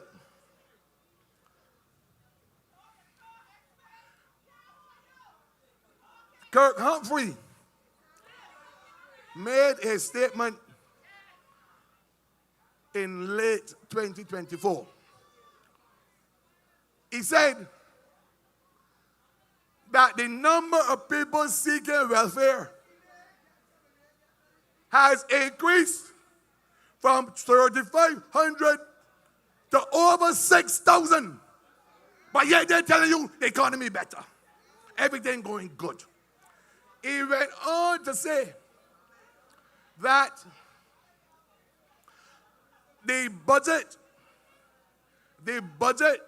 that they use to pay rents for poor people double, between a little over $1 million to over $2.5 million, but yet they're telling you everything going well. You see, all the borrowing that they're doing, they're borrowing to pay back debt, not to develop the economy.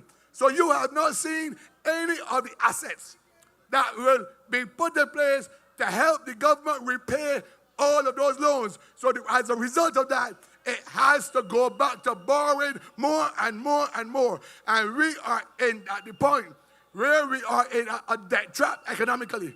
Let me explain that.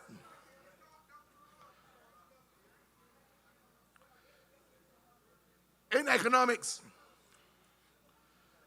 a debt trap is defined in relation to the rate at which interest payments increase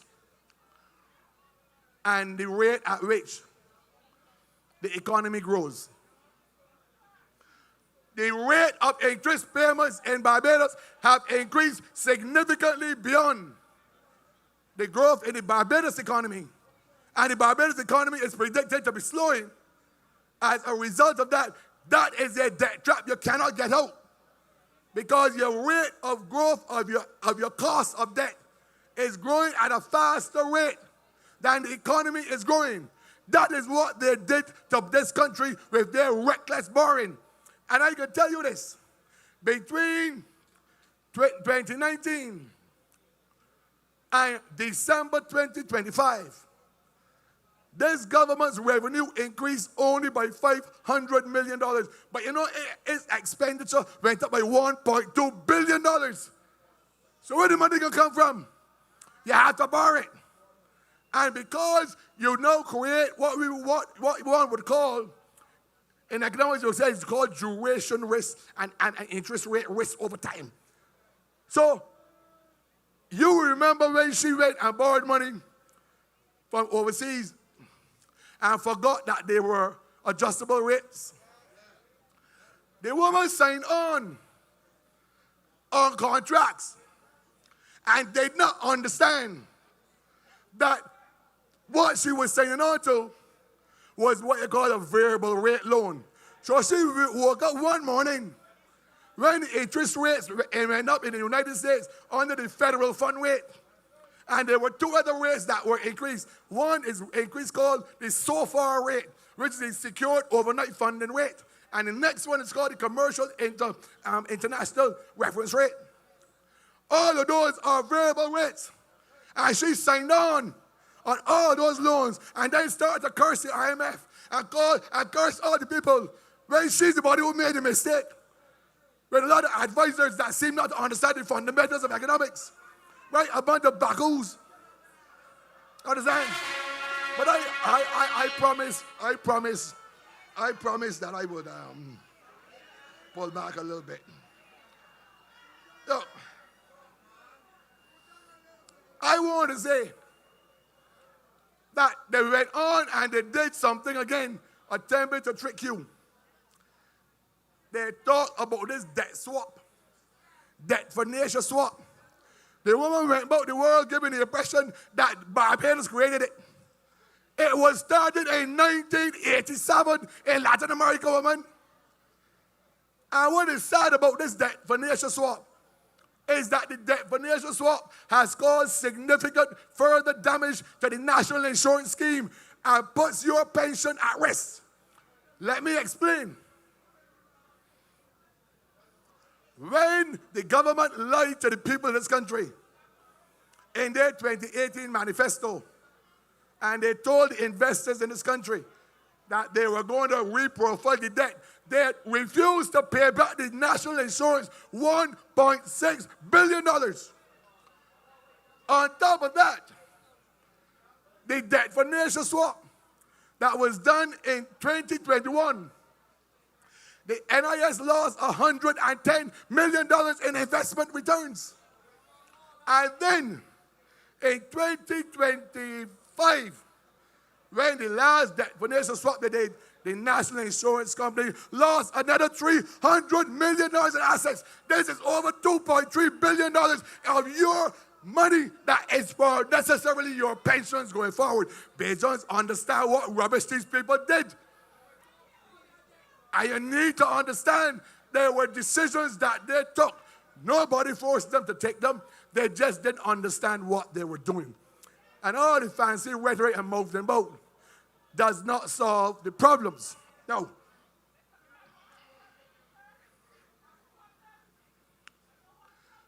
This is the problem that the Democratic Labour Party will have to fix. Look, let me explain that in Barbados, when you hear the St. Germain governor talking about GDP, I want to explain something to you tonight. All GDP is a summary of all of the purchases in the economy, or a summary of the entire national income of the country. That's all it is. I'm saying that to say this, that in Barbados, the GDP is determined by 78% of that GDP is via consumption. So when the government increases the taxes on you, and you then cannot buy as many goods and services, you are in fact, because of that, reducing the rate and the growth of GDP in Barbados because of government taxation policies.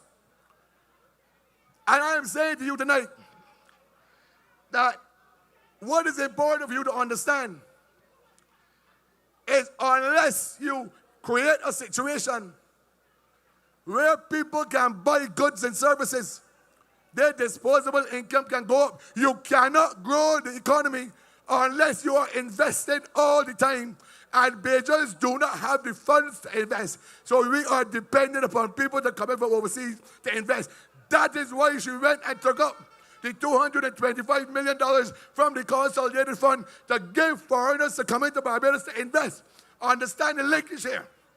You see, she already has the economy so tight. She can't raise taxes anymore. So the people in the country don't have money for domestic investments. The people in the country, therefore, she has to rely on borrowing money overseas, rely on giving incentives to people overseas to keep this economy going over. That is what they did to Barbados. And I can tell you this, when we left office, we had a debt distribution of 70% domestic and 30% foreign. What they did, where they reckless borrowing under the International Monetary Fund and the Sustainability and Resilience Trust, what they did is that they flipped that around. So now we don't have 70% domestic debt. We got 65% foreign debt. That is a worse situation for Barbados to be in, where you do not have growth in the foreign exchange earning sectors in the country. They are burying us and our children down the drain. Look, if I was wrong, let me give you the evidence. I am going to now review very quickly the data from the BERT 1, the BERT 2, and the so-called BERT 3 coming next. Look, how can you say to Barbadians that everything in Barbados is better? That the BERT 1 and BERT 2, they worked.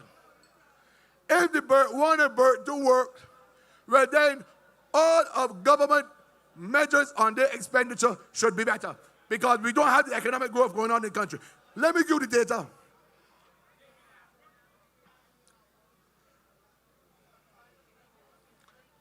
In 2021, Barbados carried a fiscal deficit of $869 million. In 2025, that deficit is now up to 1.19 million, 1.12 billion. So from 869 to 1.2 billion, but yet they're telling you things better. Wages and salaries. In 2019, government spent $606 million on wages and salaries. You know what it was in 2025? $909 million. When it comes to the purchase of goods and services, in 2019, government bought $256 million in goods and services. You know what it was in 2025? $726 million. Transfers and subsidies that they were supposed to reduce it. In 2019, it was $555 million. You know what it is now? $726 million. How could things be getting better when government expenditure going out the other side and not being reduced? How could it be getting better? And when you have a government that this financial year, that's why they call the elections before the estimates and the budget. Look, this financial year, this government projected a revenue of $3.7 billion, but its expenditure was $5.27 billion. Where are you going to get the money from? So she come and tell you rubbish about, I'm going to give every child $5,000. Where are you going to get the money from? Where you already borrowing $1.2 billion on a yearly basis? Huh? You're going to sell Jerome Walker someplace?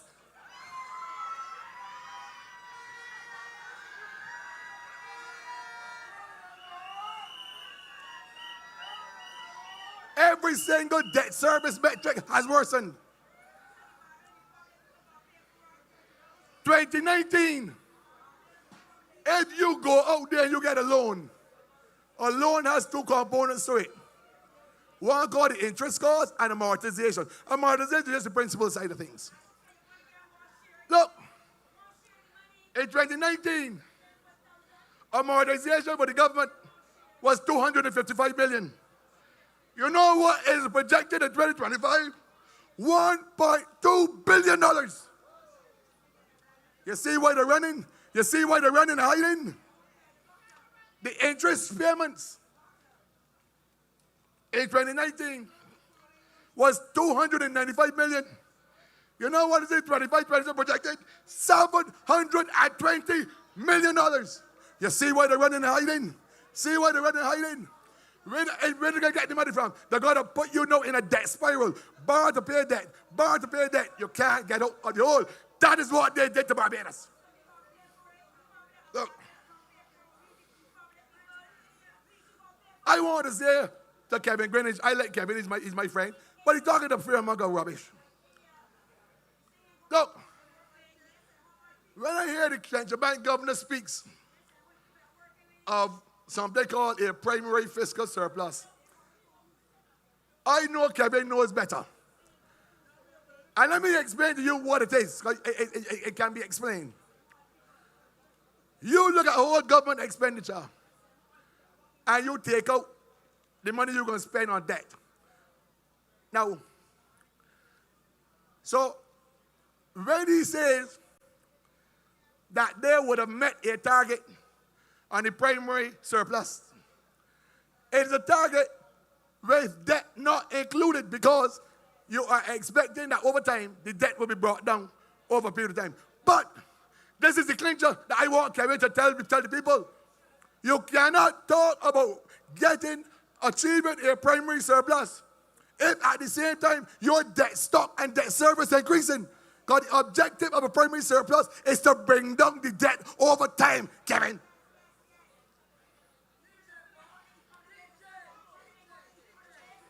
What is the evidence? What is the evidence?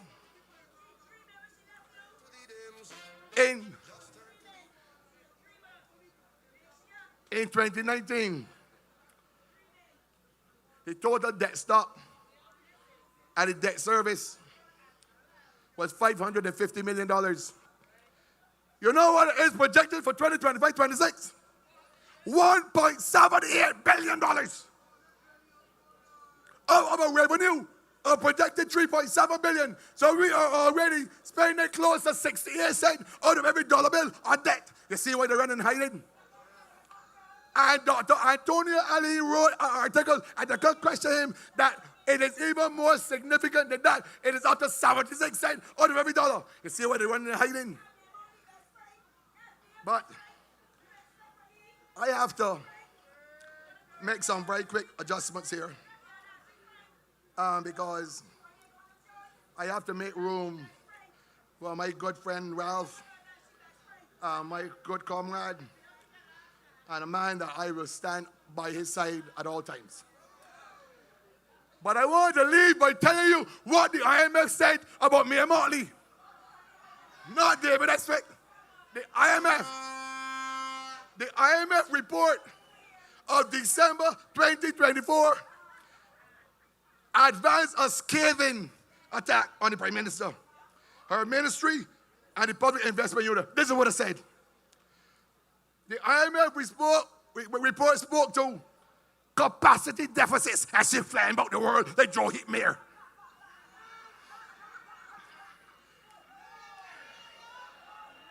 The IMF report spoke about poor project management and implementation skills as if flying about the world, telling the people how to live the life, how to run the countries.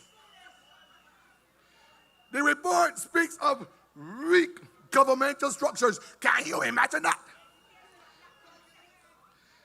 The report spoke to this one. Poor coordination. Even in the climate change unit, and she walk about that, she's a climate justice person. She know about climate justice and all sort of rubbish.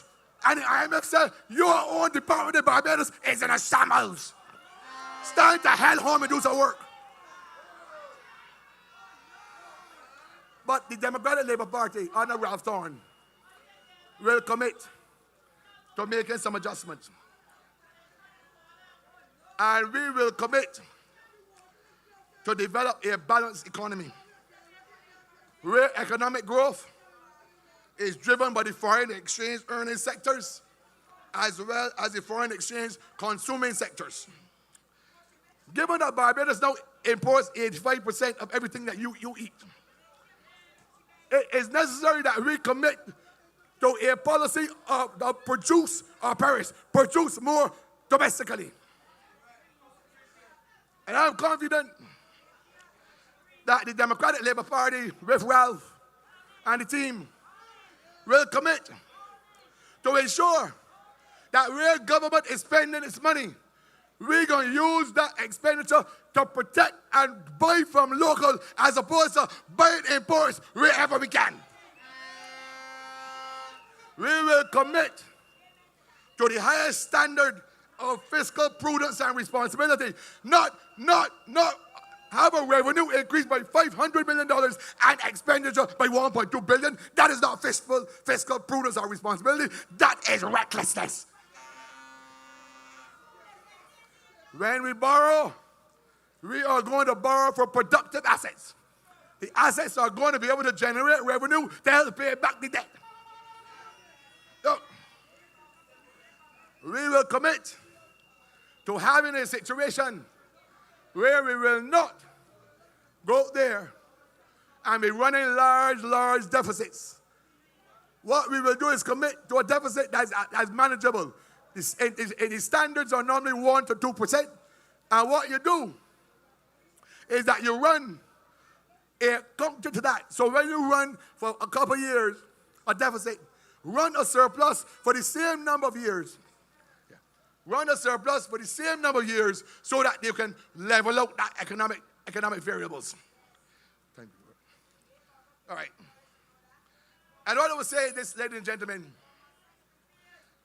we will also commit to making sure that the Auditor General's office is given the appropriate staff that they need to carry out the work in Barbados. It is an abomination and insult to everyone in Barbados with respect to understanding public finance management that you could have an Auditor General office not at this point in time staff. And the Auditor General went home a long, long time ago.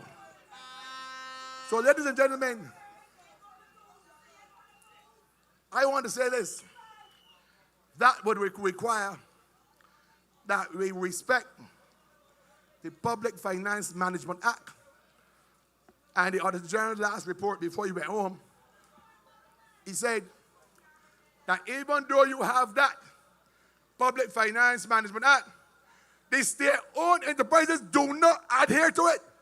He can't get in the report, and the poor man starting to get bald and gray. We will respect and empower the Auditor General to carry out the Auditor General's task. So tonight, ladies and gentlemen, I want you to come and support Ralph Thorne. Support the Democratic Labour Party. Support all the candidates of the Democratic Labour Party. We will have to take this government from these people. And I am going to do everything in my power to so do. Thank you, good night, ladies and gentlemen. All the best. Three of the St. Philip constituencies. We take it all three. We take it all three. We ain't leaving none for our BB. Our democracy is under threat. And if we don't make a change now, we regret. Right before our very eyes, the facts we cannot ignore. The rule of law has gone out the door. And we're seeing Trump-like behavior that is not good for this country. So use your X and please use it wisely. So turn to the Dems. You can count on the Dems. We are here to save you from mayhem. Look out for the Dems on our Savior's mission. So place your X for Neil, David, and Simon. Yes, we take it all three. We take it all three. All three of the St. Philip constituencies. We take it all three.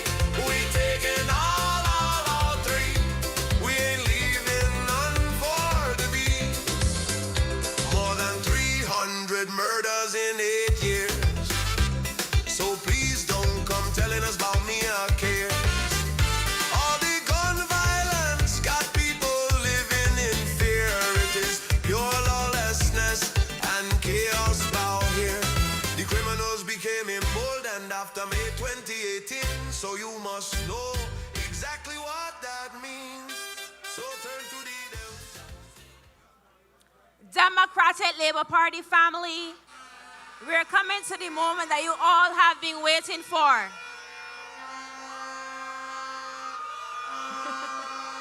And from your energy here tonight, we can decree and declare that on February the 11th, we will be hearing seats are moving from St. Lucie to Christchurch. Tonight, you have heard the case. You have heard the vision. You have heard the commitment of the Democratic Labour Party. What remains is leadership. A leader prepared to govern, not posture. A leader prepared to serve, not rule. A leader prepared to put Barbados first. It is indeed an honor and a privilege tonight to present my leader and the political leader of the Democratic Labour Party, Ralph Thorne. For those of you who wanted to know who Ralph Thorne really is, let's have a listen. You have Ralph Thorne, an eminent Queen's Counsel, a man known for taking up the cases and causes of people who don't have a voice in this country, because he's in a position not just to speak as an eminent Queen's Counsel, but as a man who is deeply rooted in theology. How many of you know that Ralph has studied at Codrington College in theology? How many of you know that he is consumed with the spiritual development of this nation and not just the worldly development and prosperity of his constituents? We all in this with Ralphie. We all in this with Ralphie. Yeah, one vision, one people, one destiny. We all in this with Ralphie. We all in this with Ralphie. Yeah. Yeah. We all in this with Ralphie. Yeah. Yeah.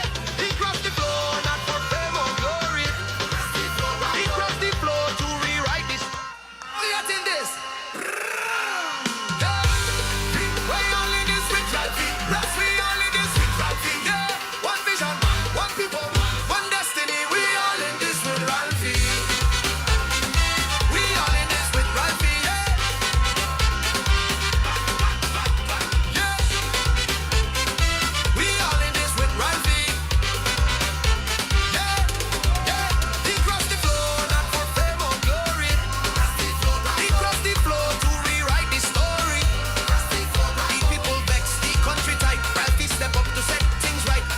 Churches to St. Lucie, everybody know he stand for we. He watch them laws, line by line. Yeah. He said follow the law, not the head lady. We all in this with Ralphie. We all in this with Ralphie. Yeah. We all in this with Ralphie. Yeah. One vision, one people, one destiny. We all in this with Ralphie. He crossed the floor to unite the country. So everybody sing in harmony. We all in this with Ralphie. Yes, we all in this with Ralphie. Hey. Hey. Yes, we all in this with Ralphie. In this, watching the chaos parliament in a twist. One member while another talk too fast. Ralphie stepping makes sense last. If people laugh, they clap, they grin. Cause Ralphie sharp, he know how to win. The law and logic, he keep them tight. He bring order to the parliament fight. R-A-L-P-H-I-E. We all in this with Ralphie. R-A-L-P-H-I-E. Stand up tall for unity.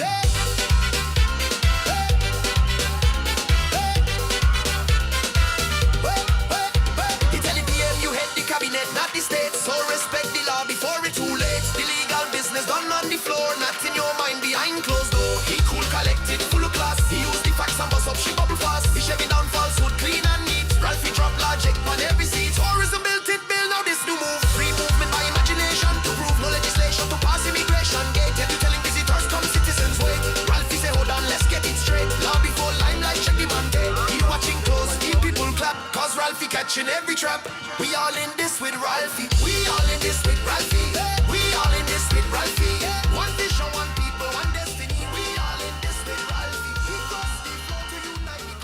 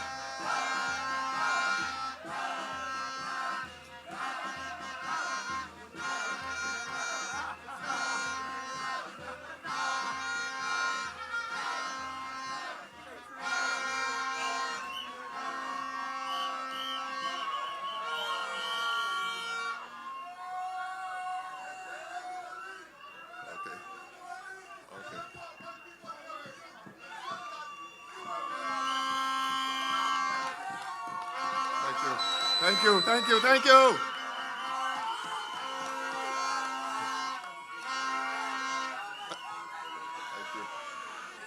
Thank you very much. Thank you, thank you, thank you, thank you. Thank you very much, not by might, nor by power, but by spirit, says the Lord. We repeat, not by might, nor by power, but by my spirit, says the Lord Almighty.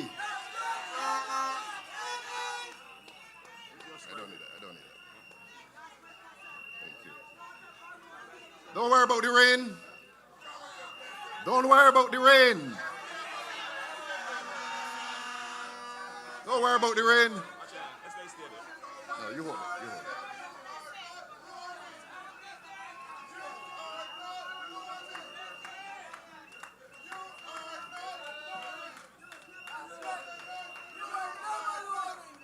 The night is beautiful. The night is beautiful. So the faces of my people. The stars are beautiful. So the eyes of my people. Beautiful also is the sun. Beautiful also are the souls of my people. I received a telephone call today, and good night. Good night to all of you. Good night to St. John. Good night to all of Barbados. Good night. Good night and welcome. Welcome to the energetic. Welcome to the energetic corner called Gall Hill. I received a telephone call today, and they told me it was from the observers. Lean it that way. Yeah. They told me it was from the observers who are here to look at this election. And I have not had the opportunity to speak to them as yet. They want to, I suppose, have a chat with me. And they want to hear from me. But before they hear from me, I have to speak to you.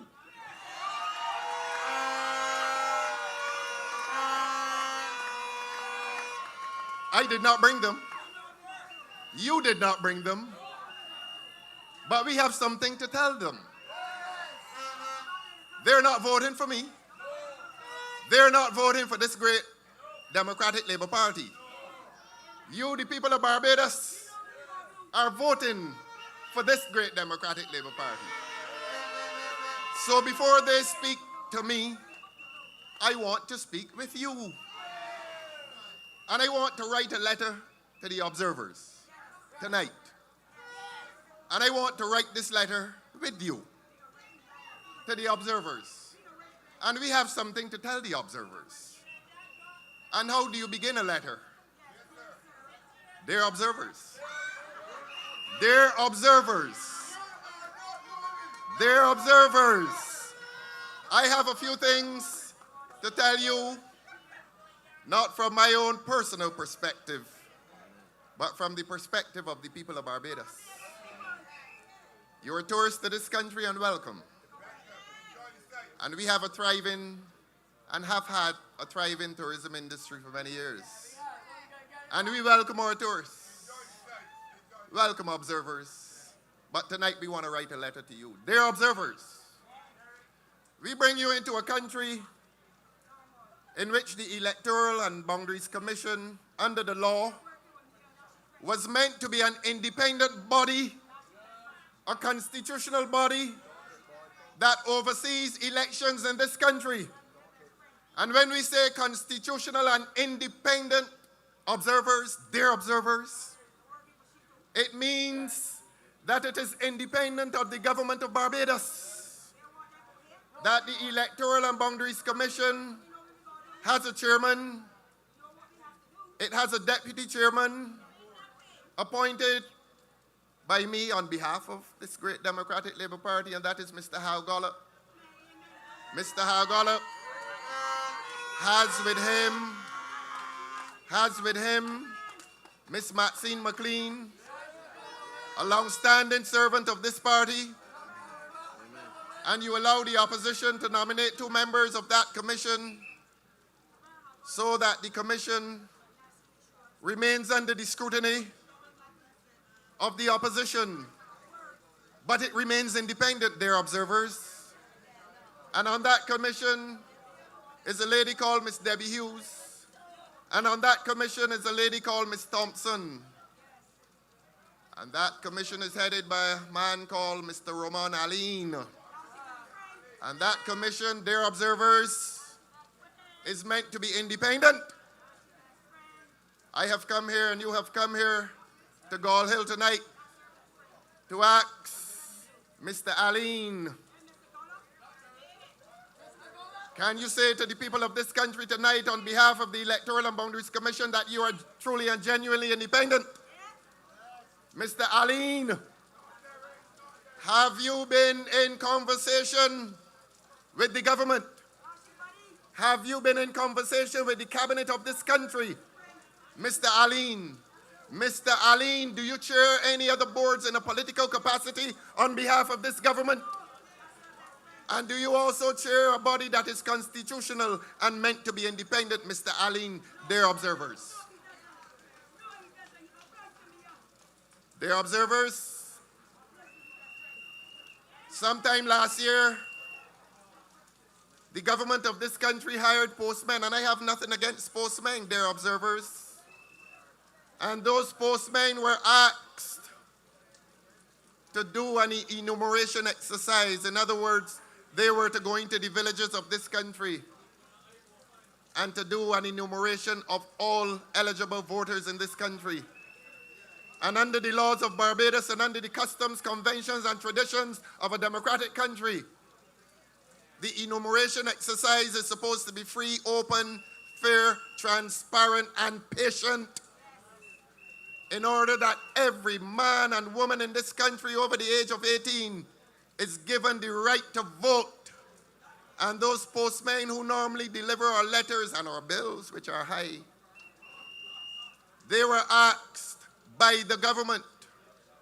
And I asked Mr. Aline tonight if he hired those postmen on behalf of the EBC or whether the government hired those postmen on behalf of the government in breach of the law of this country. This is not a government that has respected law, Mr. Aline, but they're observers. They were asked to conduct an enumeration exercise, and they were told by the government, do it quickly. It is supposed to be patient, careful, and respectful of the rights of people and all people. And if one man is left off that list, democracy suffers. It is one man too many. And this government that is a purely transactional government, this government that regards people only by a value that they put on people, a financial value, a monetary value, this government has no real value, no real interest in the people of this country. Every man and woman has a price. They're observers. And they were given, yes, a commodity. Everybody has been commodified by this government, and this government is walking around disrespectful St. John and offering money. Later in this speech, we're going to ask where the money come from. But they were told you have a month to do an enumeration exercise across this land. And then they were told, look, we're going to pay you $3,000 to do it in the space of a month. That was wrong. And then they were told, if you come in less than a month, we're going to give you $1,000 extra. And you are going to the heart of democracy in this country, and you are putting a monetary value on democracy. Dear observers. And then later in the year, we heard that 8,291 citizens, some dead, some alive, were going to be disenfranchised. They were going to be struck off of the list of voters in this country. And I said it had on the living and it had on the dead. The living would not be allowed to vote, and the dead would be allowed to vote by proxy. I say that tonight. Dear observers. Dear observers. and one of the chairmen here tonight, and it has to be repeated. A man called Ainsley Granger, who is well on the way to victory in St. Michael East. Even he, take the name observers, they're observers. Take this message back from whence you came, they're observers. This is the letter from Barbados to you tonight. Ainsley Granger was excluded from the list of voters, and he's up there asking people to vote for him, they're observers. So I don't want to meet with you tonight. I want to meet with the people of Barbados First, they're observers. And the people of Barbados are drafting this letter tonight, they're observers. And you know that under the law that we know and respect, the law says that January 31st ought to be the day on which they complete a list of electors. And before that day came, one lady, and we are going to be respectful tonight. She is a lady, you know. Yes. Yes. We are speaking to the observers. And let us show a good face to this country. Let us be respectful. And she called an election before January 31st. Well within the time that the people of Barbados gave this government on the 19th of January, I believe it is, in 2022. And well within that 5-year term, the expiration of that 5-year term, this lady, their observers, rushed and called an election, hoping that she would ambush this great Democratic Labour Party, which stands here tonight with the spirit of our barrow coursing through our veins. Not by might nor by power, but by my spirit, says the Lord Almighty. And when she called that election, it was called at a moment when several thousand people in this country would be denied the right to vote, and we repeat that tonight, dear observers. And it is a serious matter. And so the lines of this letter will indicate to the observers that not all is well with democracy in this country. I don't have to meet with you observers. I have not come to meet with you observers tonight. Please wait. I am meeting with the people of this country. This Democratic Labour Party forms an alliance with the people of this country. They're observers. And if they want to hear a lot more from us, they will hear. They're observers. This is a government that admitted to phone tapping. This is a government that sometime last year brought legislation to the parliament of this country, giving this government the power to tap people's phones, their observers. This country is in the grips of tyranny. This country is in the grips of injustice. This country is in the grips of a situation in which democracy is being assassinated by this government for the sake of the power, the perpetual power of this government, their observers. These things you must know, and their observers are we in Barbados to treat it as some coincidence that the same government that attempted to bring a law to tap our phones, the same government sits in power in Barbados tonight.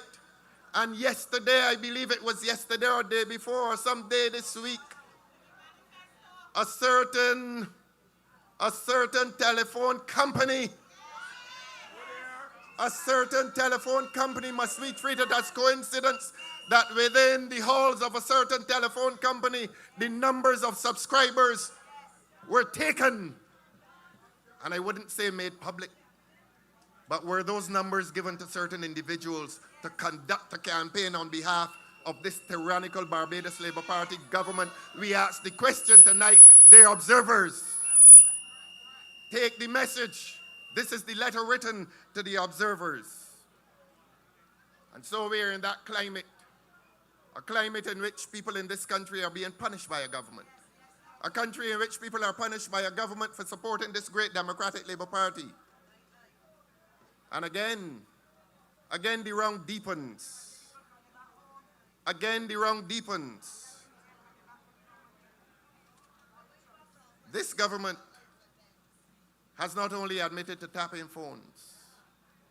This government has not only presided over a situation in which numbers are taken out of a telecommunications company, but the leader of this government, last night on a political platform, their observers, brandished the manifesto of this party before the night of this launch in the view of this large crowd. And you know, we have come to you, the people of Barbados, as a platform of substance. And here is a Prime Minister boasting that she has a document. Here is a Prime Minister boasting that she has a document which she did not receive from this party, but that she has a document which presumably she received by inappropriate means, their observers. And this is a party of substance. This is a campaign of substance. And here you have on the other side a Prime Minister, the leader of a party, engaging in frivolous, silly, and superficial behavior. That to take a manifesto from an opposition party becomes an event for rejoicing. That is the kind of childish and immature government, their observers, that is afflicting public life in this country. But their observers, I tell you, the people in this country have resolved that we are going to vote in overwhelming numbers, and that while they have disenfranchised some of us, and as I've said to you before, people of Barbados, if only one man or one woman is disenfranchised, it is one too many. But you know what is going to happen? The people of this country who did not vote on the last occasion will come out and vote. Will come out and vote. Will come out and vote. And they will vote on behalf of those who have been disenfranchised by this government and by this Electoral and Boundaries Commission. They have wronged the people of this country. And the people of this country feel the wrong, and they feel the pain of the wrong that has been done to democracy in this country. And that is why they're going to come out in large numbers. If they have disenfranchised 1 or 100 or 1,000, 10,000 will replace them at the polls come Wednesday next week. And so that is my letter to the observers. I am finished with them. Do you all wish me still to meet with them? No. And if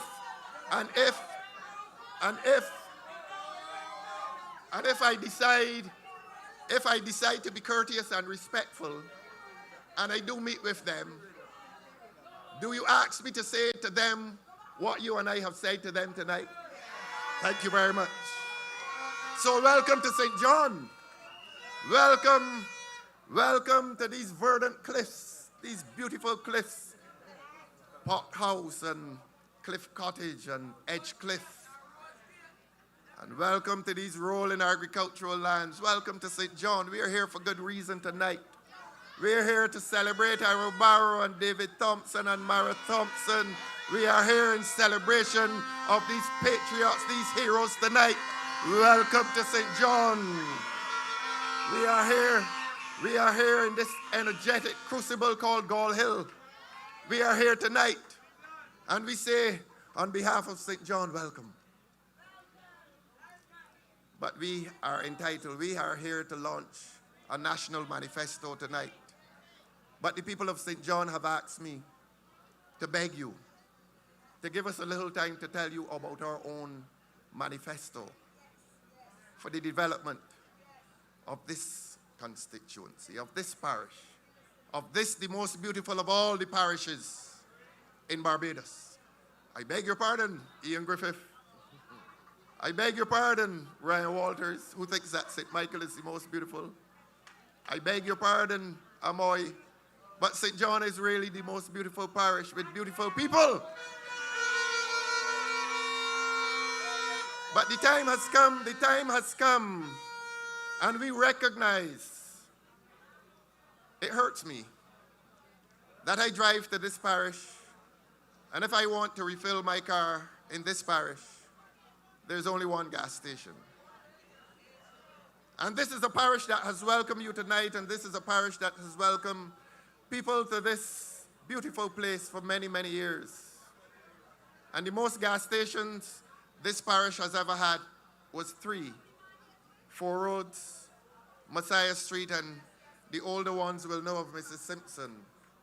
And it is now reduced to 1, and that tells me, and that must tell you, that St. John is not as infrastructurally developed as it should be. And I come to tell you tonight, give us some time. This parish has given you the outstanding and the most outstanding leadership of Earl Walton Barrow. This parish has given you a man who has had a depth of a relationship with his constituency, David John Howard Thompson, who sacrificed his own life in 2010, working for his country and working for this parish. And there's work to continue and there's work to be done. And in the honor of these 2 great men and in honor of Mara Thompson, we now commit to the progress of this parish, the infrastructural progress of this parish. And I say to you, the people of Barbados, please make the sacrifice. Please allow us to use the resources of the state to ensure that 4 Roads becomes a commercial center. Please allow us that. This parish has given great leadership to this country. This country is now asked to give back to this parish. To give back to this parish. And this parish is asking you to allow us to use the resources of the state to ensure that 4 Roads should become a commercial center. It already has a fire station. It already has a post office. There's 1 gas station. But beyond that, 1 or 2 entrepreneurs, and the land space is there. And I say to you, the people of Barbados, that St. John is deserving. St. John is ready, and St. John is ready for the financial. St. John is ready for the commercial compensation in exchange for what St. John has done for Barbados and what St. John has done for Barbados brilliantly and well over the years. St. John, your time is due. Your time is now. And after the 11th, we will commit, St. John, to repaying you the debt that this country owes you. I go around this constituency and I'm told, and the complaints are made, that the primary schools, they used to be 5 and then 4 and then 3 and they're only 2, and the little children, we were in Martins Bay the other night and the little boy lamented that he cannot get to school early because the trip from Martins Bay up the hill here is a long and difficult trip. College Savannah, yes, College Savannah, the same thing. The people in College Savannah complained that the hours at the polyclinic, the David John Howard Thompson polyclinic, are not long enough, and it's putting pressure on the hospital. And therefore, that polyclinic needs, the people of St. John just ask you, people of Barbados, to give us a polyclinic with extended hours, and to give us a polyclinic whose hours will extend for 24 hours, and there will be a cost. There will be a cost.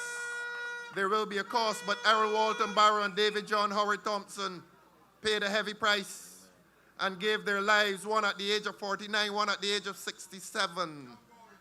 Young people, they gave their lives. Can the people of Barbados now give something back to the parish and the constituency to which they gave dignity? And we want that polyclinic to have 24-hour service to the people of this great parish and to St. Philip. And I went to Poole last night and we held a beautiful community engagement meeting. We don't do spot meetings anymore. We don't talk at people. We don't talk down to people. We talk with the people, and we put chairs in a circle and the people come and commune politically with us. And a group of young men, 18, 19, 20 years old, with no place to recreate, no place to play their football. They have to go on private lands and cut those private lands, and it is a small house spot, and that is where they play their football, and their skill set can be so much improved. but there's no place to play. And every corner I turn in St. Michael and Christchurch and every other parish, I can see a playing field. And the people in St. John have only one, right here behind us. There's a debt that is owed to this parish, Barbados. And we in St. John are asking for that debt to be repaid, and we want the development of recreational areas in this parish. Need I remind you that you've had a Minister of Sport misrepresenting you since 2018. He is a Minister of Sport. And there's one recreational area, one decent recreational area in this constituency that is not satisfactory. Barbados, give me some time. I am here tonight with my people. I am here tonight with the people of St. John. We want the debt. We want the debt repaid tonight. And those young men in Poland want a recreational space, and not only Poland, but Edgecliff and Messiah Street and all across St. John, the cane fields that contributed to the national wealth of this country. There must be areas carved out within those cane fields for young men not to cut canes, but to cut their teeth on good sporting careers. I heard you tonight, Dr. Dawn Marie Armstrong. I heard you tonight on a manifesto that will give young sportsmen an opportunity to do sport as a living, to do sport as a dignified living. We have come tonight to state the debt that is owed to this parish. Amen. And you've had a Minister of Sport for the last 7 years of famine. And he is now walking around here trying to save himself. And the young people and the not so young and the old in this constituency have told me that they will have nothing to do with him. And that is a message they've sent to the lady who called this election. The lady who called this election to ambush the people of St. John, to ambush the people of Barbados, to ambush Barrow's great Democratic Labour Party. But we are not ambushed. We are ready. And we were ready before her.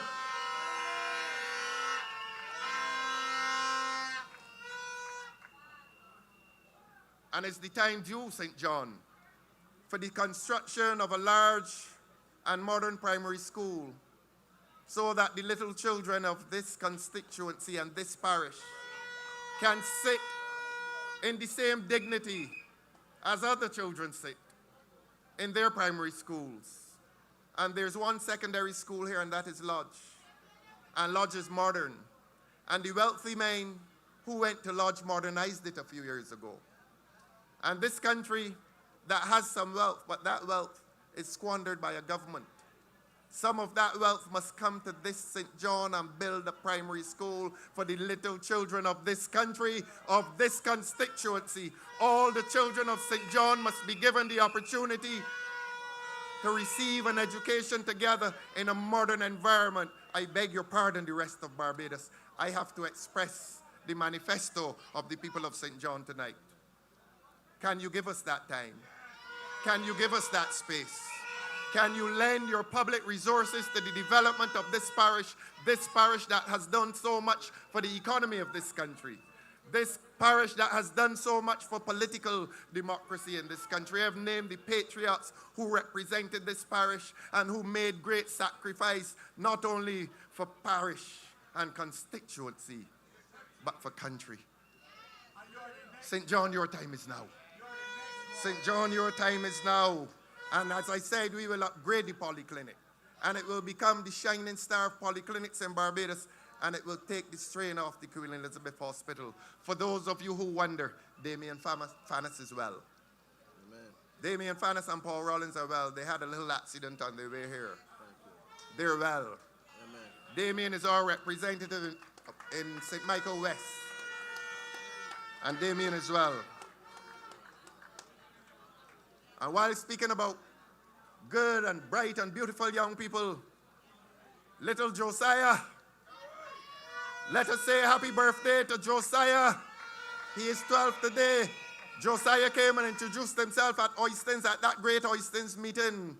And at this great St. John meeting, Josiah celebrates his 12th birthday today. Josiah, wherever you are, happy birthday tonight. And so we've articulated the manifesto for St. John. Let us articulate the manifesto for this country. And St. John is a part of this country. And so when the lady was waving the document last night, we had articulated and expressed. Yes, love you too. We had articulated the policies for this country. And I challenge anyone here tonight to tell me any proposal that they remember from the Barbados Labour Party manifesto. And the only one that is remembered is the Ponzi scheme and the three-card trick that is promised to people born in 2021 when they claim that this country had gone republic, and they claim it has gone republic, and we are still walking around here with a monarch who sees herself as a dictator and, as Oinatha said, a despot. This is no genuine Republican state. This is a Republican state only because we have a president who is not appointed by a queen. It is to that extent and to that extent only that we can claim to be Republican. But we have a Westminster Constitution which has given ultimate power to a dictator. And that is why this great Democratic Labour Party will do away with that Constitution as soon as we become the government of this country.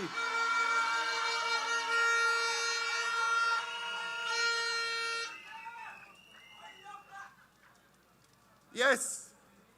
We are in the grips of dictatorship.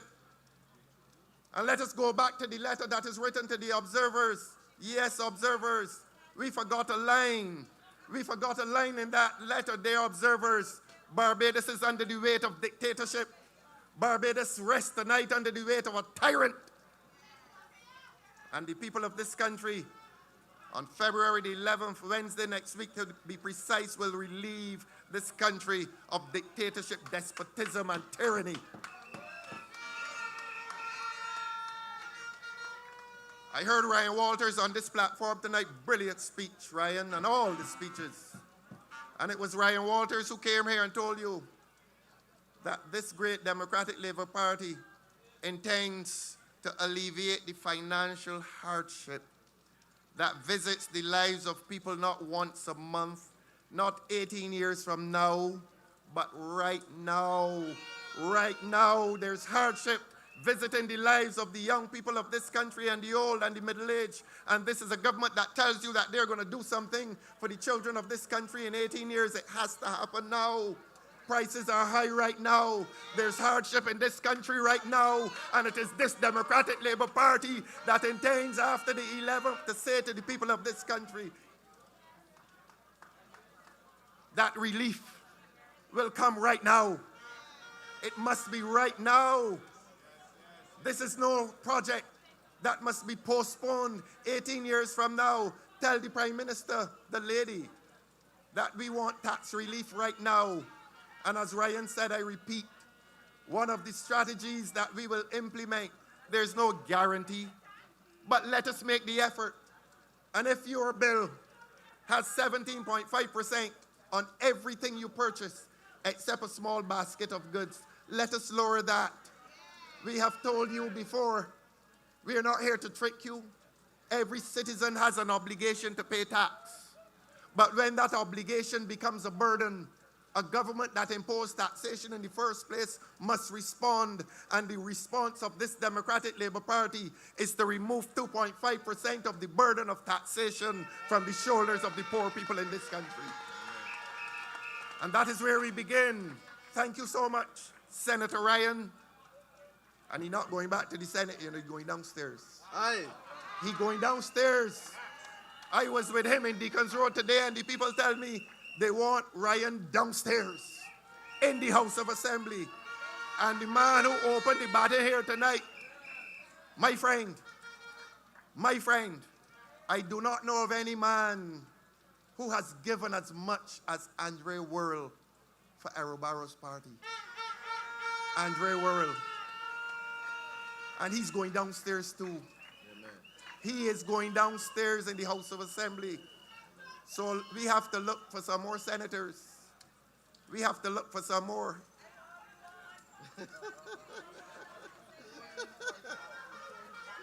But on this question of that, let me tell you how this government loses credibility on the question of VAT. They're saying that VAT will not resolve the issue. They're saying that VAT does not offer relief. If that is so, Why have a basket of goods that are VAT-free? Or that is VAT-free? Why? It is an admission and a concession that tax relief in relation to VAT does have value. It does have value. But we are not going to come to you and say that you will become a no-tax country. We come to you and say that there will be ease, that where the obligation becomes a burden, all those who labor and are heavy laden with taxation, this Democratic Labour Party will ease that burden without removing the obligation. And there are those in this country who can afford to pay taxes, and this government shields them from the payment of taxes. I've come to you tonight to say as well, as I've said before, these are the salient features. I believe some manifestos are here tonight, and you will get copies to take away. True, Andrew? Very true. And I've said before, and I'm going to say it again, you go to the post office and you see the little old ladies and the little old men going to collect their checks. And some of the checks are posted, the pensions, and they're not working. And those of us who are working, those of us who benefited from an upbringing by these dear old people, recognize that we owe it to them for nurturing and feeding and bringing us through childhood and into adulthood. And now that we are working people, we as working people, as modest as our incomes may be, we are willing to make a sacrifice on behalf of the pensioners in this country. And this great Democratic Labour Party joins with all the middle income and lower income people in this country, and even the wealthy must join in the enterprise to agree that pensioners in this country should not be paying taxes on their pensions. And we will make the sacrifice. And when I say we who are working. They raised us, they nurtured us, they gave us a sense of values, they clothed us. My God, what else could they have done for us? What must we now do for them? And what we will do for them is to ease the burden of taxation on a pension, even on modest pensions. There are pensioners in this country. There are pensioners in this country who fare the next month. And in January, they fare February. And in February, they fare March. And they fare March in January because the governor of the central bank told the people of this country a few weeks ago that inflation is going to get worse. And if inflation is going to get worse, that is why the pensioners in this country live in fear, especially if their children are overseas, especially if their children have moved into new houses elsewhere. And they have to bear the struggle not only of loneliness, but the struggle of insecurity, the struggle of financial insecurity as a pension gets smaller and smaller every month and taxation gets higher and higher. This great Democratic Labour Party will shield pensioners in this country from the payment of pensions. And I dare them, I dare the Barbados Labour Party to come and ask us how it can be done. It is not a question of how it can be done. It is a question that it must be done. It must be done.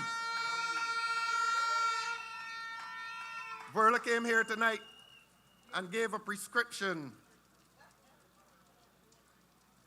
to tackle crime in this country. I am not here to gild any lilies. This young lady has produced a document in association with 11 or 12 other persons. And she came tonight and lamented that this government is so unwise that they closed a Barbados Defense Force sports program. And you have a minister of sport running around here every day telling you to vote for him again. And when they closed that sports program, they closed the door on the lives of ambitious young sportsmen in this country. Tino Best played for the West Indies only because there was something called a BDS sports program. Fanas, young Fanas, is a representative, is the candidate for St. Michael West tonight, and the only reason he is a candidate and a representative for St. Michael West is because his life was rescued by the Barbados Defense Force sports program. And we do not come to these offices qualified by wealth. We come to these offices qualified by a wealth of character. And the Barbados Defense Force Sports Program has built athletes in this country, and it has built the lives of young men and women in this country, and it has given them not financial wealth, but the wealth of character. And that's why we were so happy to welcome young Damien Fannis. And I give you the assurance tonight that Damien, after the accident, is well. He is well. We intend genuine reform in education, and I'm going to be brief on this and say only this, that we have a system in this country that focuses on what they call the academic subjects. Even that is a misnomer, you know. That's right. Because any area of human study must be academic. And this country continues to produce some of the world's best musicians. This country, in the tradition of Cigar Field, St. Albans Sobers, continues to produce some of the world's best athletes. But unfortunately, the educational system has marginalized them. And a man who is good at music has no less social or academic value than a man who is good at maths or history. He has no less social value. He has no less human value. And so we must reform our educational system into curricular reform to embrace musicians and to embrace athletes. And the same way a boy or a girl can go through school and be celebrated as a Barbados scholar for maths and physics and chemistry and history, why can't we have Barbados scholars in music and athletics and dance and creative writing? Why can't we? Like the other countries do. And we cannot and will not and have not, because we have undervalued.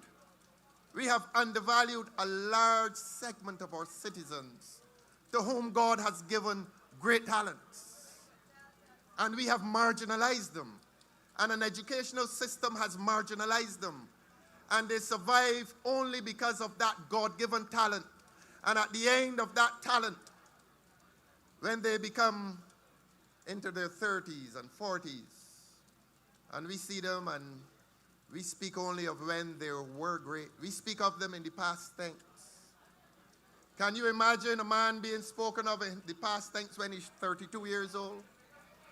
That is what the educational system does to our young athletes and our young musicians. That we speak of them in the past tense. When their careers, when their active careers, the athletes now, when their athletic careers have ended, we regard them in the past tense. They must always remain in the future tense. And they must always remain in the future tense, because this Democratic Labour Party proposes that the sports and music and the arts will become center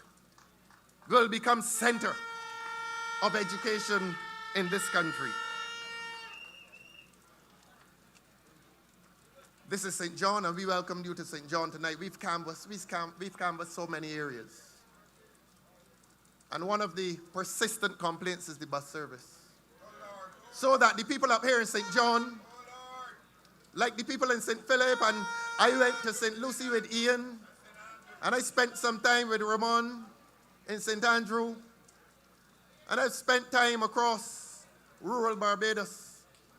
Randall are waiting for an invitation to St. Joseph. Where my letter? Randall want to come to St. Joseph.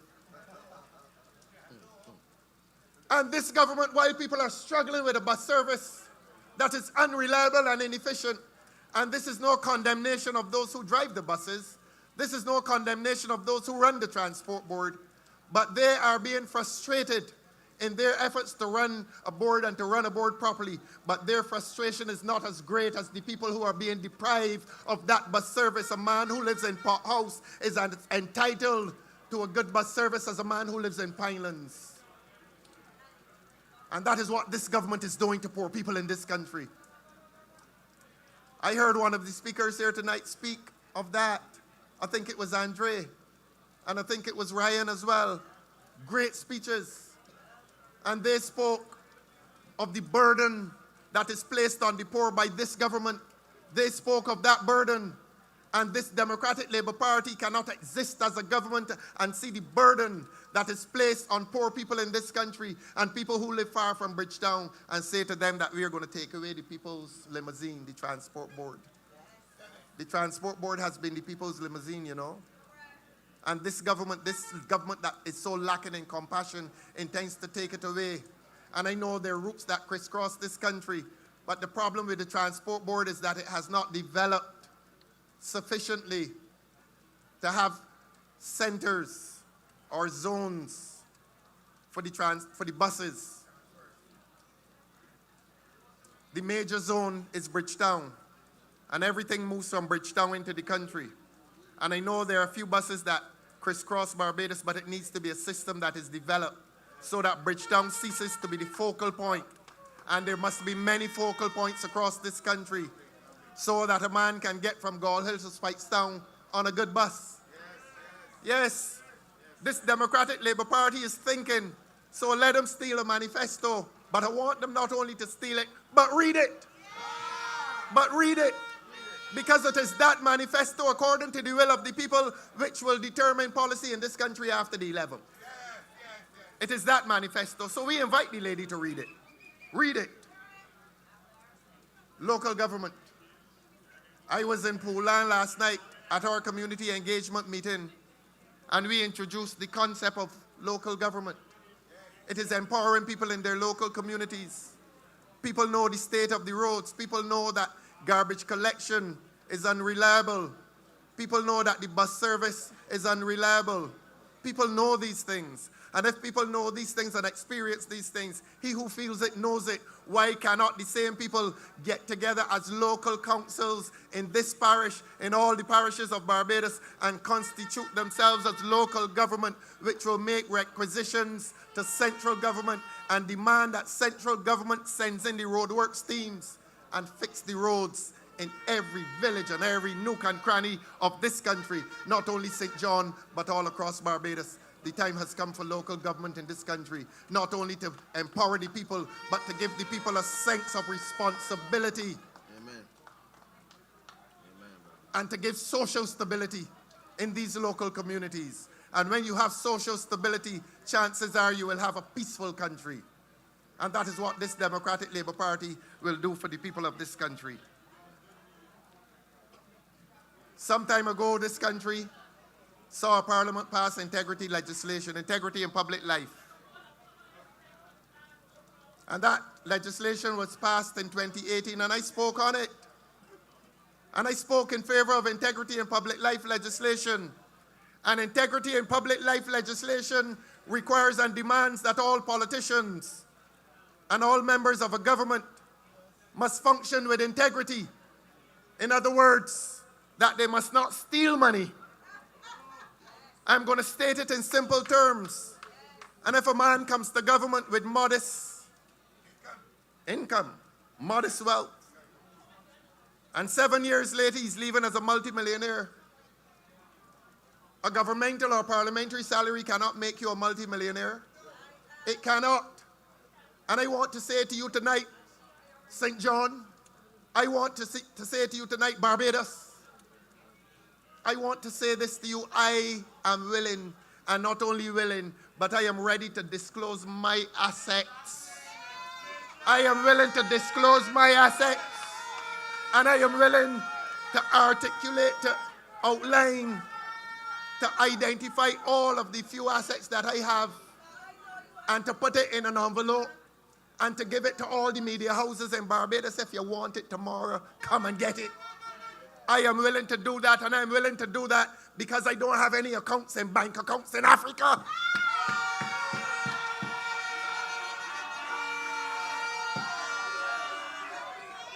I repeat, I do not have any bank account in Africa.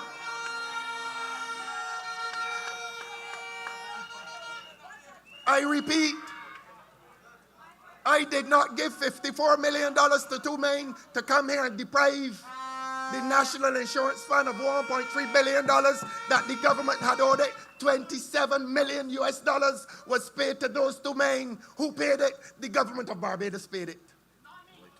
The government of Barbados paid it. And the Financial Times of London criticized it. Ralph Thorne didn't criticize it. David Estwick did not criticize it. This Democratic Labour Party did not criticize it. The Financial Times, a leading publication worldwide, they were amazed that a government took up 54 million Barbados dollars and gave to two men.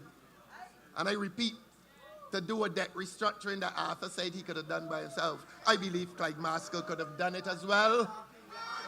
We're honest people. I believe Anthony Wood would have done a brilliant job with it as well. And I know that Maskell and Wood would not have demanded $54 million to do it. And that is why we need integrity legislation in this country. I asked the government tonight, I'm not pointing any fingers, where did that $54 million go? I see some young people in front of this stage, and I want you young people to understand what has been going on in your country over the last 7 years of famine. And it has been famine for the people, but it has not been any famine for certain people in Barbados. It has not been famine for them. And before, if they get us vexed, before this campaign ends, we have some photographs of certain big houses in this country. We have photographs of certain big houses in this country. You want to see them? The people of Barbados want to see the photographs of the big houses. The people of Barbados want to know where the money came from to build those big houses. You all want to know. This is serious business. This is a party of substance. This is a campaign of substance. No names. But you want to see the photographs. When you want to see them. Tonight, tomorrow, the campaign has, tonight is Saturday. There's Sunday. There's Monday. And we at Haggett Hall on Tuesday. You want to see the photographs of the big houses? You want to know where the money came from to build those big houses? You want to know how much the big houses cost?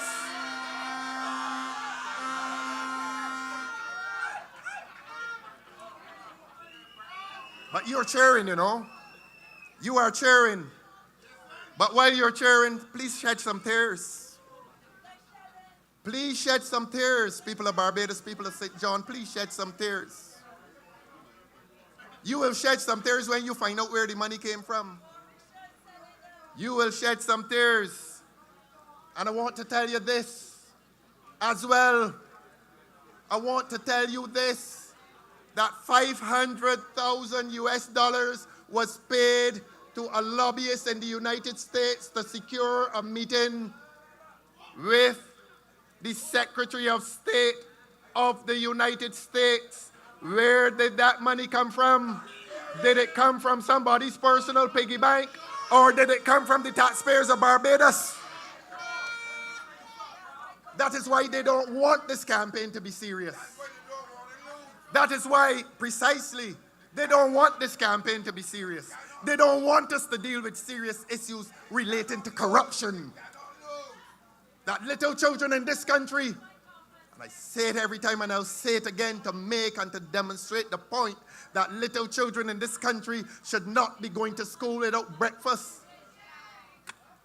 Well, 500,000 US dollars are paid to a firm in the United States to secure a meeting with a high government official in the United States. And what happened to the 500,000 US dollars? And what happened to the meeting? The meeting was rejected. 500,000 US dollars down the drain. No names tonight. No names. If you know not of whom I speak, I am sorry. I am sorry. But do you know of whom I speak? And do you want me to call the name? You love us so much that you want to save us. You want to save us. But I said that I am willing and I'm going to ask all 29, declare your assets. Declare your assets. And every shop we visit in this constituency, the next day, those shops are being given $2,000. I hear Ralph Thorne, hey, yes, they will hold a 2,000. Where that money came from? Where that money came from? I go with nothing but love in my heart. And modest means. And the people in St. John, I beg your pardon. It is not that they are showing only me love, but they remember Barrow and Thompson. And the love for those two men now extend to me. And that love cannot be purchased with money. $2,000 in a small rum shop will not purchase the political favor of the rum shop owner. And I want them to know the mere fact that I found out would tell them that the money was wasted. It was wasted. And we need integrity legislation in this country. We need to know, you need to know that a lot of travel agencies in this country closed because a lot of people booking online. We getting serious tonight. We getting serious tonight. And a lot of travel agencies have closed. I driving down a certain street. And I see the spiders in this office swinging on ropes, swinging on webs, nothing to do. Place closed down. In recent times, I see a sign on the door, open. Open for business. Open for business. And what is the business being done? I want to ask on your behalf, taxpayers. I want to ask on behalf of the children in this country who cannot get adequate welfare payments. If government travel is being handled by a travel agency, and if they push me and if they push you, we are going to ask on behalf of the people of Barbados, if the monies that are paid to a certain travel agency in this country accurately reflect the cost of the ticket, or if we are asking questions. Tell the police don't lock us up for asking questions, please. Because even the police that are underpaid want to know too. Where the money coming from? Where the money coming from? Is the travel agency being paid more than the cost of the ticket? And what is happening to the excess? You think we come here tonight to make sport? We have come here tonight to complain that your tax dollars are being squandered. While the people in this country, yes, we come into hope just down the road there. And then talk the talk. And next Wednesday, we're going to walk the walk. And we're going to walk to the polling stations. While they're trying to stop us from voting, we're going to walk to the polling stations. While they have a few sycophants trying to discourage you from voting for the survival of the Barbados Labour Party, you, the people of this country, will determine that the reign of Mia Mortley must end, and it must end next week.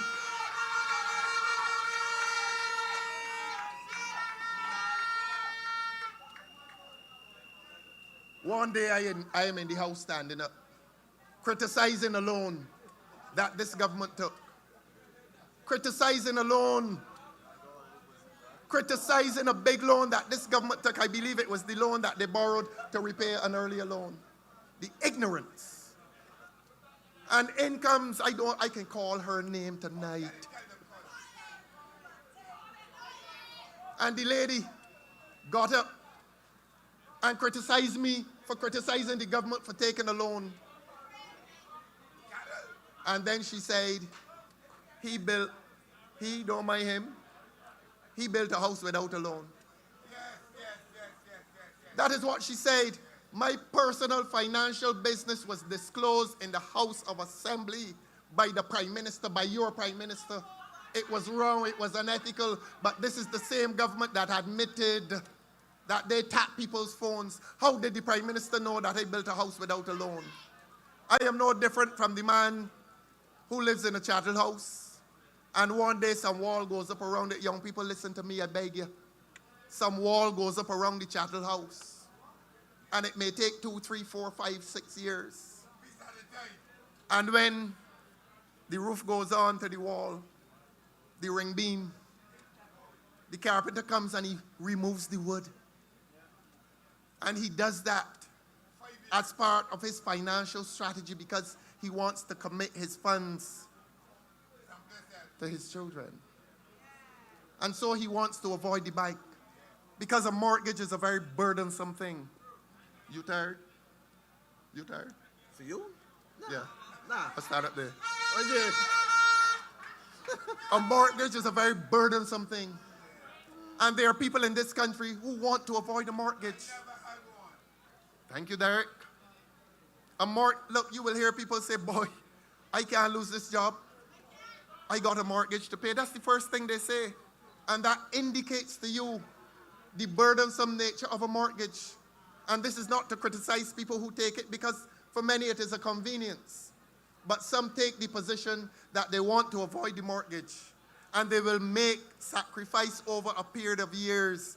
And I was no different. I end all of my speeches by saying just as I am without one plea, and it was just as I am without one plea that I decided to build my house in 1994, and I moved into it in 2004. What is there to be ashamed of? I am not ashamed. All I am is an honest man. All I am is the kind of man that wanted to postpone or wanted to do away with monthly payments. I did that. And I am no different from the average Barbadian who does it. And I tell these young people here that the chattel house transforms into a wall house. And you know what is happening? They're living in it. That is the creativity of the Barbadian. That is the creativity of the Barbadian. And do you know this government a few years ago told people that if you're converting your house from wood to wall, you had to move out? This government told people that a cultural practice of personal and economic development, this government sought to punish poor people by telling them if they're converting their house, they had to move out. And like everything else, they had to reverse it. And a prime minister came to a parliament, and because I criticized the government, she exposed my personal business. Well, tonight it is no longer personal. I declare my assets. I have a few bank accounts. First Citizen, Scotia. First Citizen, Scotia. First Caribbean.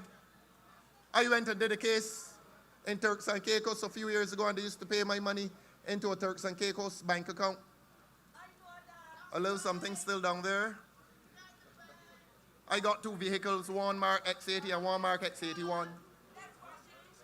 My brothers and I do a little building in town. I have a minority share in it. All of this I am going to write this to the nation, Barbados Today. Even CBC is going to get one. Even they can show it on the news. I challenge me immortally tonight. I challenge me immortally tonight. I challenge me immortally tonight. So that when $2,000 is left with every shopkeeper, ask where it is coming from, and look, do not refuse it. Do not refuse it. Do not refuse it. It's yours. And if you want to have a conversation, ask the person, but where you get this money from though?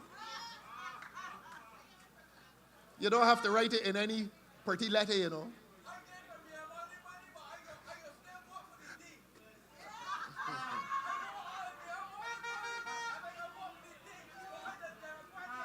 You better come up by this microphone. You talking good democracy tonight. You talking good sense tonight. He's going to take the money. He doesn't have a microphone, but he's going to take the money and vote for the Democratic Labour Party because he recognizes that the Democratic Labour Party is about the fair treatment of people. I do not have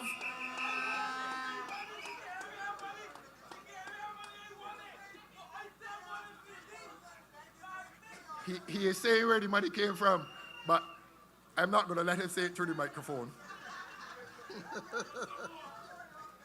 So I declare my assets tonight. And if the media houses want it in writing, they can get it. But I defy me immortally the right to stand up in the house and to disclose my personal business, my personal financial business, simply because she wants to answer a good argument that I had in relation to this government's unwise borrowing of money, not to burden the Barbados Labour Party, nor to burden me immortally, but to burden future generations in this country. And she thought that I should be attacked personally. Well, you attacked me personally. And I built without a mortgage. Yes, I did. And it took me 10 years. Yes, I did. And I live in it now. Yes, I do. I have my dignity, though. You try to strip me, Mia Motley, of my dignity when you say that on the floor of the Parliament. And I say to you that this is the same government that is into wiretapping. Let us move on. And quickly, we have to finish shortly. A lot of people, Verla spoke about crime tonight. And we have to agree to solutions on crime. And we have to recognize that one of the incubators of crime is in overcrowded neighborhoods. Overcrowded neighborhoods, that's a fact. I did not say origins of crime. I said incubators of crime, where the crime is rampant. Yeah, the crime is rampant in certain neighborhoods. And that's why you would have seen the BDF walking through certain neighborhoods. And leading to that problem is the problem of overcrowding and poverty. And will this country continue to live as it is, with little children being born into those circumstances and being stigmatized for the rest of their lives, and not being able to escape what they call that cycle of poverty? And that cycle of poverty affects all of Barbados. We got to change it. And this Democratic Labour Party has to commit itself in alliance with the taxpayers of Barbados to rehabilitate the housing estates in this country. We must do it. We don't have a choice. We are trying to save Barbados. And in trying to save Barbados, we are trying to save the little children of Barbados. We have lost a generation of young men. I heard somebody here tonight say 300 young men have died on the streets of this country during this 7 years of famine. Are we going to have another 7 years in which another 300 young men will be allowed to die on the streets of this country? Or are we going to try to do something about it? This Democratic Labour Party commits itself to doing something about it. This Democratic Labour Party commits itself that Pinelands and Gall Hill and Silver Hill and Deacons and Grisettes and Eden Lodge must become domains of dignity for the people who live there, and we must commit ourselves as a party to uplift and to elevate the lives of the people, to uplift and to elevate the lives of those communities, to make them beautiful places. You ever saw Pinelands yet? You ever stood in Pinelands and the vista? Pinelands is a beautiful piece of real estate, as they say. But the lives of too many there are not beautiful, because it has become a domain of poverty, overcrowding. And are we going to complain about crime all the time? And these factors that contribute to crime, are we going to ignore them? Or are we as a country going to try to do something about it? Let us do something about it, Barbados. Let us be caring and compassionate, Barbados. Let us try to do something about it. And we will house our precious little children in places of beauty and dignity. There's no reason that a housing area should not have a well-built-up commercial section for young businessmen. It should have trees and grass and places for the old to relax and places for the young to play. That is about bringing dignity to the lives of everyone. There are gated communities in this country, and if you see how the people live, it is a good life, you know. And the life that the rich people live is not a life that is too good for us. It is not a life that is too good for us, and we cannot continue to live in a country and claim to be a social democratic country and watch people fall off the edge of society. We would have breached our responsibility, and this Democratic Labour Party will restore governmental responsibility to ensure that the poor will live as well as others in this country. And so we propose to embark on an ambitious housing program which will stretch over 10, 15 years and provide employment, not for the Colombians and the other people that come in here, but for the young Barbadians who live in the very housing estates. And I will end by saying to you that I want to thank a number of persons who have contributed to this manifesto.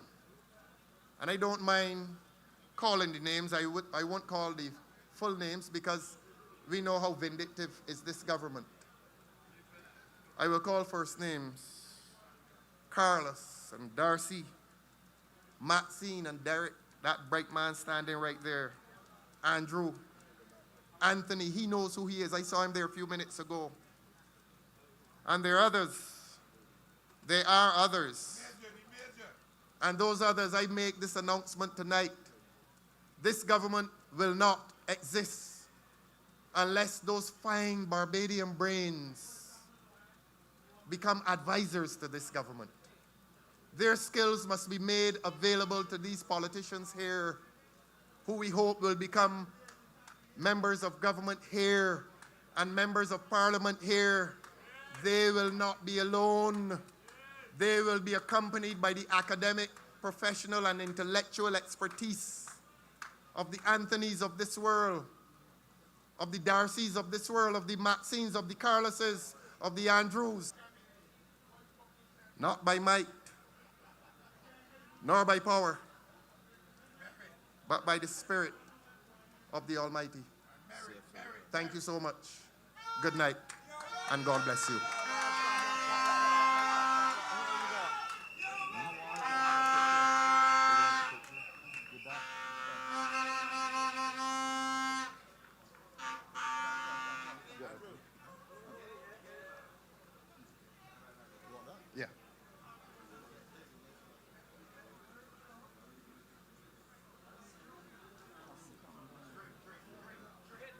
Yeah, I need it.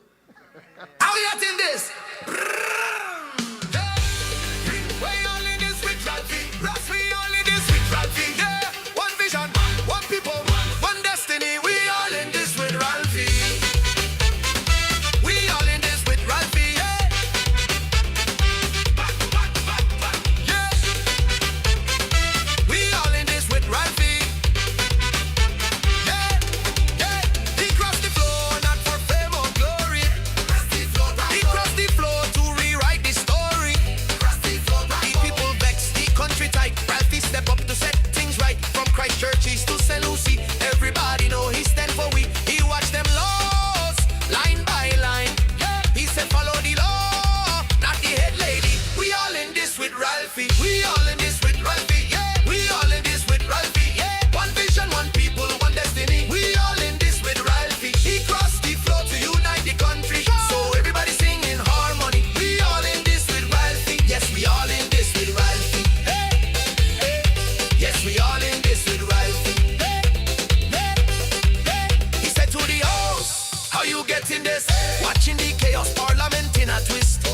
One member while another talk too fast. Ralphie step in, make sense last. The people laugh, they clap, they grin. Cause Ralphie sharp, he know how to win. The law and logic, he keep them tight. He bring order to the parliament fight. Hey. R-A-L-P-H-I-E. Hey. We all in this with Ralphie. R-A-L-P-H-I-E. Stand up tall for unity. Hey.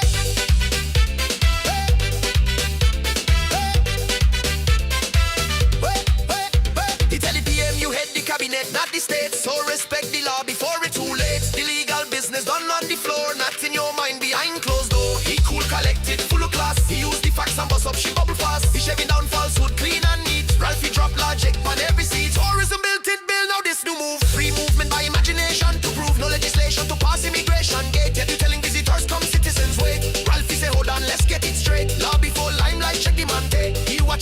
the people clap, cause Ralphie catching every trap. We all in this with Ralphie. We all in this with Ralphie.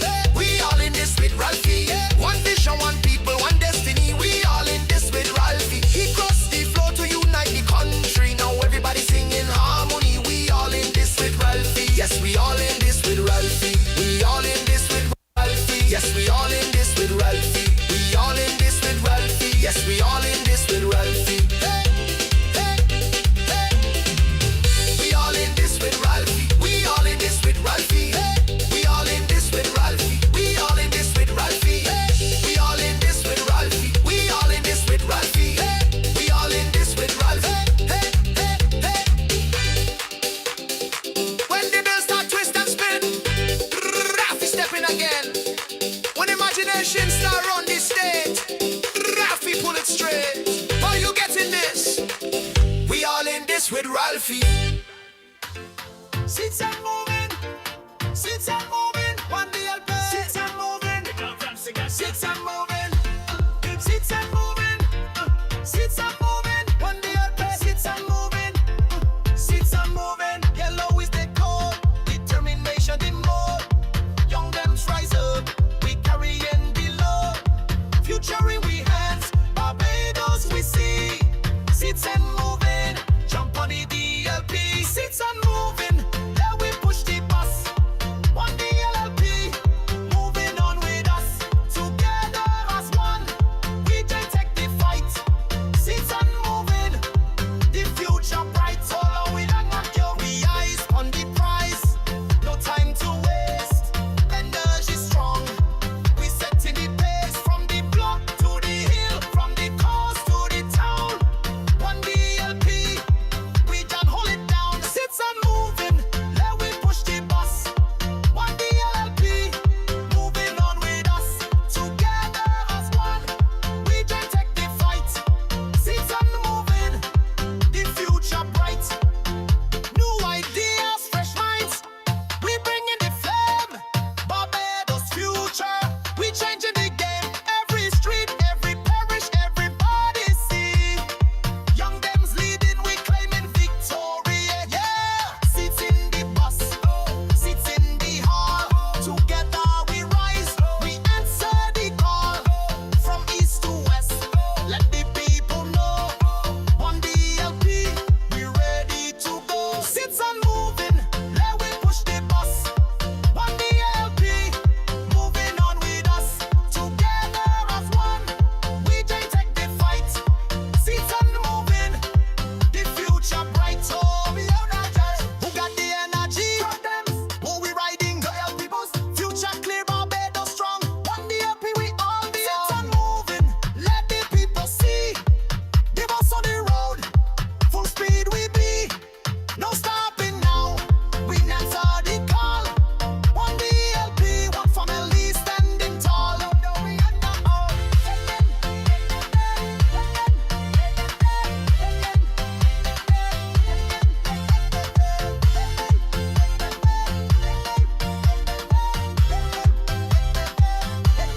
Sit and moving, sit and moving, sit and moving. One Dlp, sit and moving, sit and moving, sit and moving, sit and moving. Young them's pushing, sit and moving, sit and moving.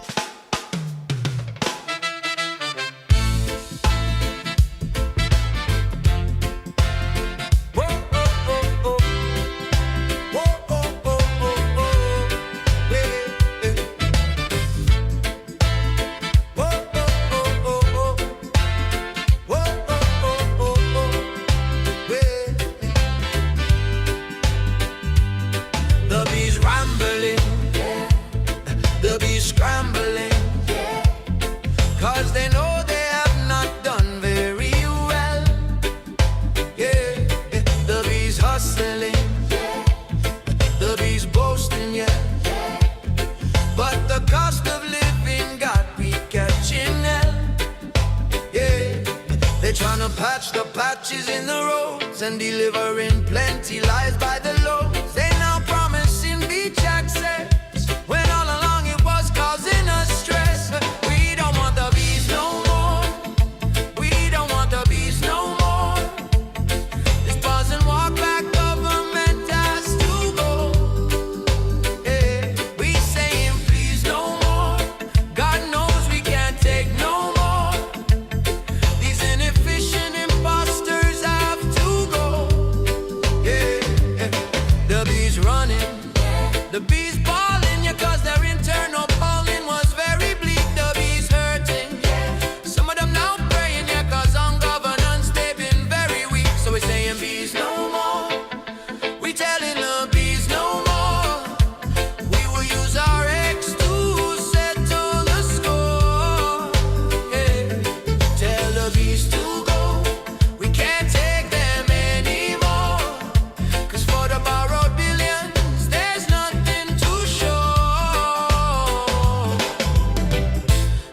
Minister, you've called the election, but you still haven't answered our questions. What's the latest on the Constitution? About the Transport Board, you ain't said not ton. Why your ministers can't fix the hospital? And when will we get an auditor general? What about the issue at Savion Bay? And will we ever see the Hyatt building bout here? Should we hope to hear about the Hope money? Or how much Carafesta cost the Treasury? Look, Prime Minister, we know that you know your administration has been extremely poor. They're trying to hold on to your coattail, a coattail that is now very frail. So bees go